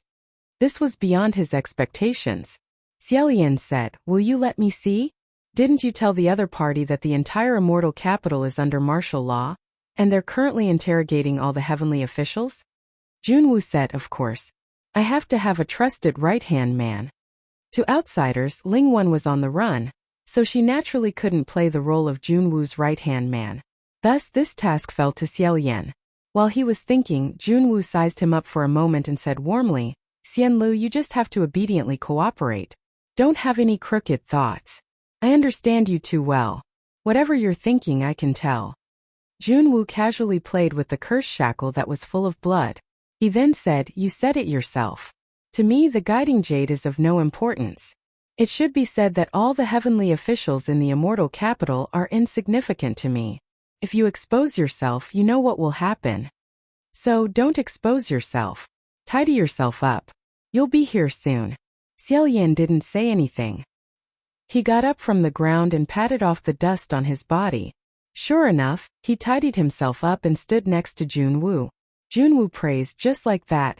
Although Junwu's threat was very effective, Xiaolian also discovered one thing. He didn't seem to want the person who came to know that the immortal capital had fallen. This made him want to know who it was even more. After the time it took for 2 incense sticks to burn, a few figures finally appeared in front of the divine martial hall. He saw a woman dressed in green riding a tall black bull. A sword hung from her waist as she leisurely walked over. Behind her were a few farmers of different heights and sizes. The person who came was actually Rainmaster. Xiaolian was slightly surprised.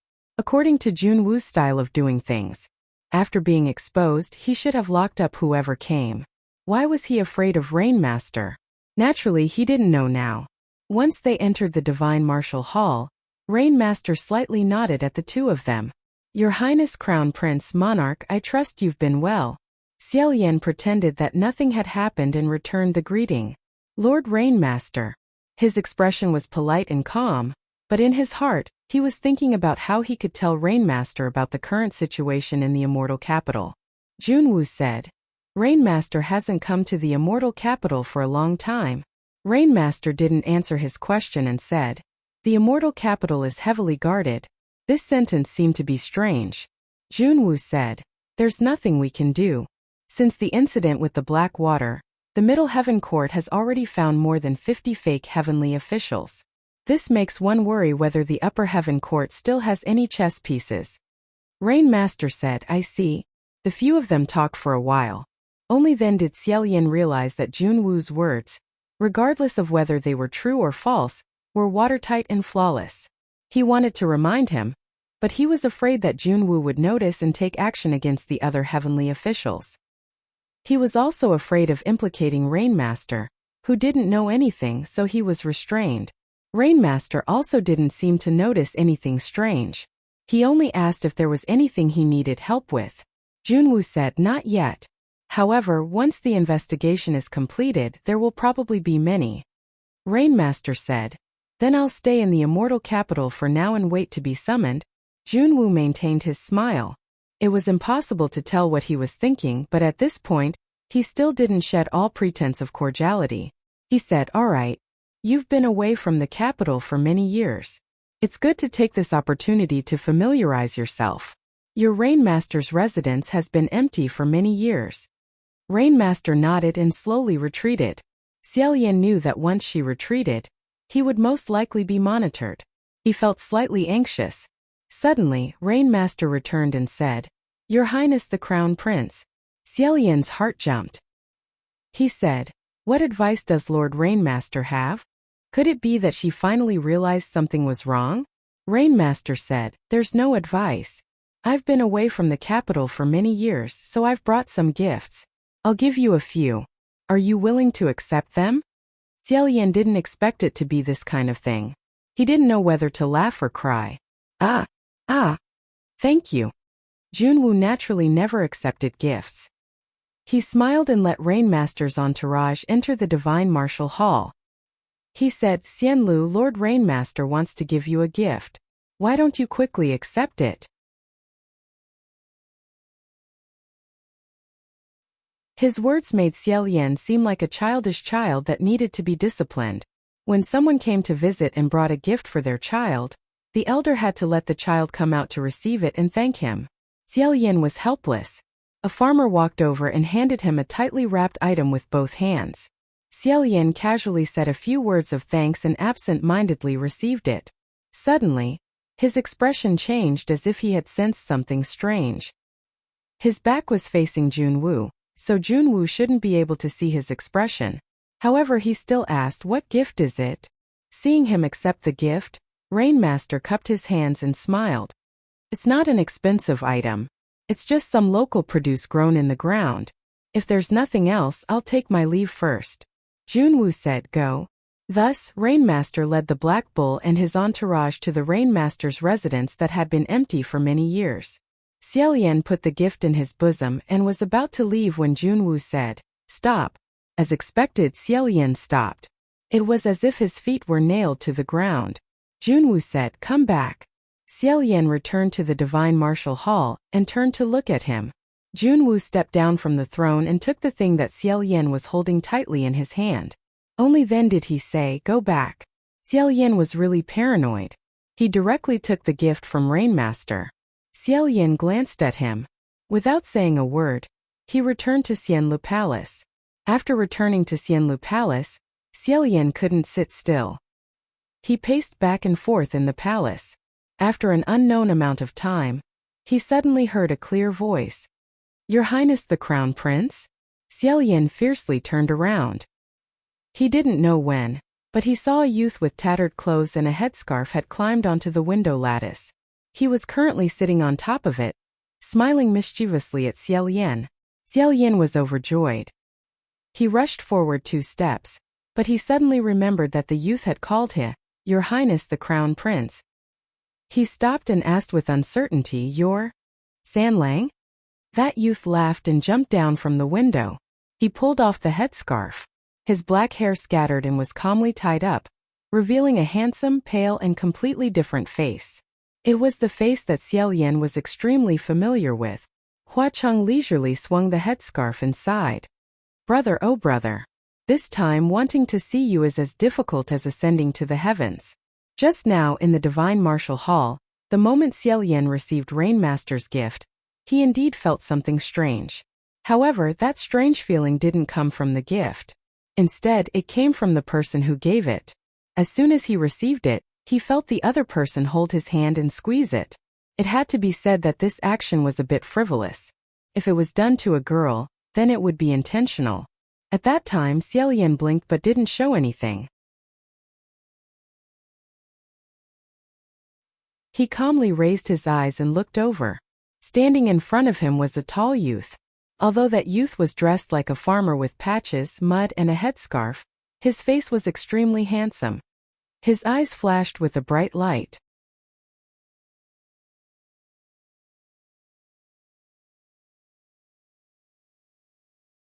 Chapter 214. Before Hua Cheng even got close, Xiaoyan had already pounced forward. This pounce was very powerful. Hua Cheng actually didn't take 3 steps back. His body didn't even shake. He just put his hands on Xiaoyan's back and chuckled without saying a word. Xiaoyan was rejoicing when he suddenly remembered something. He hurriedly said, "Wait for San Lang.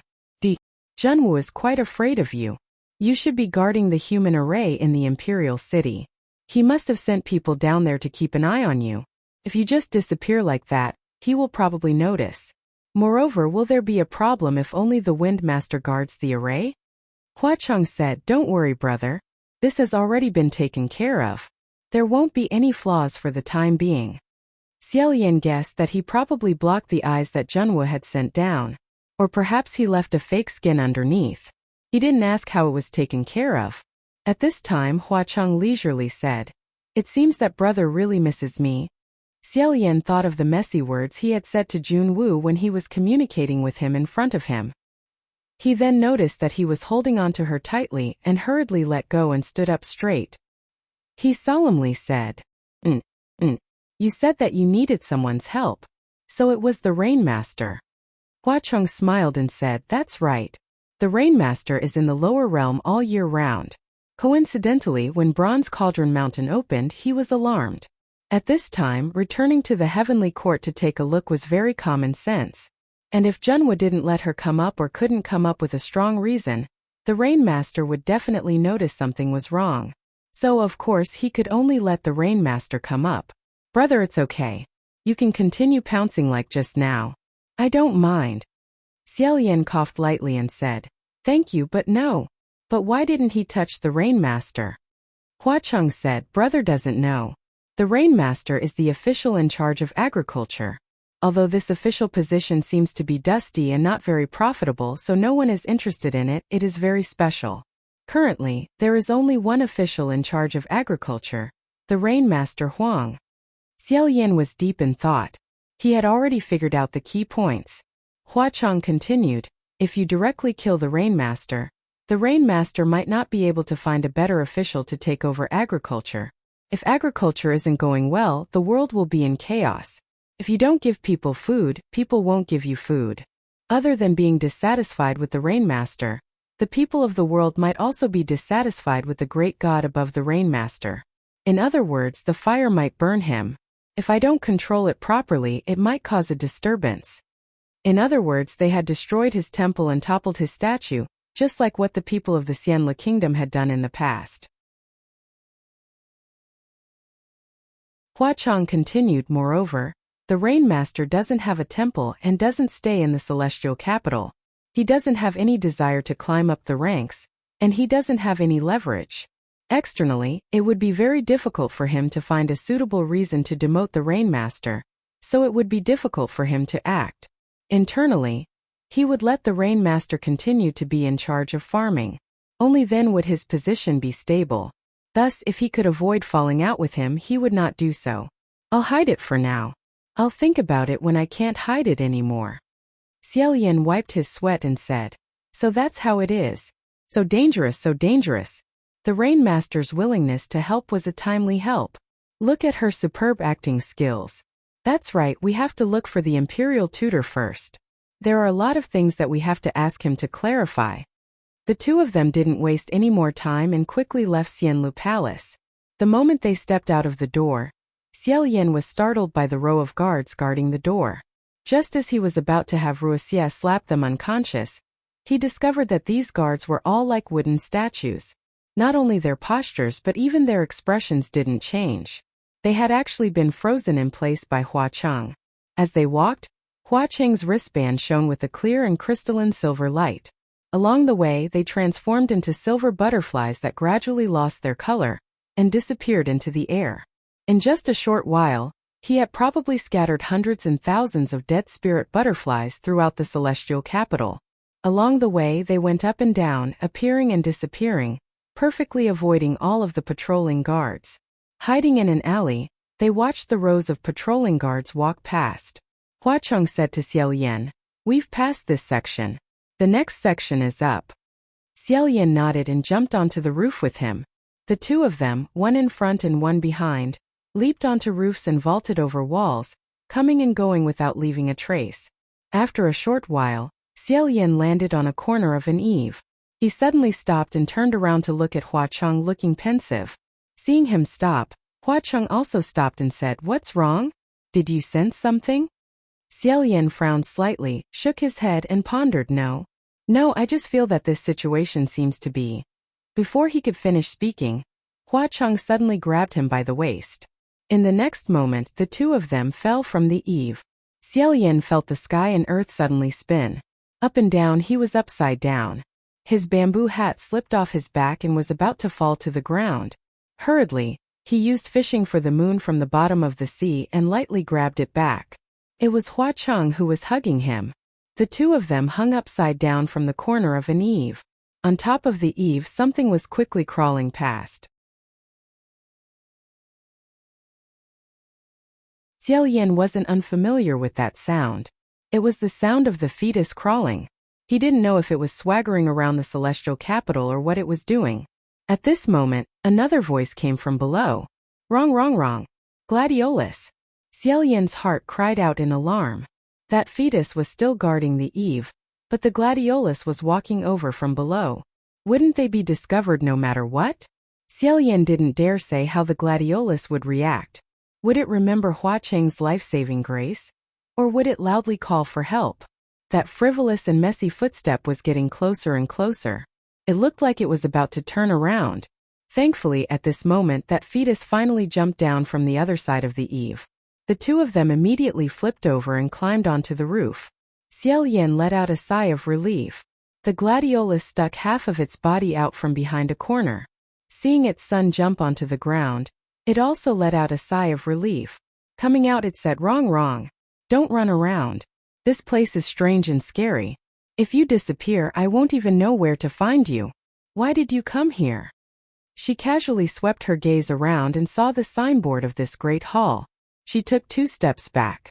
Seeing her reaction, Xiaolian finally remembered that the golden hall under their feet seemed to be the Nanyang Hall. In other words, Feng Xian was currently locked inside. The gladiolus must also be aware of this point. Her face twitched slightly. After a while, she lowered her head and scolded the fetus. What are you doing here? That fetus was hugging a thick and plump white thing. It was even making kacha-kacha sounds as if it was chewing on it.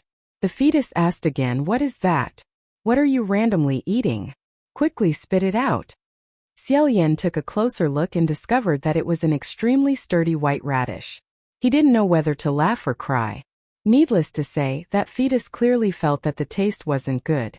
It fiercely spat out the radish and shrieked incessantly, as if it was throwing a tantrum. The gladiolus hurriedly went over and hugged it, coaxing, "All right, all right, all right, all right. If it doesn't taste good, then don't eat it. These are things that poor brats and idiotic gods like to eat. We won't eat them." Only a biological mother would hold such a deformed and terrifying thing in her arms, and even comfort it in such a gentle voice. The fetus twisted its plump and white body in her arms and let out a satisfied cooing sound. Xiaoyan couldn't help but feel an indescribable sense of pity when he saw this scene. However, he also felt strange. How could there be such a big radish in immortal capital? Hua Cheng raised his eyebrows and said, "Brother, did you forget? The Rainmaster brought you some local produce that grows in the ground." So this was the gift that the Rainmaster had given him. Xiaoyan tried to imagine what kind of expression Junwu would have when he opened the wooden box and saw that there was a big white radish inside. He just couldn't imagine it. His attempt failed. It seemed that after Junwu finished inspecting and didn't find anything suspicious, he casually fed the big white radish to the fetus. It was as if he was feeding a dog. Originally, after the fetus spat it out, it used its leg to kick the big white radish away in disdain. However, when it heard the gladiolus's words, it seemed to have thought of something. It jumped down from its mother's arms and skipped over to pick up the big white radish before skipping into the hall. If one didn't look closely, it really did look like a naked, hairless white dog. The gladiolus said, "Don't go in." The guards in front of Nanyang Hall had probably been told by Junwu that this fetus was either his pet or a hunting dog, so they didn't turn their eyes away and didn't stop them. As a last resort, the gladiolus could only follow them in. The fetus seemed to be very hostile towards Feng Xian. Xiaoyan was worried that it would harm Feng Xian, so he turned his head and asked, "San Lang?" A transparent butterfly perched on the tip of Hua Cheng's finger as he said, "The dead spirit butterfly has already attached itself to her body." Xiaoyan nodded. The two of them monitored the situation inside Nanyang Hall together. They watched as the gladiolus bent her waist and tiptoed into the hall, as if she didn't want to be discovered. In a low voice she said, "Wrong." However, it was impossible to not be discovered. The fetus hopped into the main hall. There was a person meditating inside the main hall. When he opened his eyes, he saw her face to face. Both of them were stunned. Feng Xian was stunned at first, but then he became happy. He stood up and said, "Gladiolus, why are you here? Are you all right? You came at the right time, help me." At this moment, the fetus suddenly cried out loudly and jumped between the two of them. It spat out the radish onto the ground and kicked with its hind legs. The big white radish that it had bitten off a few times flew up and hit Feng Xian's face, making a loud dong sound. After it kicked him, it was still arrogant as it cried out and laughed sinisterly, as if it was waiting for its mother to praise it. Feng Xian was practically knocked unconscious by this thing. A stream of blood flowed down from his nose on the spot. Wiping it away, he angrily said, "What are you doing?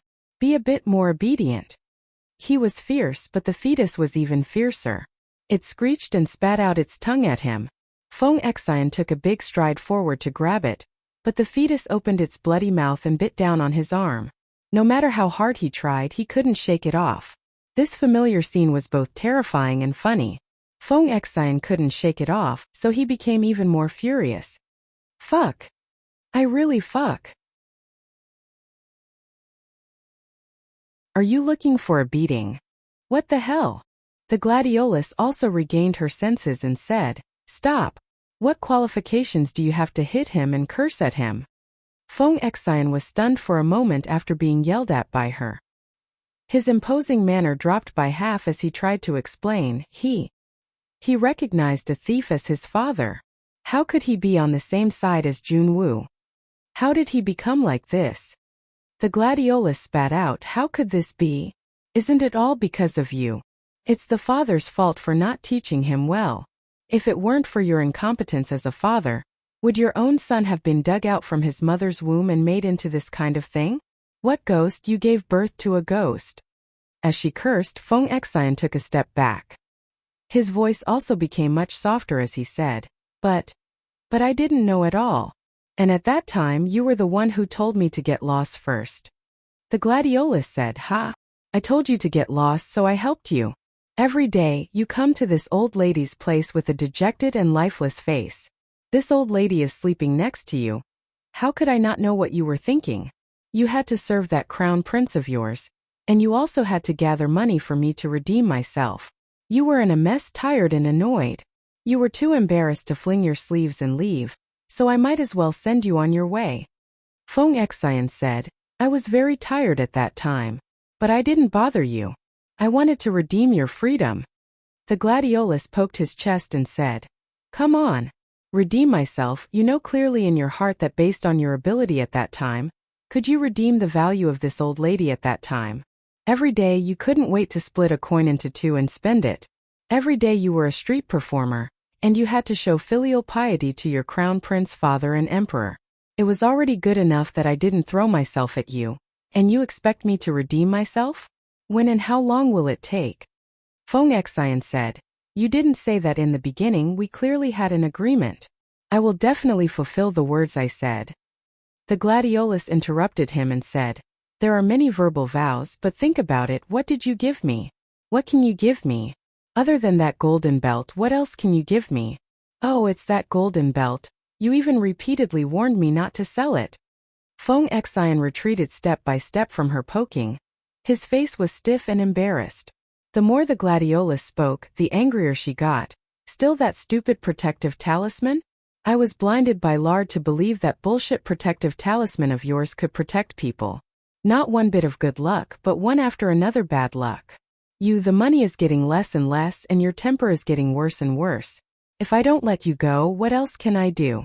Endure until you die. Endure until you start to complain that I hate me, annoy me, and don't want to see me anymore.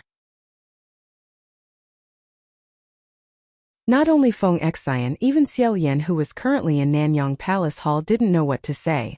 So it was like this. Xiao Yan recalled many things. At that time, Feng Xian went out early and returned late, his face full of fatigue, inexplicably happy, inexplicably worried Feng Xian, and also Feng Xian, who had a hard time borrowing money from Xiao Yan. The original small abnormalities suddenly had an explanation. Feng Xian was Xiao Yan's attendant, his good friend, but not his subordinate. He could originally have his own home, his own relatives, and had already met these people. But it just had to be when Xiao Yan was demoted for the first time, when they were at their most difficult period. At that time, Xiao Yan could not even protect himself. How could he care about these things?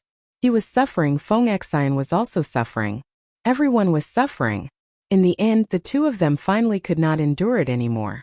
Perhaps the gladiolus had long foreseen this outcome. But even at that time, Feng Xian still did his best to support him. He even gave a talisman that no one was willing to take to the gladiolus, telling her that this thing could bring good luck, so the gladiolus carefully kept it, and placed it in the clothes of the unborn child. Of course, in the end, that talisman did not bring them any good luck at all. The gladiolus seemed to realize that he had said something he should not have said, and picked up the fetus spirit on the ground, wanting to leave. Feng Xian. Gladiolus. He scratched his head, and actually had a rare expression of sighing. Feng Xian, you come back. I still sigh. I feel that I want to take care of you guys. I should take care of you guys. I have a responsibility I promised you. The gladiolus turned and stared at him for a long time, hugged the fetus spirit in his arms tightly, and snorted, Forget it. I know you despise this son of yours. He is a ghost in your eyes. It's fine, I don't despise him. Feng Xian finally recovered and retorted, I don't despise him. The gladiolus said, Then why are you so fierce to him every time? Can you really treat him like your own son? Feng Xian. As long as he can be changed, why can't I? The gladiolus sneered. Then let me ask you again. You are a heavenly official. Do you dare to recognize him? Feng Xian was startled. This was a matter of course. That fetus spirit was lying in its mother's arms, and bared its teeth at him, like an ugly poisonous insect that had not fully grown, or like an incomplete evil beast's cub, but not like a human.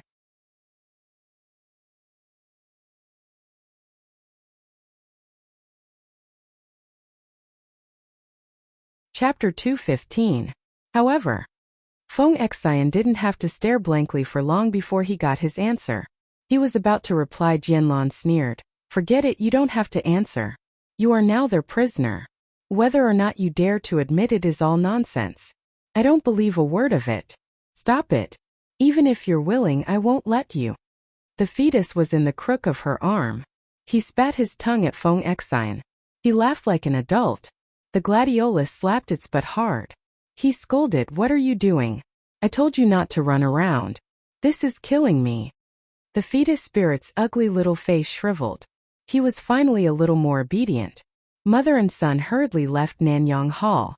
Feng Xian shouted from behind, "Jianlan! Gladiolus!" Finally, he was the only one left in Nanyang Hall. Feng Xian slumped back into his seat, staring at the big white radish with a few rows of deformed teeth marks. After staring for a while, he covered his forehead with his right hand. Lying flat on the ground, he didn't even have the strength to curse. In the Nanyang Hall, Xiaolian also sighed. At this time, Hua Cheng suddenly said, "Brother, do you still remember that night on Mount Yujun?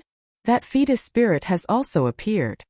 Xiaolian understood that he was intentionally trying to change the topic, so he was very cooperative. In addition, the fact that the fetus spirit had appeared on Mount Yujun was indeed strange.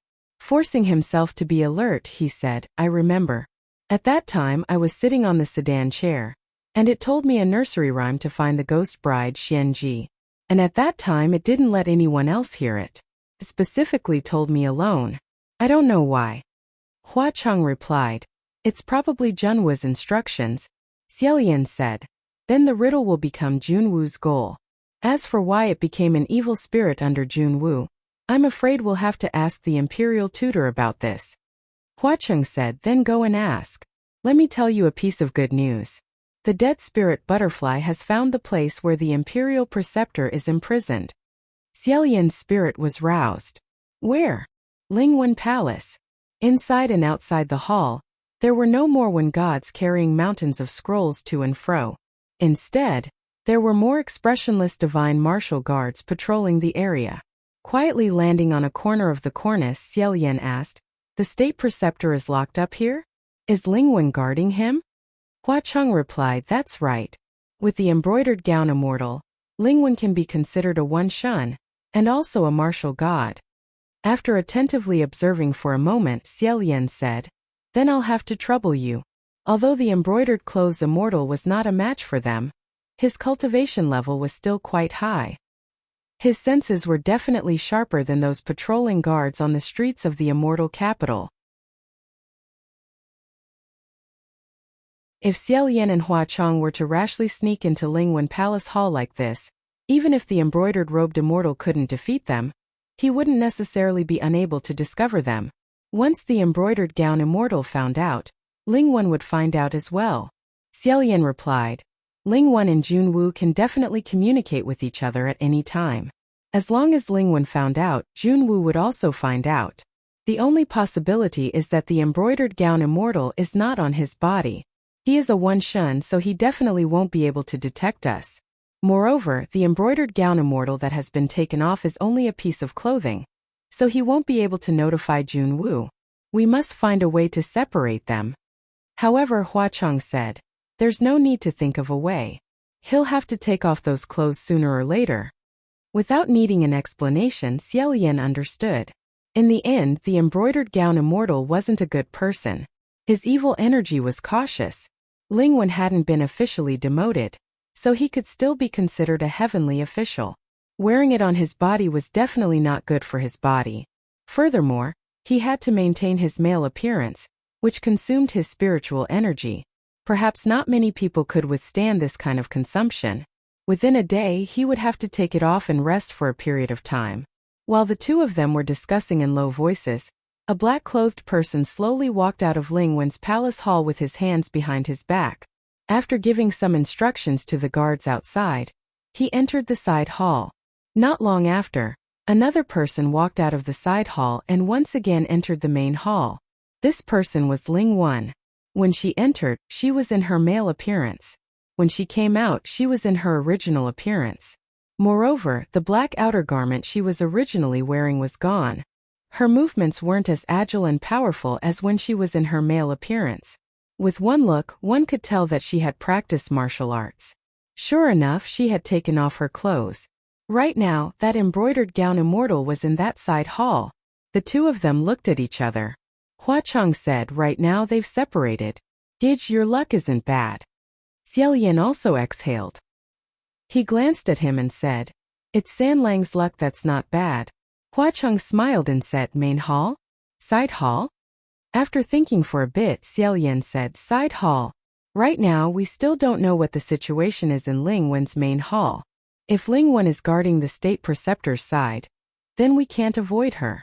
But if we can get the embroidered gown immortal first, then perhaps there's still room for discussion. Thus the two of them waited for a bit. Taking advantage of the moment when the guards exchanged hands, they both jumped off the roof and snuck into the side hall.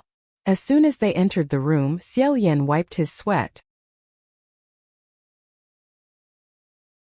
No matter what, sneaking into a female official's private hall like this wasn't something honorable. But when he saw this side hall clearly, the feeling of sweating disappeared a bit. Xiaoyan's previous room was more gorgeous than this, Feng Xian's was more messy, and Mu Qing's room was more exquisite. In short, it didn't look like a female official's private hall at all, so the pressure wasn't as great. There weren't many things in the hall, so there was basically nothing to hide. Not long after, Xiaoyan found a chest. However, as soon as he opened it, his face darkened. Not only was it because when he opened it, a demonic wind and evil aura assaulted his face, but it was also because the chest was neatly filled with the exact same black clothes. Here it comes again. Last time it was the same. Among nearly 100 different kinds of clothes, he had to search for the authentic embroidered gown immortal item. It was simply a nightmare. This time there weren't as many, only a dozen or so pieces, but each piece was black without any difference. It was hard to say which one was more frustrating. Was the embroidered gown immortal really inside? Xiaoyan felt a headache coming on. Sanlang. What is Junwu doing right now? Do we have enough time?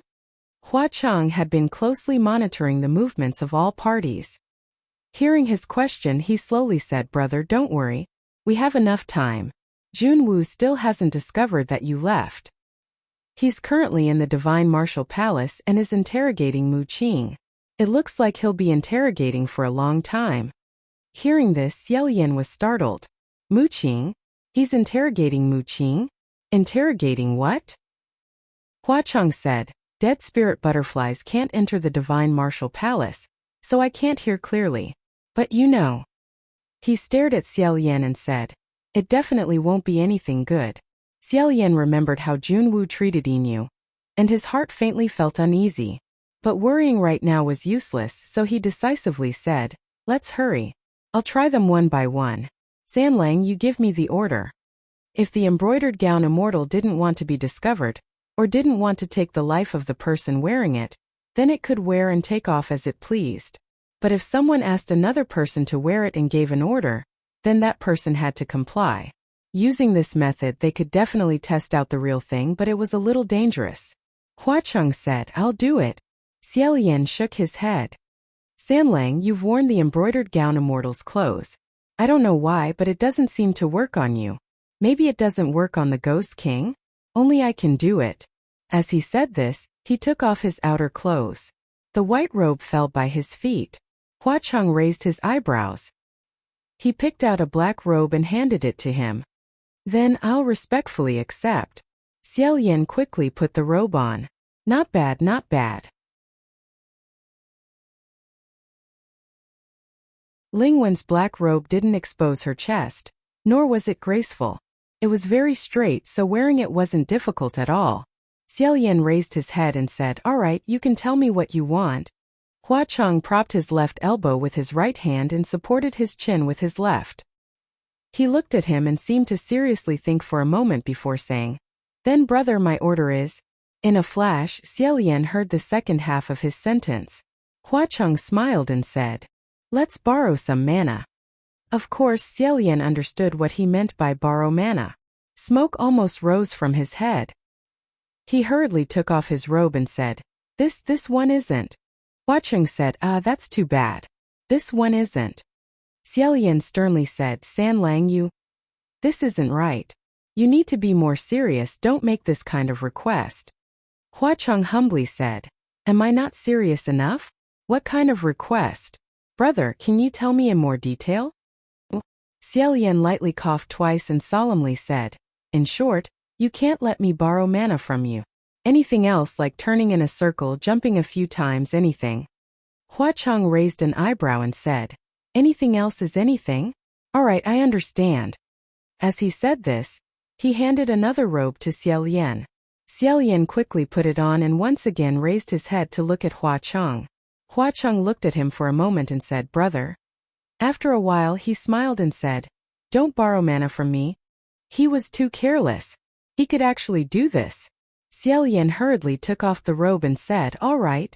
It's not this one either. However, Hua Cheng stopped him and said, wait brother. Who said it wasn't this one? You still haven't proved it isn't. Don't borrow mana from me. This was Hua Cheng's order. And if he wanted to prove that the robe Xiaolian was wearing wasn't the embroidered celestial dress, then he had to disobey Hua Cheng's order. In other words, he had to do the opposite. Borrow mana from Hua Cheng. After going around and around, he was back to square one. Looking at Hua Cheng's serious expression, Xiaolian was shocked. Oh, you're too cunning.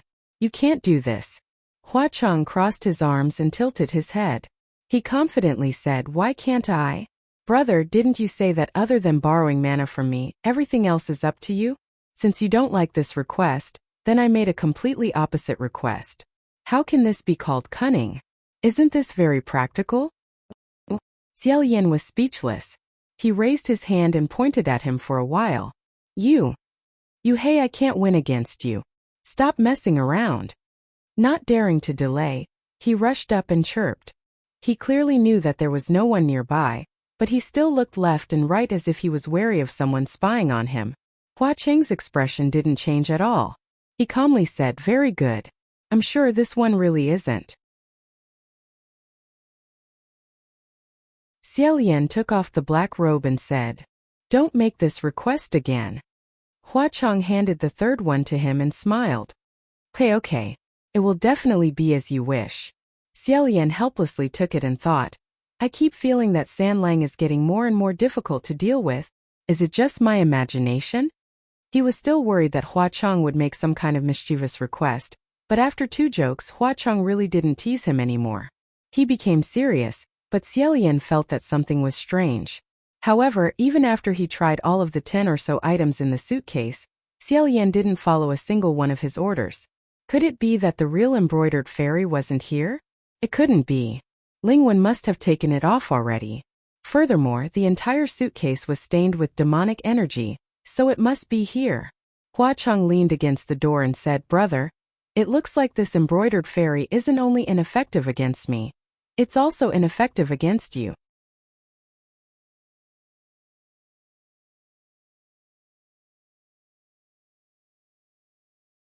Chapter 216. Xiaolian then rummaged through all the black clothes. He searched blindly but to no avail. He could only put on the white Taoist robe he had thrown to the side and said to Hua Cheng, if it really doesn't work, it looks like I can only bring this chest of clothes. Hearing this, Hua Cheng burst into laughter. Xiaolian was helpless. He also felt that it was ridiculous to threaten someone with a dozen pieces of clothing. It was quite silly. But things had already come to this. There was no better way. Who knew that just as he stuffed the messy black clothes back into the chest and was about to carry them, the door to the side hall opened. Lingwen walked in with her hands behind her back with a tired expression. Lingwen had probably rested enough. She was about to come back and put on the embroidered celestial clothes. Who would have thought that he would run into 2 uninvited guests who had just entered his room, and one of them looked innocent. One of them had an innocent expression, while the other had an indifferent expression. She immediately put 2 fingers together and pressed them against her temples. She was going to inform Jun Wu. However, Hua Cheng's movements were faster than hers. His gaze swept across the room. The 2 doors of the side hall behind her quickly closed, and Lingwen's expression also suddenly changed as she lowered her hand. She put down her hands and said, Master Hua Cheng is really amazing. Xiaolian asked, Sanlang, did you set up a boundary? Hua Cheng replied, I set up a small one. The scope is only this side hall. Junwu could set up a boundary in Immortal Capital to isolate the people inside from the outside world. Naturally, Hua Cheng could also create an even smaller boundary in Immortal Capital to seal off the people inside the boundary. A big world is a small world. At this moment, the side palace had become a box within a box. However, this was still Junwu's sphere of influence, so they couldn't open the boundary too wide. Otherwise Junwu would notice. Xiaolian nodded and said, Lingwen, I believe you should be able to see that the embroidered celestial clothes is in our hands. If you don't want it to be burned by ghost fire, please don't act blindly without thinking. Unexpectedly, when Lingwen heard this, she laughed. She said, But, Your Highness, in reality the embroidered celestial clothes isn't in your hands. To be honest, Xiaolian also suspected this point. However, he still said the most reasonable speculation. Lingwen, after you came in and then went out, you didn't wear it. I don't think the embroidered gown immortal would be anywhere other than this side hall. Lingwen said, Your Highness the Crown Prince, are you misunderstanding something? I only said it's not in the box in your hands. I didn't say it's not in this hall. Xiaolian suddenly thought of a possibility and tilted his head slightly. Hua Cheng must have thought of the same thing as him. Both of their gazes turned towards the white robe on Xiaolian's body. Lingwen said, You guessed correctly. Right now, it's on the Crown Prince's body. Just now, when Xiaolian was trying on the other black clothes, he had casually thrown the white clothes he was originally wearing to one side. Later on, when he checked again, all the different clothes were mixed together. Unknowingly, the brocade robe immortal had quietly transformed into his white Taoist robe, and he had picked it up and put it on. Xiaolian lowered his head to look at his clothes and thought to himself, Then what about my original coat? Hua Cheng casually lifted his hand and the suitcase toppled over. The black clothes inside slid to the ground, and in the deepest part of the black robes, there was a white robe that was hidden at the very bottom. This was the real coat that Xiaolian was wearing. Needless to say, this was definitely the evil method that the brocade robe immortal had used. Taking advantage of the two people randomly trying on clothes, it had dragged Xiaolian's coat into the suitcase. Then it had slipped out and transformed into the brocade robe immortal. Xiaolian had then casually picked it up and put it on. Xiaolian wasn't surprised, he was just puzzled. Oh, isn't this too cunning? It was only a piece of clothing, that's all. Moreover, wasn't it said that the brocade robe immortal wasn't very intelligent? However, it wasn't hard to imagine that it was most likely the method that Lingwen had taught it. Sure enough, Lingwen said, I was the one who told it this method. I never expected that it would actually be put to use. Therefore, right now, it's equivalent to me having Your Highness wear the brocade robe immortal. If this robe was handed to Xiaolian by Hua Cheng and Xiaolian wore it, then the mastermind was Hua Cheng. And if the brocade robe immortal had used the method taught by Lingwen to trick Xiaolian into wearing it, then the mastermind was Lingwen. In other words, the current Xiaolian would listen to Lingwen's every word and obey every command she gave him. Xiaolian said, Lingwen, have you ever thought that the brocade robe immortal might be ineffective against me? Lingwen smiled and said, If I don't try, I won't know. Your Highness the Crown Prince, from now on you can't attack me. If you hear what I say, just nod your head. Xiaolian originally didn't want to nod his head. Who knew that after Lingwen said those words, by the time he reacted, he had already involuntarily nodded his head. Why was it effective again?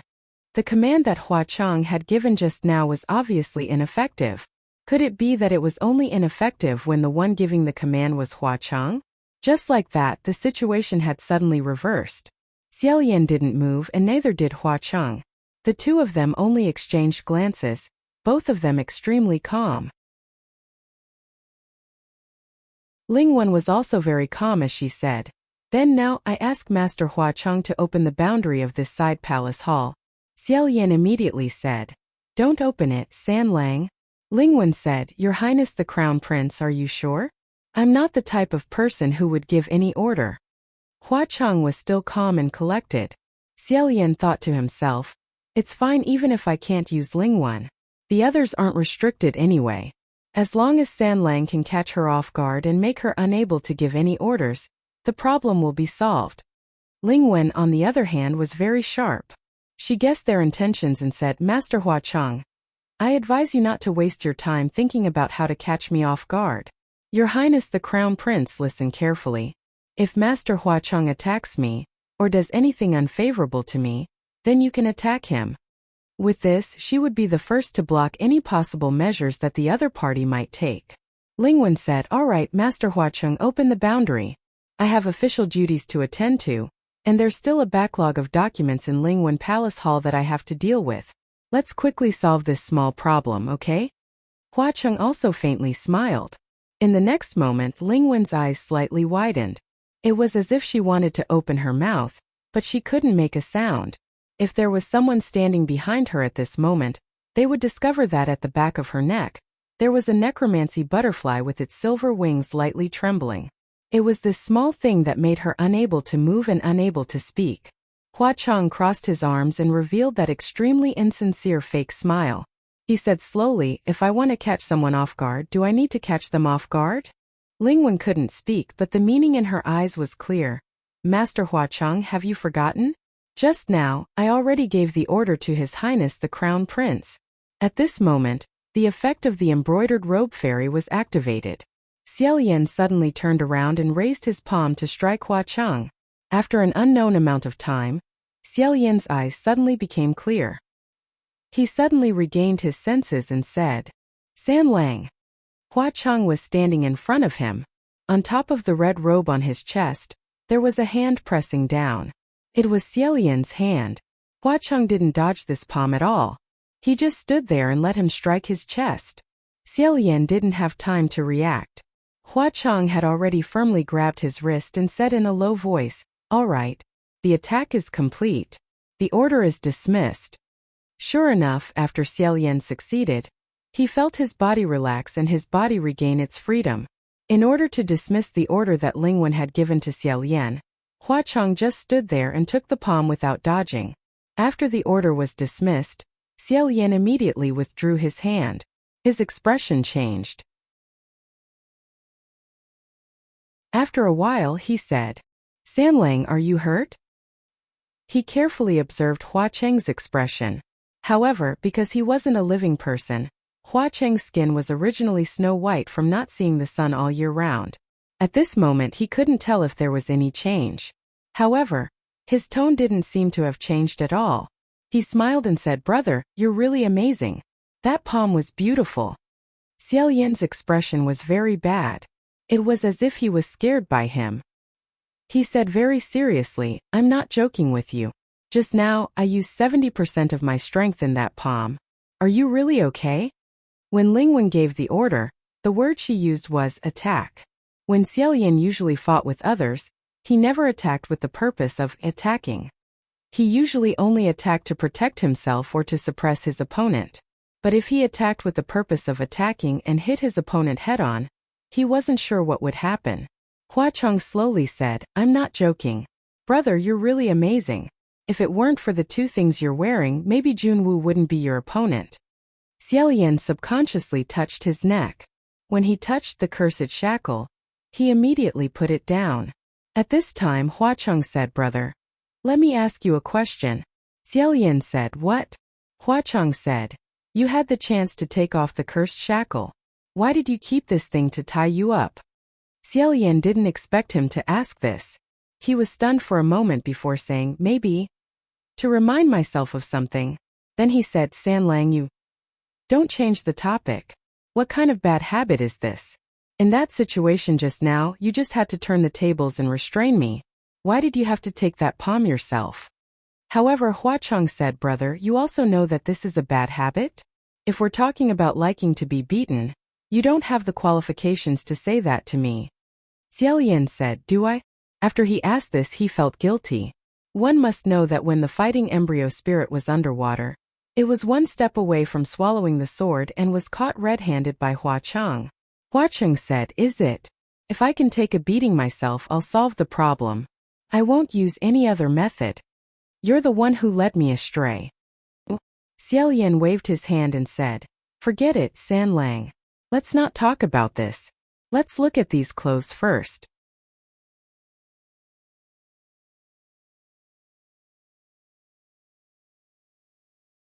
Chapter 217. His clothes were already on his body. He definitely couldn't burn it. He might even burn Xiaolian along with it. Xiaolian suggested, "Why don't we just wear it and ignore it? In any case, it can't suck my blood, so Lingwen shouldn't be able to issue any commands." A burst of blue smoke floated past. Where Lingwen originally stood, there was only a blue roly-poly with a very serious expression. In his hand he seemed to be holding a stack of files. Xiaolian put it away. He stuffed it into his bosom. The two of them left the side hall and snuck into the main hall. It wasn't an illusion. The main hall of Lingwen Palace. It looked much gloomier than before. From the ground to the ceiling, the mountain of books and the sea of scrolls seemed to be full of danger. Or it might collapse at any time, smashing people to death. The two of them didn't encounter any guards and went straight to a vermilion door in the depths. Before they even got close, Xiaolian heard a shocked and trembling voice from behind the door. "Oh, how is this possible? How could this be?" It was the state preceptor. Could it be that someone beat them to it?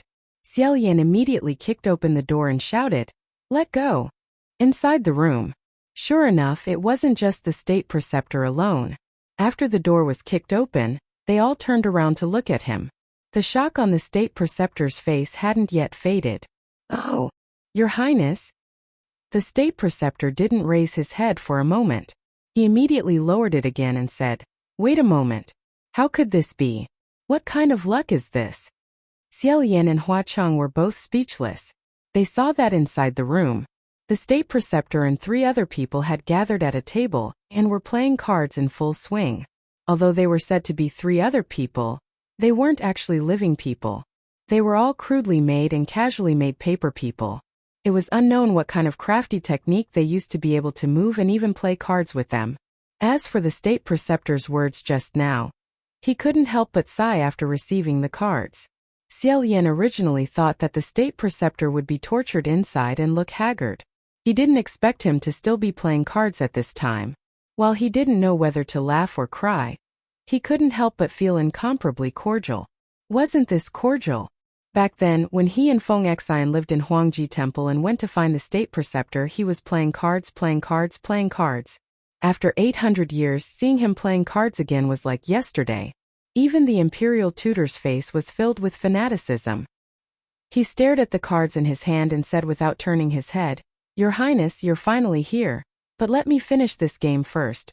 Xiaolian knew that his old habit of not recognizing even his own family as soon as he sat at the table had resurfaced.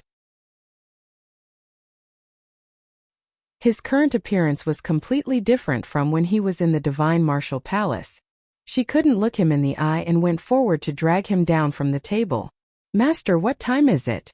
Stop fighting." The imperial preceptor's eyes were red as he shouted, No, let me finish. I'll be done right away. Just this round. Wait for me to finish this round. It'll be over soon. I might even win." "Xiaolian.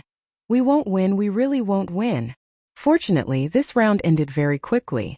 Although the imperial tutor swore that he was about to win, the truth was that he had not won yet.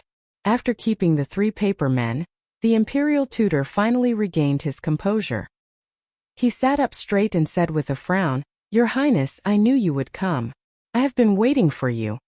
Xiaolian thought to himself, "I really didn't see that you had been waiting for me." But of course he didn't say it out loud. He still had to respect his elders. The imperial tutor continued, "I know you must have a lot of questions in your heart." Hua Cheng stood to the side, leaning against the door. He seemed to be casually keeping watch. Xiaolian also sat up straight in front of the imperial tutor and said, "Yes." Pausing, he continued, "First I want to confirm Junwo.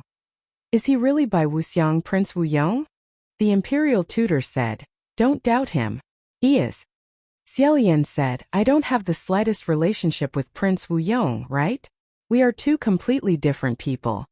The imperial tutor said, "The only relationship between you and Prince Wuyong is that he destroyed your country, Xianle."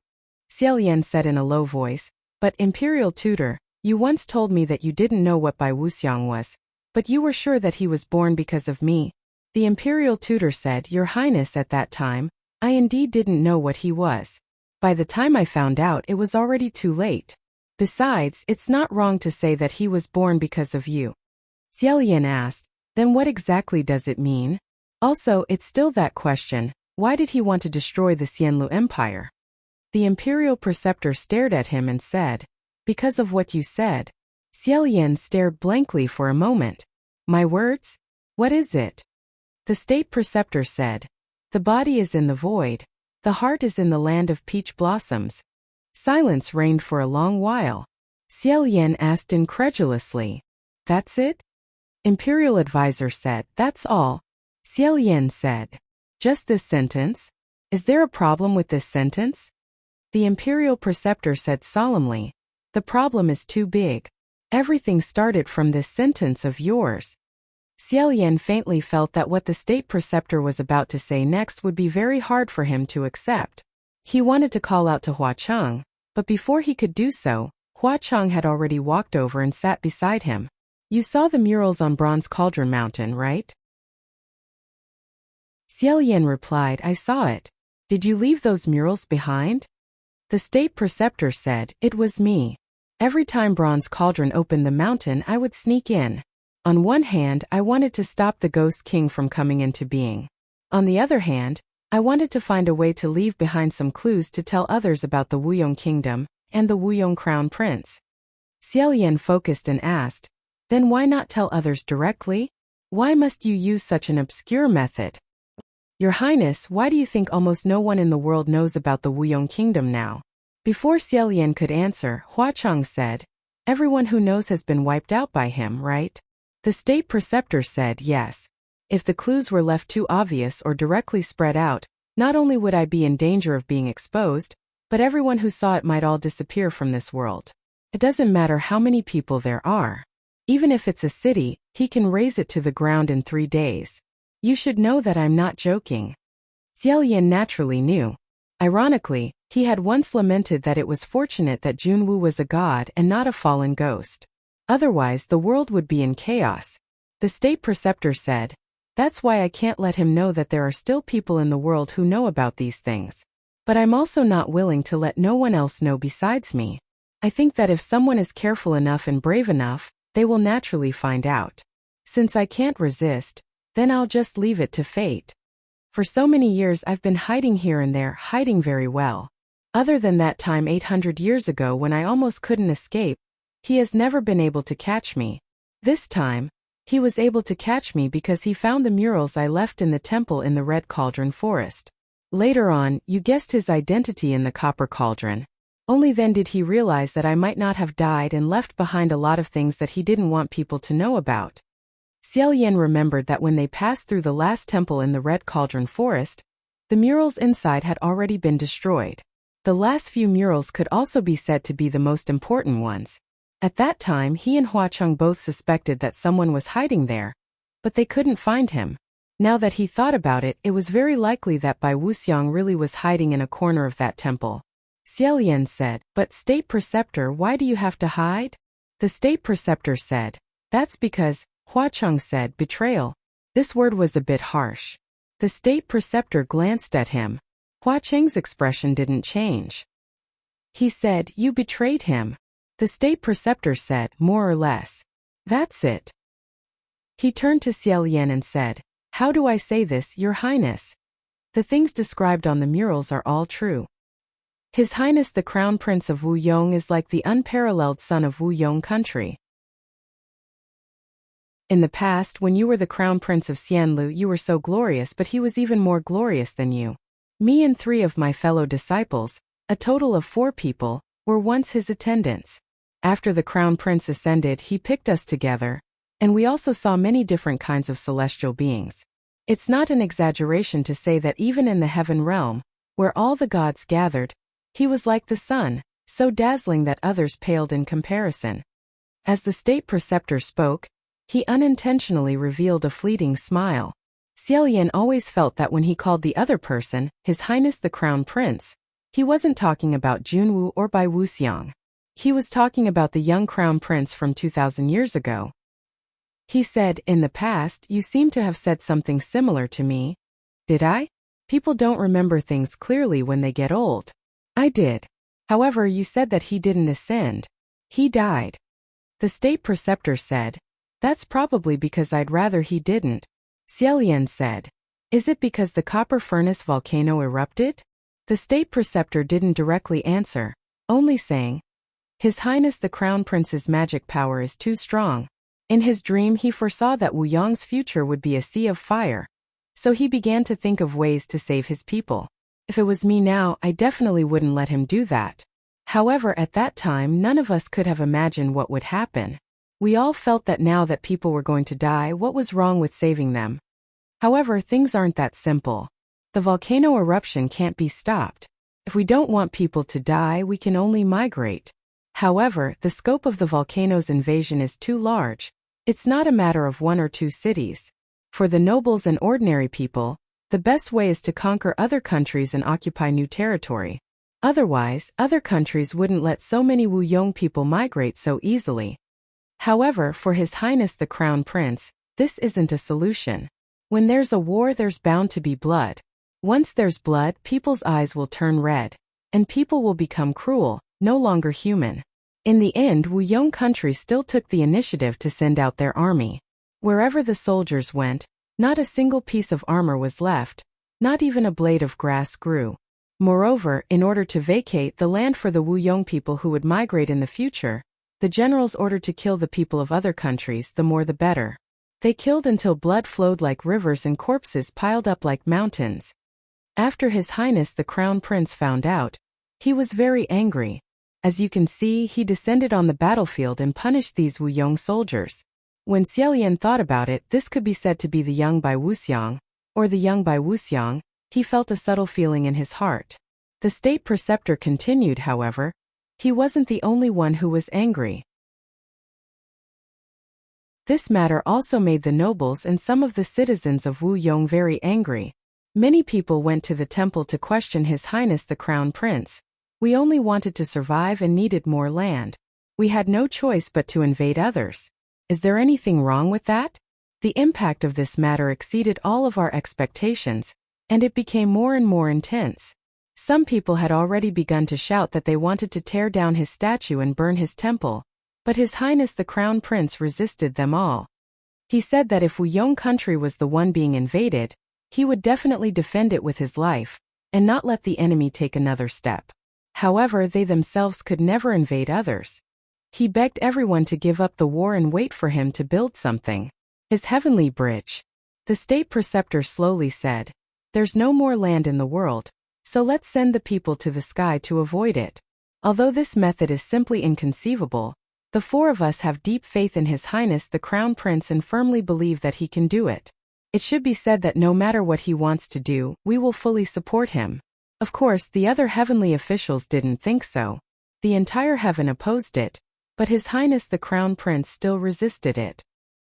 He withstood 3 things at the same time: the confusion and complaints of the people of Wu Yong country and the nobles, the angry voices of the immortals and gods, and that heavenly bridge. Hua Chong sneered and said, Opposed? I'm afraid it's not just opposed. The state preceptor slowly nodded and said, If it's just opposition, then it's fine. But Xiaolian vaguely guessed what was going on but still asked, But the state preceptor said, That bridge requires a lot of time and a terrifying amount of magic power to be completely built. His Highness the Crown Prince can't be distracted at all. He almost never goes to other places, does other things, and never listens to the prayers of other believers. He can only do this one thing. However, a god who can only do one thing is bound to be unable to keep believers. The first day he held up that bridge, people thanked him and remembered him. The second day, the third day, the fourth day, it was the same. 1 month, 2 months, they still thanked him and remembered him. But after a long time, it's no longer possible. The volcano hasn't erupted yet, and His Highness the Crown Prince doesn't do anything else but silently accumulate magic power. People can't help but feel that he's not as powerful as before, or even that he's not as dedicated as before. At this time, it's inevitable that a new god needs to be worshipped. Wu Yong country has a large population, strong financial resources, and the power of faith of its believers is also very strong. Just look at His Highness the Crown Prince's power in the past. Many heavenly officials have long coveted this territory and believers. So, Xiaolian understood. Chapter 218. The imperial tutor said, "It's not that His Highness the Crown Prince doesn't know this. However, he doesn't know what to do." Xiaolian slightly bowed his head and said, "He's a god. Naturally, he can't tell his believers that he doesn't allow them to worship gods other than me. I'm afraid he disdains making such a request." The imperial tutor said, "You naturally understand him." Xiaolian continued, "However, it's at this juncture. He can't lack believers in magic power. Otherwise, it will affect the construction of the heavenly bridge." The imperial tutor said, "That's right. Therefore, the four of us can only do it. We can convey the stakes to the people." Xiaolian asked, "What was the result?" Huacheng said, "Nothing much." The imperial tutor said, "Nothing much. At least not as much as we expected. Some of the people were worried that the bridge wouldn't be completed. However, a large portion of the people still believed that His Highness the Crown Prince was too overbearing. Instead, they felt that His Highness the Crown Prince was too overbearing. Their prayers weren't satisfied. Instead, they turned to worship other gods that could fulfill their wishes. This was originally understandable. They are believers of freedom. It's only right and proper to believe in whatever they want. It's not that he didn't want to satisfy everyone. But he really... Xiaolian sighed and said in a low voice. He wanted to, but he couldn't. The imperial tutor continued, "After His Highness the Crown Prince found out about this, he stopped us. He said that if they wanted to leave, then leave. Even if we forced them to stay, they wouldn't truly believe him. Indeed, although we warned him again and again, the hearts of his believers had already scattered. Even if they came back, they weren't sincere enough. The power of their faith wasn't as strong as before. It was just perfunctory." Xiaolian said. He couldn't get angry at his believers. He also wasn't willing to ask other heavenly officials for help. The imperial tutor said, even if he asked, other heavenly officials wouldn't help him. If they were willing to help, they wouldn't have opposed him in the beginning. Later on, they wouldn't have taken the opportunity to lure his believers. His Highness the Crown Prince became more and more taciturn. With his strength alone, he built the bridge and held it up. I watched him every day. Although he didn't say anything, I could see how much pain he was suffering in his heart. And this pain could only be borne by him alone. Even if the four of us wanted to help, we couldn't help him.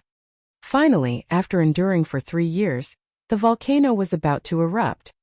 As soon as the news was sent out, everyone rushed to the bridge. The four of us guided the huge crowd while worrying about the Crown Prince who was supporting the bridge alone. The imperial preceptor sighed. In the past, we never worried that he couldn't do anything, but at that time we actually began to worry about him. In the beginning the bridge was stable, but as more and more people rushed forward, the time they could hold on was getting longer and longer. Her Highness's hands began to tremble and her face began to turn pale. Other people can't see it at all, only we can see it. I felt that something was wrong, so I told the people to wait and give him some time. Don't rush at him all at once, just give him some time to catch his breath, and he will definitely rescue you all. However, the volcano was about to erupt, and people's lives were in danger. No one was willing to wait. They all rushed to the bridge like crazy, and some even trampled people to death. We couldn't stop them at all. In the end, what we feared the most happened. In these 3 years, because of the continuous loss of believers, the Crown Prince's magic power was no longer as strong as before. When tens of thousands of people rushed to the bridge, celebrating their rescue, and were happily heading to heaven, the bridge broke. Xiaolian held his breath. The imperial preceptor said, the sky was torn, and tens of thousands of people, densely packed together, suddenly fell from the sky, and fell into the sea of fire with heart-wrenching screams. Right in front of the Crown Prince, they were instantly burned to ashes. At that time I was almost stunned, and didn't dare to look at the Crown Prince's face. I couldn't connect it, pull it up and put out the fire. There was nothing I could do. Most of the people who didn't have time to come up were buried in the lava, and sealed by the flying ash. They screamed, cried, and cursed. That scene was too terrifying. I've never seen anything more terrifying than that. Xiaolian imagined it, and his heart turned slightly cold. The imperial preceptor continued. The bridge broke. The Wuyong kingdom people also went crazy. They set fire to the crown prince's palace, pulled down his statue, stabbed his heart with a knife, and scolded him for being a useless thing, a bullshit god. He was a god, and a god should be incomparably powerful. A god can't fail. But he failed. So he couldn't sit on it anymore. The heavenly officials have been waiting for this moment for a long time. They said, "We told you that won't do. You've caused too much trouble, and we have no choice but to ask you to go down." And the crown prince asked a very stupid question. He asked, "Why didn't you help me? Why would anyone help you for no reason?" Moreover, if he successfully helped the Wuyong kingdom through this disaster, wouldn't he be invincible in the heavenly realm? So, it really was a very stupid question. I think he knew this, but he still asked. Of course, no one answered him. The crown prince was demoted. He fell back to the human world and was no longer a god, nor was he the crown prince. We followed him, and all said that he would definitely ascend again. So, he began to cultivate again. But it was too difficult. You should understand. Of course Xiaolian understood. The higher he stood, the harder he fell. After falling from the sky to the human world, what greeted him would be endless cold and malice. The volcano continued to erupt, and the Wuyong kingdom fell into an unprecedented bleakness. Refugees, rebellions, and invasions continued. Everyone was in a terrible situation, and their attitude towards the crown prince was completely different from before. Even so, the crown prince still wanted to help the people. But at this time something happened. Many other heavenly officials began to show kindness. Although they were unwilling to stop the volcano from erupting, they were happy to give some small favors, such as medicinal herbs, food, and so on. Because the crown prince had already been demoted, what he could do was, of course, far less than those heavenly officials. The Wuyong kingdom seemed to have suddenly grasped at straws, like a reincarnated parent. The number of believers decreased even faster. In fact, there were not many left. All the praise and love he had for His Royal Highness the Crown Prince were all transferred to the other heavenly officials, leaving him with only hatred and disgust. The master closed his eyes and said, "At that time we were really unwilling. Obviously, these heavenly officials did not do much for them. They only came out after the disaster was over. The Crown Prince was the one who did the most. He did his best and he could have succeeded. He was just one step away. But why was he the one who was doomed in the end? Why did those who gave the most turn a blind eye, and those who gave a little were grateful?" It was then that I began to change my mind.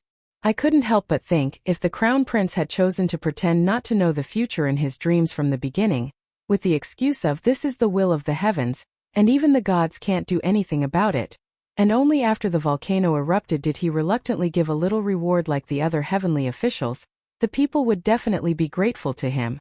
Hua Chang said lightly, "Did you only think of it then? You should have thought of it from the beginning.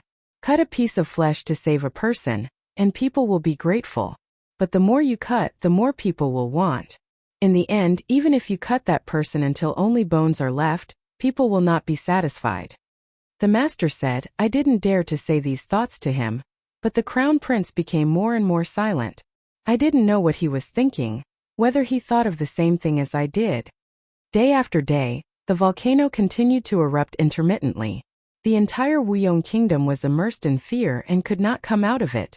No one knew how to stop it and end this nightmare. One day, the Crown Prince suddenly told us that he found a way to stop the volcano. But when he told us the method, we had a big fight. Hua Chang said, "I guess that the way was to sacrifice people." The master said yes. His Royal Highness the Crown Prince said that he had chosen a group of wicked people, and that he could use these wicked people as a sacrifice, and throw them into the copper furnace to quell the anger of the copper furnace. The four of us had different ideas, but in general we were against it. We should never do such a thing. The Crown Prince didn't want Wuyong to attack other countries, because he didn't want to exchange lives for lives. If we choose to sacrifice people to the furnace now, what difference would it make? Might even be worse. Some people objected fiercely and directly quarreled with the Crown Prince. They quarreled so much that they even got into a fight. I was against it, but compared to the attacks from the outside, it was more unbearable to quarrel among ourselves. You should know that the four of us have always supported the Crown Prince, and now we are his only pillars of support. But that time, not only did we attack him out of anger, someone even told the Crown Prince that he had changed, that he had forgotten his original intentions, that he was no longer the Crown Prince. Those words were too hurtful. I really couldn't stand it. If even we stood against the Crown Prince and criticized him, no one else in the world would stand with him. So in the end I didn't object. I just said forget it, don't care about it anymore, heaven or the human world or the refugees, don't care about it. It was too tiring. But no one listened to me. After a big quarrel, the other three left except for me. Xiaolian shook his head, not knowing what to say. But leaving at this time was undoubtedly adding insult to injury. The master said, only I stayed. The Crown Prince didn't say anything. He only asked me, are you leaving? When I saw the expression on the Crown Prince's face when he asked me this question, I really felt that even if he really threw people into the bronze furnace, I could understand. I said, Your Highness, I won't leave. The Crown Prince still didn't say anything. He didn't mention using living people as sacrifices again. He changed his mind and set up an altar near the bronze furnace. I also stayed with him.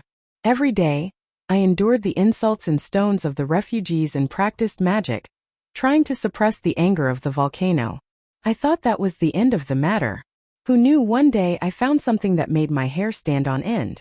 Speaking of this, the master's face became extremely scary, as if he saw the scene that made his hair stand on end. Xiaolian's heart also seemed to be squeezed tightly by an invisible hand.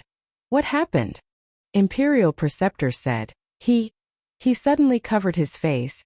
The master said, the Crown Prince was handsome and never covered his face. Nothing could hurt his face. After so many years I had never seen him like this, so I was very puzzled. I asked him, Your Highness, what happened to your face? He said, he was accidentally burned by the fire. I had no idea where he was hurt. He didn't let me see the wound and applied the medicine himself. His whereabouts suddenly became erratic. These were very strange, but at this time, a great thing happened and temporarily diverted my attention. The volcano suddenly stopped erupting. The bronze furnace returned to its deathly stillness and gradually settled down. For a long time it did not erupt again. Because only the Crown Prince worked hard, many Wuyong people thought that he had suppressed the volcano, and some people started to worship him again. The Crown Prince's path of cultivation also became smooth. At least no one insulted or threw stones at him anymore. People gradually started to smile at him again. But I still feel that something is wrong. Many things are wrong. Although my three friends have different personalities, I more or less understand them. They shouldn't have just left and ignored me. Even if they were really angry at the Crown Prince, they shouldn't be angry at me. The most wrong thing is still the Crown Prince's face. He always used something to cover his face. At first it was a rag, a cloak, and later he wore a mask that he didn't take off all day. Sometimes I wonder if this person isn't the Crown Prince at all, but someone else pretending to be him. Because the way he speaks, the way he does things, and even his personality, they all changed. Sometimes he would be amiable, sometimes he would suddenly fly into a rage. Once, he was alone in his room and smashed all the mirrors. I don't know where he was bleeding, but he was drenched in blood. What was more frightening was that I often heard some strange sounds. Xiaolian asked, what sounds? The master said, sometimes, in the middle of the night, there would be sounds coming from the Crown Prince's room. It seemed like a few people were whispering and quarreling. But when I went in to look, there was only one person in the room. After a few times, the Crown Prince told me not to enter his room. One night I heard those strange sounds again. And this time, I discovered that it seemed to be the voices of my three friends. I really couldn't bear it anymore. I thought to myself, could it be that they secretly came back? Why are they hiding it from me? Thus, I got up and ran to the Crown Prince's room. What was strange was that there really was no one else in the room. Only the Crown Prince was lying on the bed, and he didn't take off his mask. I stood there and listened for a while. Then, I discovered that the sound seemed to be coming from the Crown Prince's room. To be more accurate, it was coming from under his mask. I slowly walked to the Crown Prince's bedside.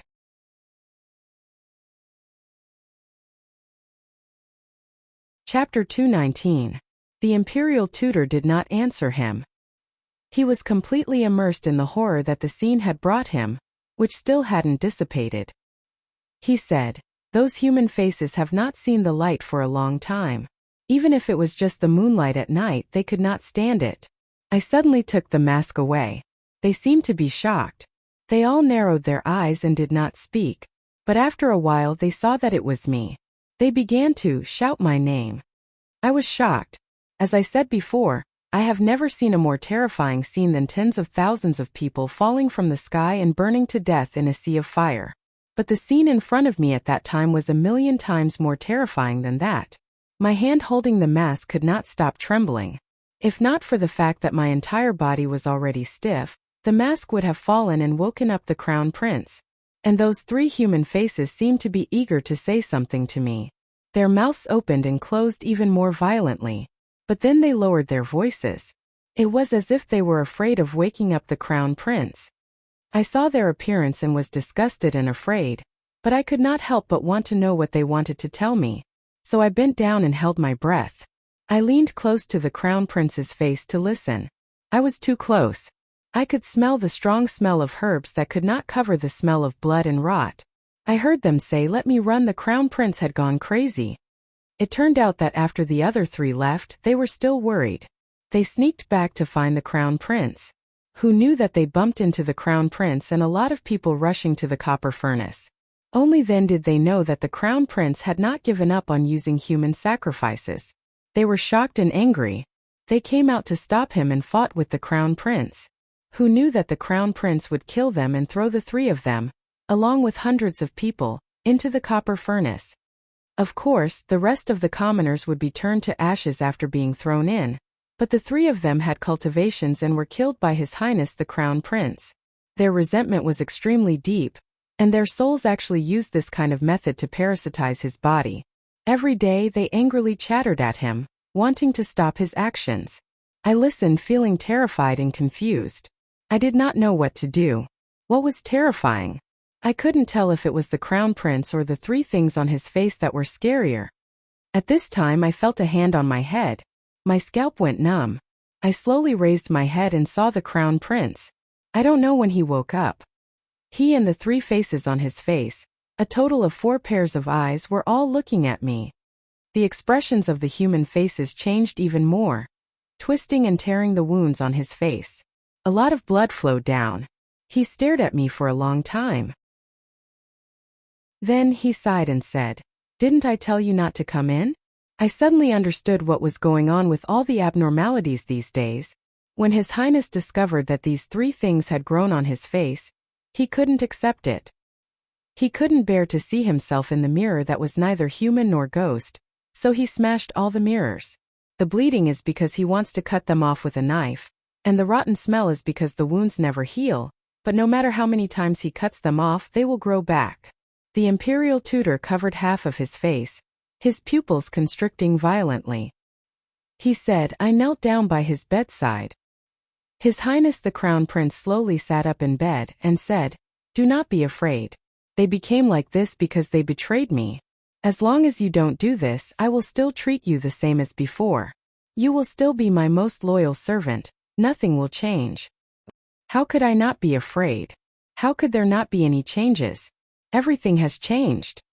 His Highness the Crown Prince is very smart. He never knew how to read people's expressions before, but after he was demoted, he learned to read people's expressions. He saw what I was thinking and slowly asked, "You also want to leave, right?" To be honest, I don't know. If he only threw the evil people into the copper furnace, I can pretend that nothing happened. I said I would really understand. But he killed our best friend for so many years and threw him into the furnace. We depend on each other. This was truly deranged. I can't accept it. His Highness the Crown Prince said to himself, "It doesn't matter. I already expected that no one will stay after I become like this. I can be alone. I understand. I have always been alone. I don't need anyone else." His face suddenly became extremely ferocious. He grabbed me by the neck with one hand and stared at me.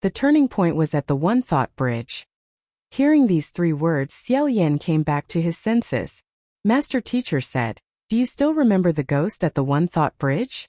Xiao said in a low voice, "That was the opportunity for me to ascend. Of course I remember." Master Teacher said, "When you met that ghost, I already felt that something was wrong.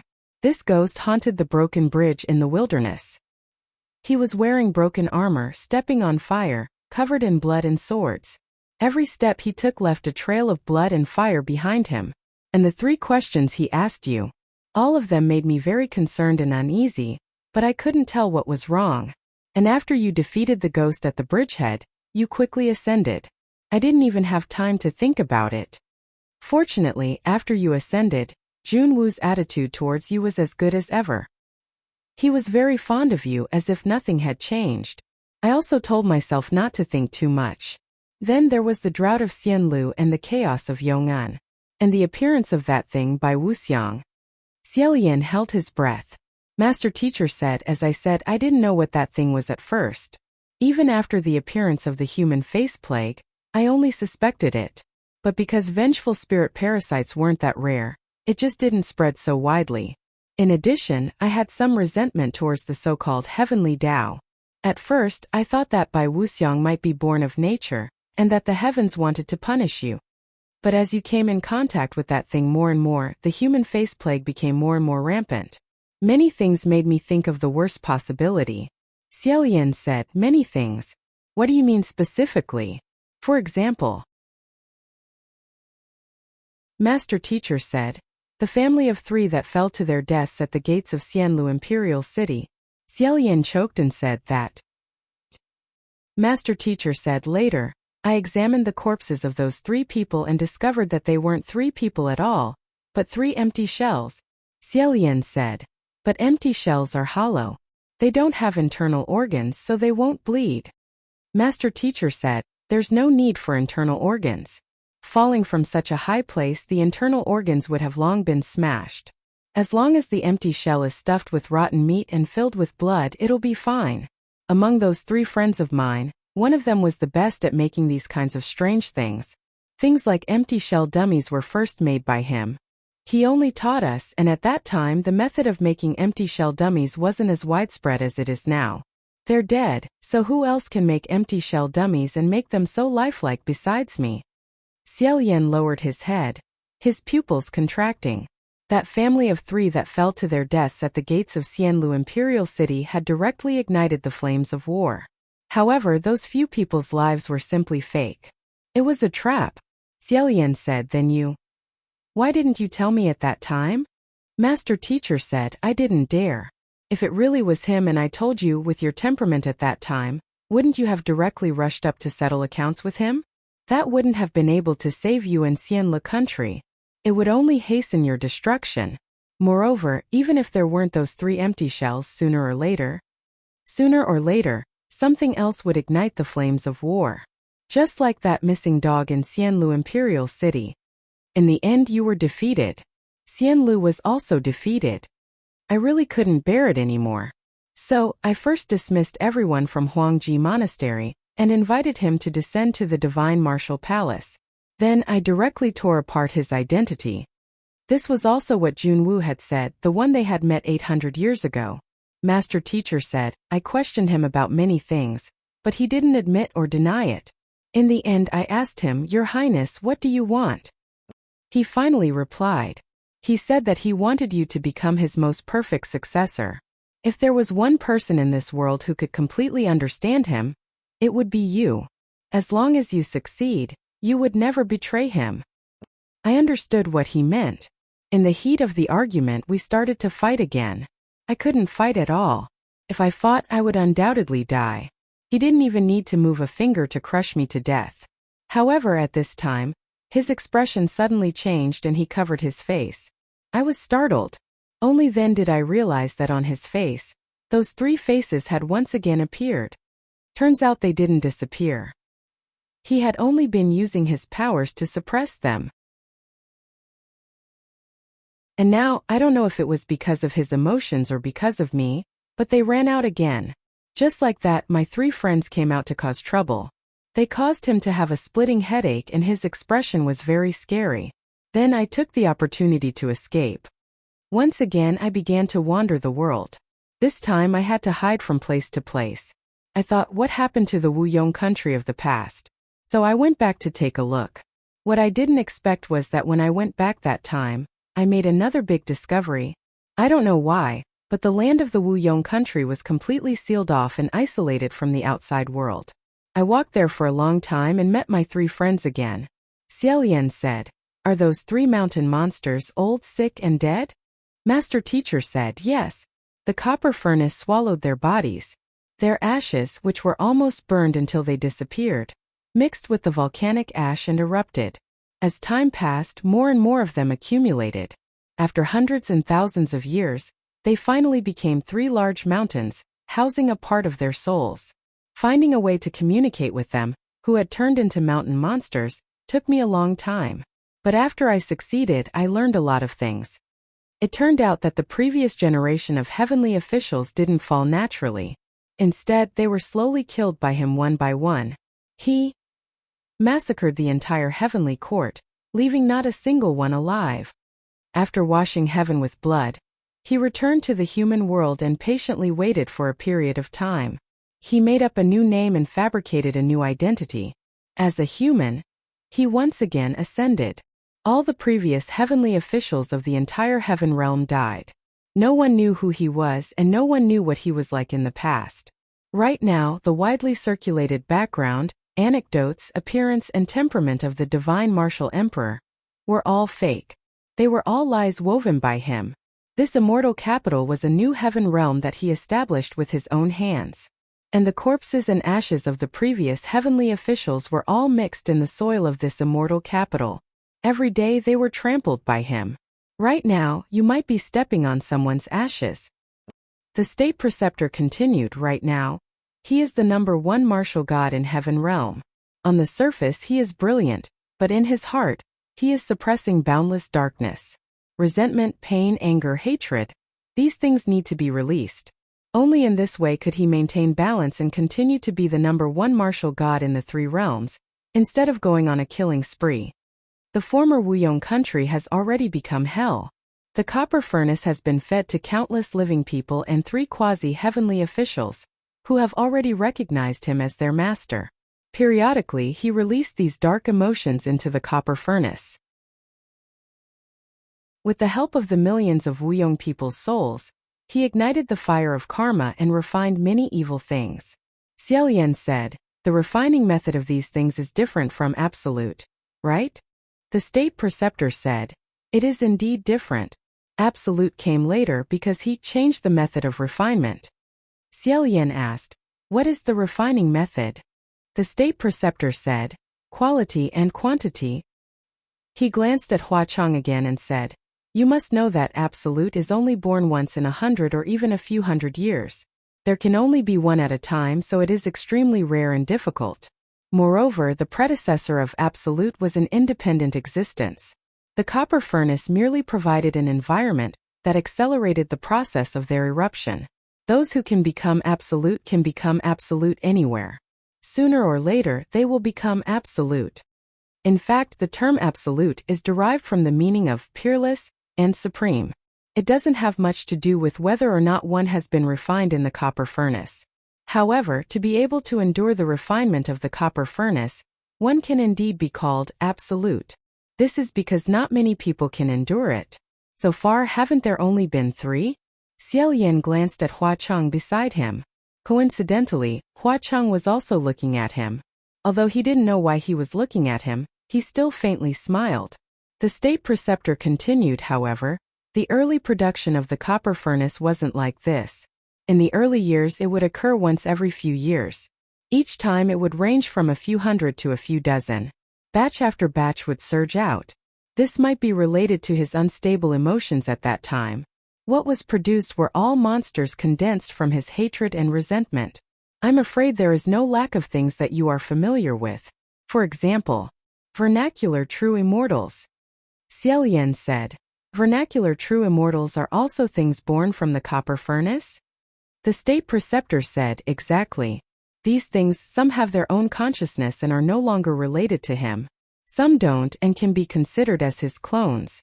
Vernacular true immortals have their own consciousness. After they go out, they even split into many smaller clones. My 3 friends stayed behind in the Wuyong country to prevent these monsters from leaving the country. I, on the other hand, have been searching for these things in the outside world all year round, trying to salvage the situation. Xiao Yan suddenly remembered the strange attitude of the state preceptor when he saw Shi Qingxian before he came up. He said, Master Feng. Back then, the expert who told Qingxian's fortune and told them not to hold a grand wedding, was it you? The state preceptor said, Nonsense. Other than me, which expert could tell so accurately? Which expert still has so much free time? Just a bowl of porridge and you can tell? The state preceptor said, that vernacular true immortal originally wanted to try and swallow the young Shi Wudu, but Shi Wudu was too ruthless. He was not easy to deal with at such a young age. He was invulnerable and had a tough life. If he tried to bite him, his teeth would break and his mouth would be full of blood. Thus, he could only turn to his mediocre but wealthy younger brother. Although he did not manage to bite him, he made the 2 brothers restless. He even bit someone who originally had the fate of ascension. No matter what, it wasn't a loss. I really can't accept it if I didn't kill this thing. Hua Cheng said. He's already dead. The state preceptor said, He Xian swallowed him instead, right? I've heard about it. I originally wanted to keep an eye on the Shi brothers until I confirmed that they were fine. But at that time the copper furnace was about to open and I couldn't follow closely. So I went to the copper furnace first. By the time I got back, things were a mess. Shi Wudu had evil thoughts and caused a huge mess. There was no way to clean it up. My head hurt so badly that I couldn't do anything even if I wanted to. Then he really couldn't do anything even if he wanted to. The state preceptor continued, but to be honest, the vernacular true immortal is not considered powerful. He just likes to go out and cause trouble. Strictly speaking, this thing can only be considered a defective product. Also, for example, Xiao Yan said in a low voice, for example, One thought bridge, fighting the soul of death? The state preceptor took a deep breath and said, It's him. Otherwise, why do you think I said that everything was because of a sentence from you? Because that ghost at the bridgehead is a black clone that he refined in the copper furnace. Every many years, it will come out to cause trouble and kill people to vent its anger. But it just had to be you who defeated that monster. He felt that the ghost at the bridgehead had been killed and immediately went down to investigate. He saw you. And you just had to say that sentence in front of him. Body in the void, heart in the land of peach. This was simply a crazy mockery to him, touching his reverse scale. Chapter 220.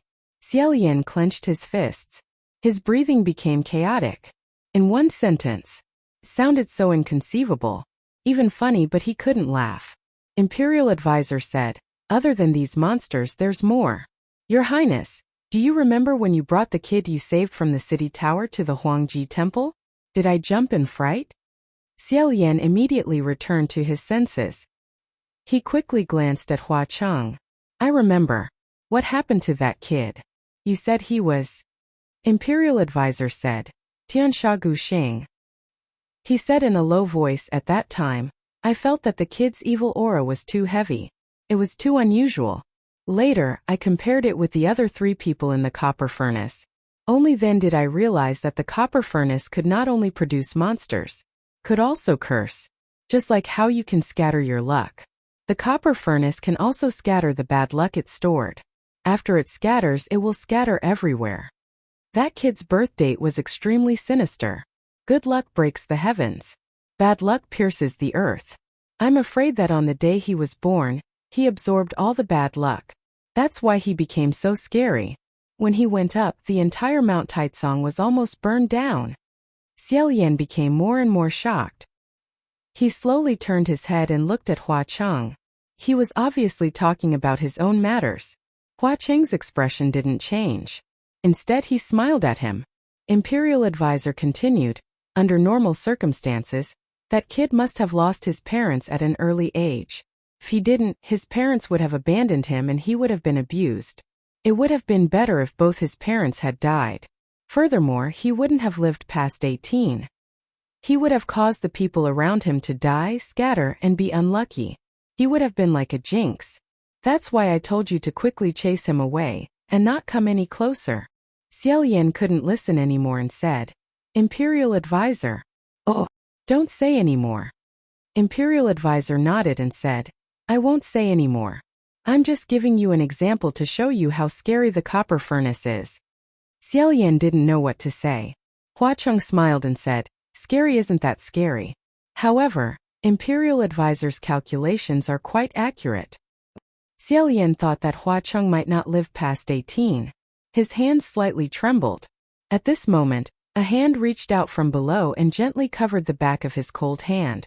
Both of their hands were equally cold, but when their hands overlapped, there was warmth. Imperial Preceptor said, He has been giving you a test. The human face plague of Xianlu was the first problem. According to his answer, as long as you chose to launch the human face plague on Yong'an, you would have passed the test. Not only would he not demote you, but he would also help you cover it up, allowing you to truly become his trusted successor. 1 step to the heavens, 2 steps to defy the heavens. But you got it wrong. When you were demoted for the first time, he probably set another question for you, and you still didn't give him a satisfactory answer, so you ascended and were immediately beaten down by him. A pale, smiling face appeared in Xiaolian's mind. He paused for a moment, then said in a low voice, Actually, I was the one who requested it. Huacheng said, Big brother, trust me. Even if you don't ask for it yourself, he has thousands of ways to make you go down. Xiaolian continued, however, Bai Wuxiang was also defeated by him. Huacheng said, But he didn't die. Xiaolian asked, But what's the point? Imperial Preceptor said, Of course Bai Wuxiang can kill you, but what he wants isn't to kill you. In fact, as I said, he likes you very much. He doesn't want you to die at all. He just wants you to become the way he wants you to be. Huacheng also said, Killing you can't achieve this goal. If you die in that state, you will never change and he can't bear it. But Bai Wuxiang also has no reason to let you go so easily. What better way to deal with it than for the Divine Martial Heavenly Emperor to descend to the human world, drive away the demons and save you from danger. That way you will trust and be more grateful to him. He didn't succeed twice, so he must be extremely unhappy in his heart. Imperial Preceptor said, When you were demoted for the second time, he had countless opportunities to slowly teach you and slowly wait for you to change your mind. According to my observation, he had already calmed down. However, this tranquility had been broken recently. The opportunity is your third ascension. If you were a pile of mud, then it'd be fine. But you were already like that, yet you didn't follow the arrangements he made for you. You can ascend again and you still look the same as before, not changing at all. I don't know what he will think when he sees you, but I feel that he will definitely give you another test. Huacheng said, Look at what he did after that and you will know. Big brother, try to recall what has happened since you ascended for the third time. Xiaolian quickly entered the state of mind. After thinking for a moment he said, The first thing, Mount Yujun. I captured the female ghost Xianji. At first I didn't find the ghost bridegroom. Halfway through, the fetus spirit used a nursery rhyme to guide me. Presumably it was his idea, but I thought he was helping me in that matter. Huacheng said, He was just helping you complete the task. The direct result was capturing the female ghost Xianji. But what about the indirect result? Xiaolian probed. Poking the hornet's nest of General Pei's old lover, bringing him some trouble? Imperial Preceptor said, This can be considered a small problem. If you knew that you would offend Pei Ming, would you have handled the task of the ghost bridegroom in a different way? For example, you could have secretly informed Pei Ming to suppress it. Then, you could have let Xianji continue to cause trouble in this small area and not make it big. Xiaolian blushed with shame and said, This. To tell the truth, I only found out later that it was related to General Pei. At that time the female ghost wanted to take his life and there were so many people present. The arrow was already knocked on the bowstring and had to be released. I already didn't have the time to think about whether or not I would offend someone. Huacheng faintly smiled and said, Brother, you've already made your choice. He continued to sort things out and said, "The second thing, an empty shell Taoist came to Puqi Monastery and lured you to Banyu Pass. Let's not talk about who sent that shell first and what the consequences of this matter were." Xiaolian said. "He kicked away little General Pei and broke one of General Pei's arms." Hua Chong said, "Brother, you see, with these two matters, you helped him greatly weaken Pei Ming's strength and also thoroughly offended Pei Ming. He didn't make an appearance at all. The enmity is all yours, yet you're still grateful to him." Hua Chong continued, "If I didn't guess wrong, in these 800 years, he hasn't neglected to keep an eye on you. Brother, you were once a state preceptor in Yong'an and taught Lang Qianqiu. He probably knows about this. However, he still sent Lang Qianqiu to travel with you. In my opinion, this is purely malicious." The state preceptor was shocked. "Wait a minute. Your Highness, you went to Yong'an to be a state preceptor? You taught Lang Qianqiu?" Xiaolian said, "Yes." The state preceptor said, "You're the state preceptor Feng Xian?" Xiaolian said, "Yes. What's the matter?" The state preceptor said, "If he knew about this matter, he would definitely be very angry at you." Hua Chong continued, "Brother, you originally didn't plan on getting involved in the matter of the true immortal, but in the end you were still dragged into it. Fortunately, it wasn't too deep. The several hundred fishermen in the South China Sea that were dragged into the tribulation domain weren't stirred up by black water or sure voodoo. Other than them, who else had the most ability to do it?" Only now did Xiaolian realize that ever since he returned, every step he took was probably under Jun Wu's close watch and push. Hua Chong crossed his arms and said, "I'm guessing that the reason he did this was because of his strange mentality. He kept throwing questions at you to test how you would choose and how you would walk, hoping that you would follow the path he laid for you. On the other hand, I'm afraid he wanted to use you as a sword to weaken the power of these heavenly officials. The heavenly officials of the previous generation must have left a deep shadow in his heart. He's extremely vigilant and wants to have absolute control over everything. He doesn't allow anyone to threaten his power and position, and he can't let the other heavenly officials catch up to him. Furthermore, I think..." Xiaolian happened to be thinking too, so he said, "What?" Hua Chong said, "The matter of Shi Wudu exchanging Shi Qingshuan's life, and the matter of black water sneaking into the heavenly court to investigate. Could it be that he really doesn't know anything?" This was also what Xiaolian was thinking. Could it be that Jun Wu, who sat at the highest position, really didn't know anything about this? Not very likely. He could directly check all the files that passed through Lingwen Palace Hall. If there were any falsifications, would he really not be able to detect any clues? The Navy committed such a huge crime, yet they practically hid it from everyone and were safe and sound for many years. It was only after he started to walk sideways in the heavenly court that his dirty laundry was exposed. Hua Chong said perhaps he had already sensed it from the beginning. It's just that at that time, the Navy's position didn't threaten him, so the matter wasn't exposed. If it had been exposed earlier, it might not have been good. If Shi Wudu was demoted, a new navy would have come up. The new navy might not have such a big handle and a disaster that he could use against them. He continued, "If I were Jun Wu, I would be very unhappy with Shi Wudu.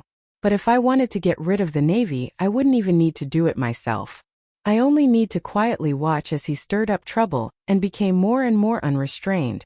When I couldn't tolerate him anymore, I would directly leak the information about exchanging lives to Blackwater. Blackwater would naturally take revenge for himself and his dead relatives."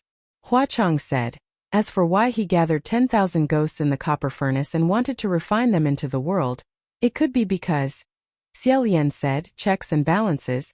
Hua Chong said, "Yes. On one hand, he was probably happy to see the evil come into the world and bring disaster to the world. On the other hand, as long as there was something to bring disaster to the world, there would be people who would pray for it. And as long as the believers prayed, the power of the god would become stronger." The state preceptor sighed and said, "Every time the copper furnace opened the mountain, the four of us would go and stop it. But we didn't succeed every time.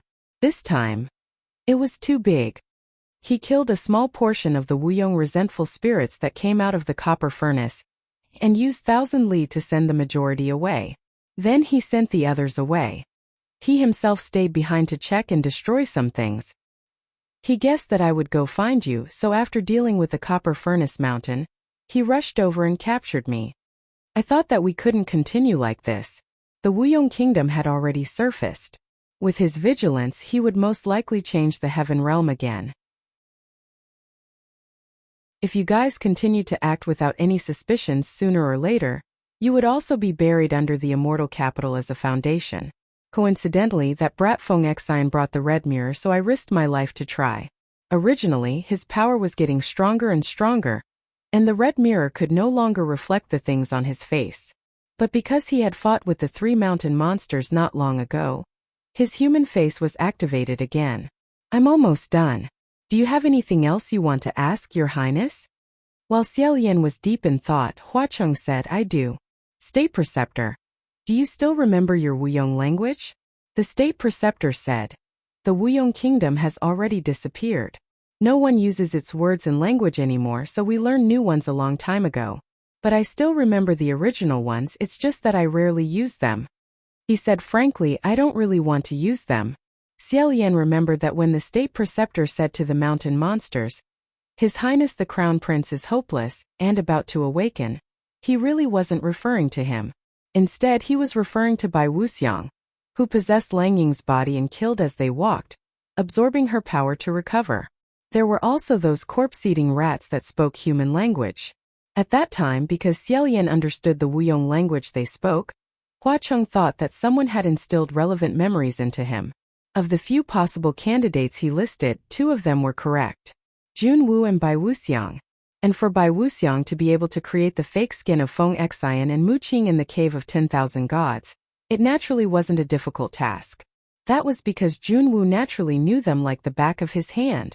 Xiaolian said, He seems to have always wanted to lead me to think that I am Prince Wuyong himself, or a part of his soul. The State Preceptor said, Of course he wants to. Since the existence of the Wuyong kingdom can no longer be hidden, anyone who sees the Xianle Crown Prince and Prince Wuyong will feel that the 2 of them are very similar. Moreover, as long as you start to doubt yourself, doubt your own heart, actions and goals, and have the thought of I am Prince Wuyong, the possibility of you repeating his fate will increase. It was he who took the initiative to lead you, wanting you to walk the path he walked before, and not because your paths are mysteriously similar. He couldn't possibly tolerate you 2 being so similar, yet walking different paths. After a long time, Huacheng said, I already said, you don't look like him at all. The State Preceptor finally couldn't bear it anymore, turning towards him and saying, You young man, what's wrong with you? Huacheng ? Xiaolian was startled, thinking in his heart, what's wrong? The State Preceptor rolled up his sleeves and sincerely said to Huacheng, I've wanted to say this for a long time. Young man, why is your smile not sincere at all? Don't think that you can be rude to me just because you're a desperate ghost king. Desperate ghost kings are very rare, but do you know how old I am? Of course, it's an elder of my age that's even rarer. Huacheng raised his eyebrows. Xiaolian rubbed the space between his eyebrows and said, Master, Sanlang isn't being rude. He was just used to fake smiling at others. The State Preceptor gestured to Huacheng, telling him not to come over. Then, he pulled Xiaolian to the side and solemnly said, Your Highness the Crown Prince, I saw it. Xiaolian said, What did you see? The State Preceptor said, On top of that giant god statue. That giant god statue? What happened on top? Xiaolian thought for a while. Suddenly there was a buzzing sound in his head. It's borrowing power. Xiaolian coughed nonstop and said, No. That's just borrowing power. No, in fact, it's not just borrowing power. In short, it's... The State Preceptor's words became even more sincere and heartfelt. Your Highness, what's going on with you? Could it be that because I've been too strict and you've been cultivating for too long, not being close to women, you've changed? Xiaolian frantically waved his hands. It's definitely not that kind of reason. The State Preceptor suspiciously said, Then, could it be innate? I've never seen it before. Alright, then you really aren't like him in this aspect. Xiaolian. Wait a minute. That's not it either. The State Preceptor sighed and said, You don't have to be afraid, Your Highness. I'm not saying anything to you. I won't teach you anything I'm not good at. Moreover, you've already experienced everything, so why do you still care about this? It doesn't matter whether it's a man or a woman, as long as you're happy, it's fine.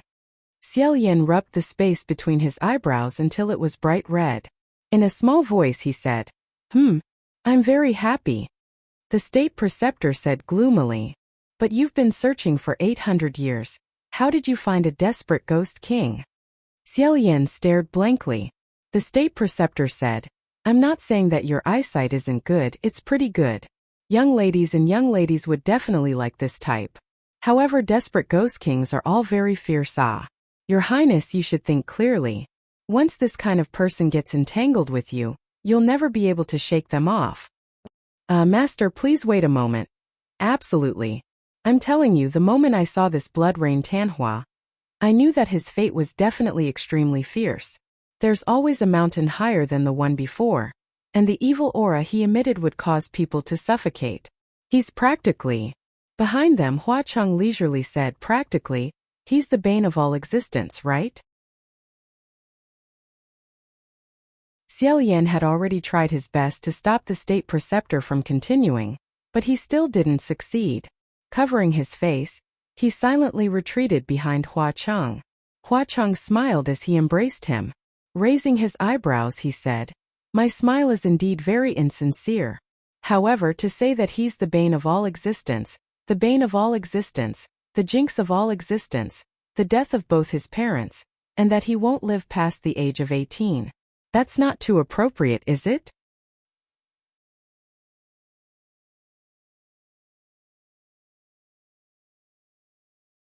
After saying that, he lay down again and pulled the quilt over his head. Junwu turned around and began to slowly pace around the Xianlu Palace, searching around. He searched unhurriedly for a while, but did not find anything. After thinking for a while, he turned to the curtain and stretched out his hand. When the curtain was lifted, it was empty. After standing still for a moment, Junwu put down the curtain and returned to the table. Xiaoyan, who was lying on the bed, had yet to relax. Under the blanket, Hua Cheng was lying next to him. Their faces were very close together. Xiaoyan's heart pounded fiercely. His entire body tensed up. Hua Cheng faintly smiled, silently saying, Your Highness, don't be afraid. Just now, when Junwu turned around, Hua Cheng calmly lowered the curtain. When Junwu walked over, he calmly walked out from behind the curtain and silently flashed to Xiaoyan's bedside. Xiaoyan pulled him onto the bed and stuffed him inside. Just as Hua Cheng rolled onto the bed, Junwu turned around again. The timing was perfect.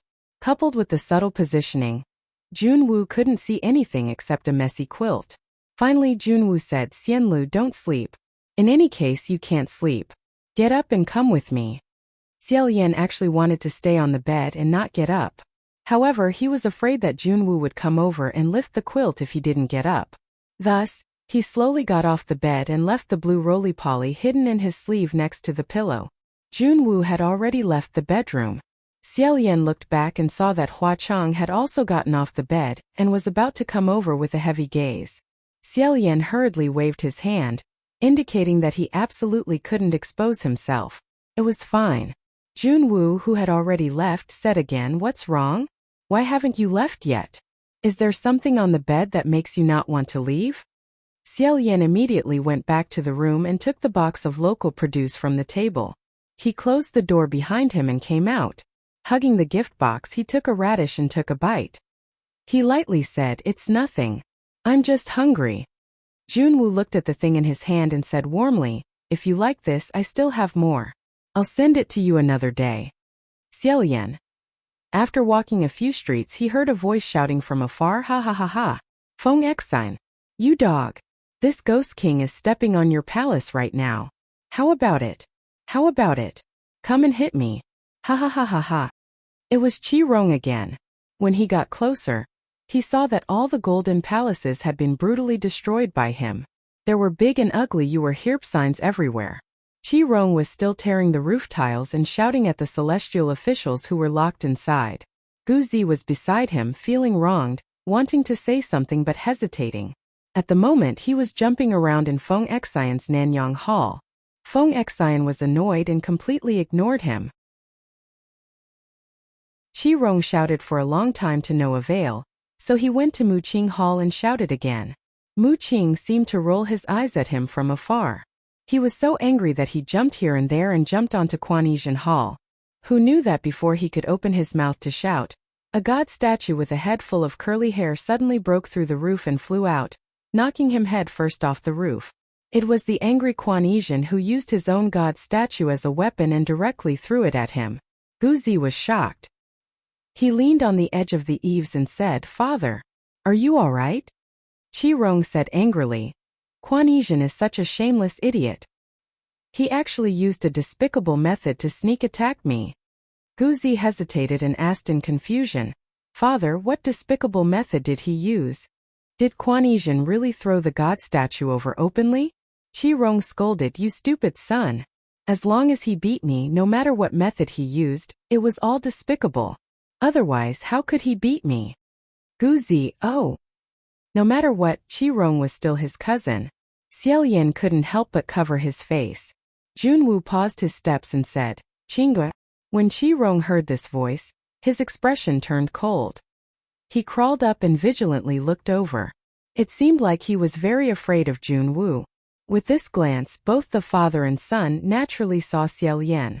Guzi happily said, "Brother tattered Taoist priest." Qi Rong evilly smiled and said, "Yo, who is this? Isn't this the crown prince's cousin?" Xiaoyan didn't want to pay attention to him, yet he still made a fuss. He moved closer and circled around Xiaoyan, mocking, "Weren't you very arrogant before?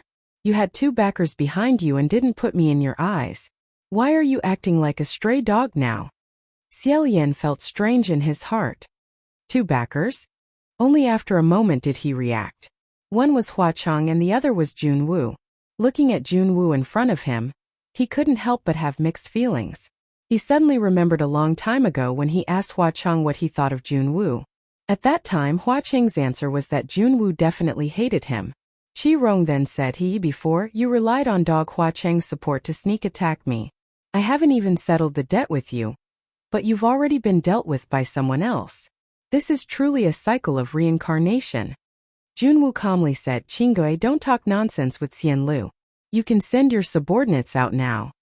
Although Qi Rong had previously cursed Junwu behind his back, now that he was in front of Junwu, he dejectedly tucked his tail between his legs. Although he didn't look convinced, he didn't say anything else and just went up to the room, grabbed Guzi, and went to run errands. Junwu then said to Xiaoyan, "Let's go." Xiaoyan looked at the road Junwu took him down and pondered in his heart, "This direction, is it leading to Qi Rong's subordinates? Could it be?" After a while they turned a corner and sure enough, a gorgeous martial god palace appeared in front of the two. Mingguang Palace. Inside the palace, chaotic shouts and roars could already be heard. Xiaoyan was startled. Unable to follow behind Junwu, he rushed inside. Inside the palace, he saw that it was truly a chaotic mess. Pei Ming's face was ashen. Xianji was like a dead snake wrapped around his body. She twisted and turned a few times and even wanted to tie a knot. Xianji's long hair was disheveled. Her face was green, her teeth were red, and her eyes were ferocious. Xianji looked like she wanted to bite Pei Ming's neck, but her own neck was being pulled out by Half Moon. On the other side, a broken sword was pointed at Pei Ming's throat. It seemed like it was going to stab into Pei Ming's throat, but Pei Su grabbed it tightly with both hands, stopping the blade from moving forward. Behind Half Moon and Pei Su, Kuemo was swinging his fists, wanting to smash them. If it wasn't for the ashen-faced Pei Ming holding on to his last breath, Kumo's fists, which were bigger than iron hammers, would have crushed Pei Su and Half Moon. Xianji shrieked, "Get lost! Pei Ming's dog life is mine, it's all mine." Rongguang, who was attached to the Mingguang sword, scolded, "Get lost! You really don't have any self-awareness. There aren't 1,000 women that Pei Ming doesn't want, but there are at least 800 of them. The one who wants Pei Ming's dog life is me." The veins on Pei Ming's forehead bulged. "You, both of you, are sick. All of you get lost." Xiaoyan's heart was filled with sympathy. From a certain point of view, this could be considered a misfortune of being too popular. He said, "General Pei, hold on." He was about to go up and save the situation, But who knew that before he could go up, a hand was placed on his shoulder. Junwoo said from behind him, "Xianle, you can't be thinking that I called you here to help me do something good, right?" Pei Ming and the others, who were in a terrible mess, also noticed this side. Half Moon happily said, "General Hua." Xiaolian was pressed down by his hand and couldn't move at all.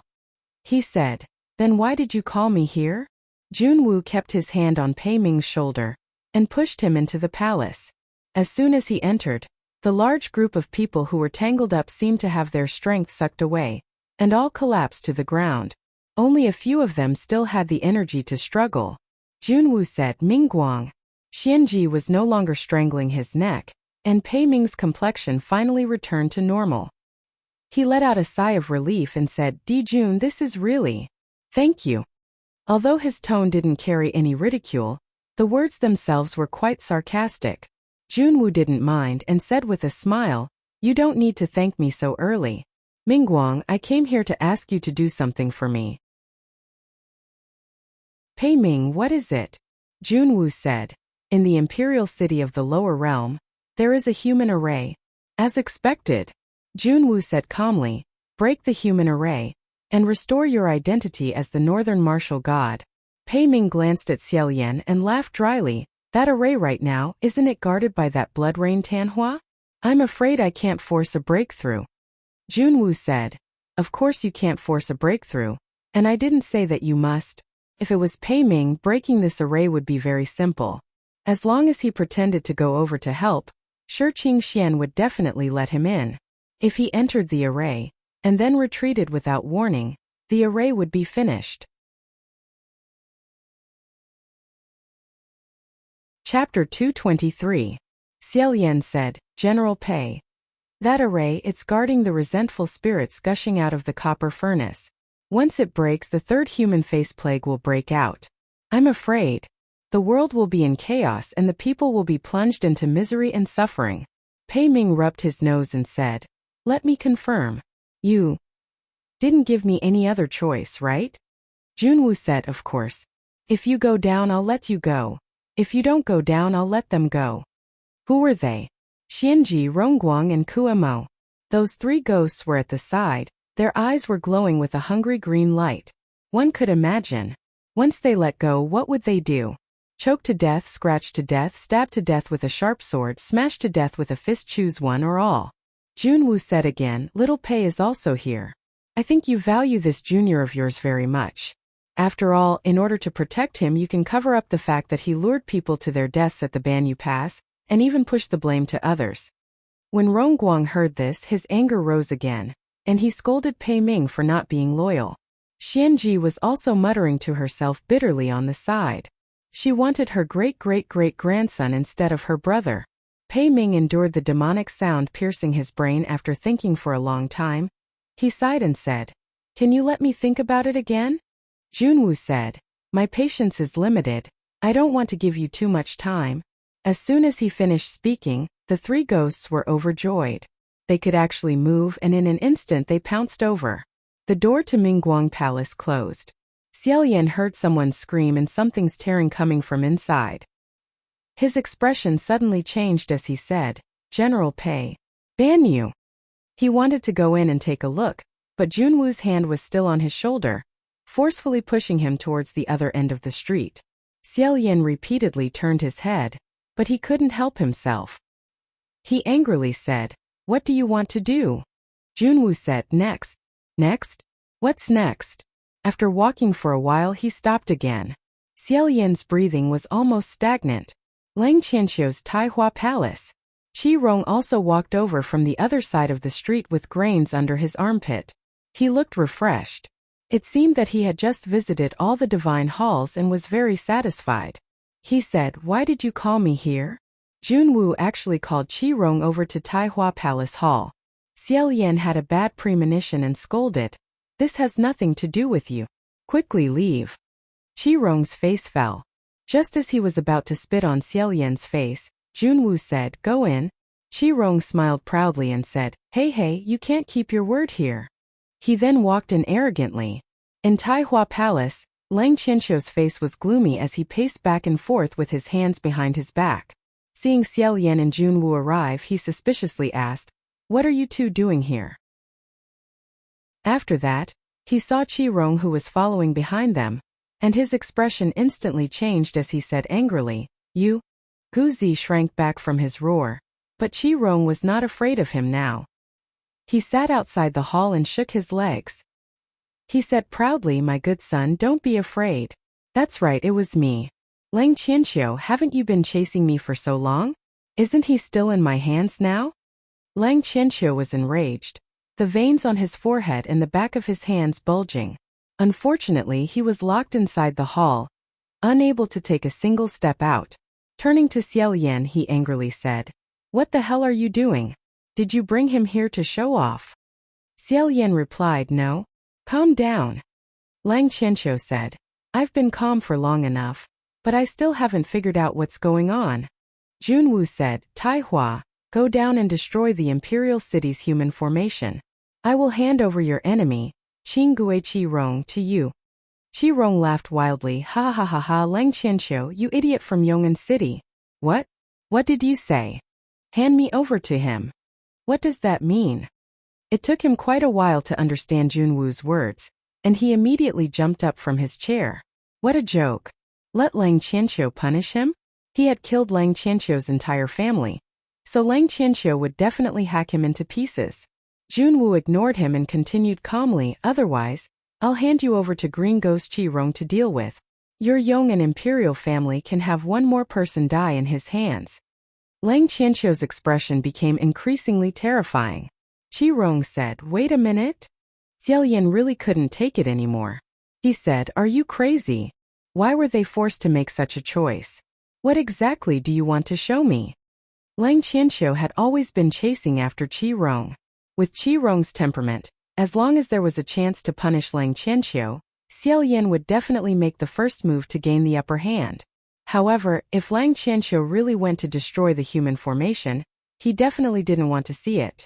Junwu said, "If you don't want to see them make a choice, then you can replace them." Xiao Yan said, "What?" Junwu said, "Xianlu, this is the result of your willfulness. If you had followed my plan from the start, they wouldn't have to face such a choice." Xiao Yan was so angry that his voice trembled. "You're saying that this is my fault? Why do you have to force me like this?" Junwu said, "Do you hate me? Just hate is useless. If you have the ability, then defeat me. Do you?" Xiao Yan clenched his fists, his knuckles cracking. Junwu said, "The current you naturally doesn't. However, as long as you break the human formation, then perhaps you will. Because I will help you open the two locks on your body." These two shackles had sealed him for more than 800 years. What would happen after they were unlocked? Qi-rong vigilantly stared at the people within the Tai Hua Palace Hall. Lang Qianqiu was also startled. Taking advantage of this opportunity, Qi-rong grabbed Gu Zi and scrambled away. Lang Qianqiu shouted, "Stop!" How could Qi-rong possibly stop? Xiao Yan said, "Qianqiu, let the other heavenly officials out first." Lang Qianqiu subconsciously replied, "Yes, master." After he answered, both of them were startled. Lang Qianqiu glanced at Xiao Yan before madly dashing out. On the other side, Hua Chong withdrew his blade of misfortune. Thousands of silver butterflies crazily swept over and wrapped around Junwu. He pulled Xiao Yan and said, "Let's go." Those silver butterflies couldn't hold Junwu for long, so the two of them ran out onto the streets. Lang Qianqiu's movements were very fast. He knocked down a large group of guards and released many heavenly officials from their shrines. They rushed out onto the streets of Immortal Capital, all of them panicking. Why is there a fire? Who set it on fire? It's not an ordinary fire either. There's no way to extinguish it. From afar, they could still hear Qi-rong screaming as he ran. Fuck fuck fuck. Fuck that Junwu, he's crazy. I'm still here. Yet he set fire to his own territory. He's really fucking sick. Feng Xian also came out of Nanyang Shrine. He stood on the streets as if he was looking for someone. Beside him, Mu Qing asked, "How do we leave?" "There's no way to leave." "Can we fly?" "Everyone is injured right now, and their powers are also limited. We can't fly." In other words, even if they were released from their shrines, they would still be trapped in immortal capital by the Sea of Fire. At this moment, everyone suddenly felt the ground violently shake. They were even more shocked. What's going on? An earthquake? Lang Qianqiu said. How is that possible? This is immortal capital, and it's floating in the sky. How could there be an earthquake? What exactly is that? Speaking up to this point, everyone choked. After a while, they all raised their hands and pointed forward. Someone mumbled, "What is that thing?" Amidst the flames that filled the sky, at the end of Immortal Capital's long street, a huge human head appeared, staring at the hundreds of heavenly officials on the street. That head was simply too big. It was several times bigger than a golden palace hall. Furthermore, it was smiling. It was originally a very peaceful and kind smile, but in the boundless night and blood-red flames, it seemed a little strange. Someone hugged his head and said, "Am I hallucinating? What a big crown prince." It was that huge stone statue of a god. It had flown up. Xiaoyan was also stunned. Wasn't that statue lying in Bronze Cauldron Mountain? Furthermore, without his control, that statue of a god couldn't fly up. He didn't give any orders and he didn't have enough power, so why did it fly up? Looking again in the dark night, that huge stone statue of a god was surrounded by dazzling heavenly light, dotted with stars. Upon closer inspection, it wasn't the light emitted by the statue itself. Instead, it was millions of silver butterflies, as well as millions of bright lamps that surrounded it. You're tuning into the Li Mei's Wuxia Whispers YouTube channel. We're so grateful for your support, and don't forget to subscribe to join us on this incredible journey through captivating stories. Your generosity through donations truly makes a world of difference, as it's the primary source of revenue that allows me to expand and enhance this channel for you. Thank you from the bottom of my heart for being a part of this adventure.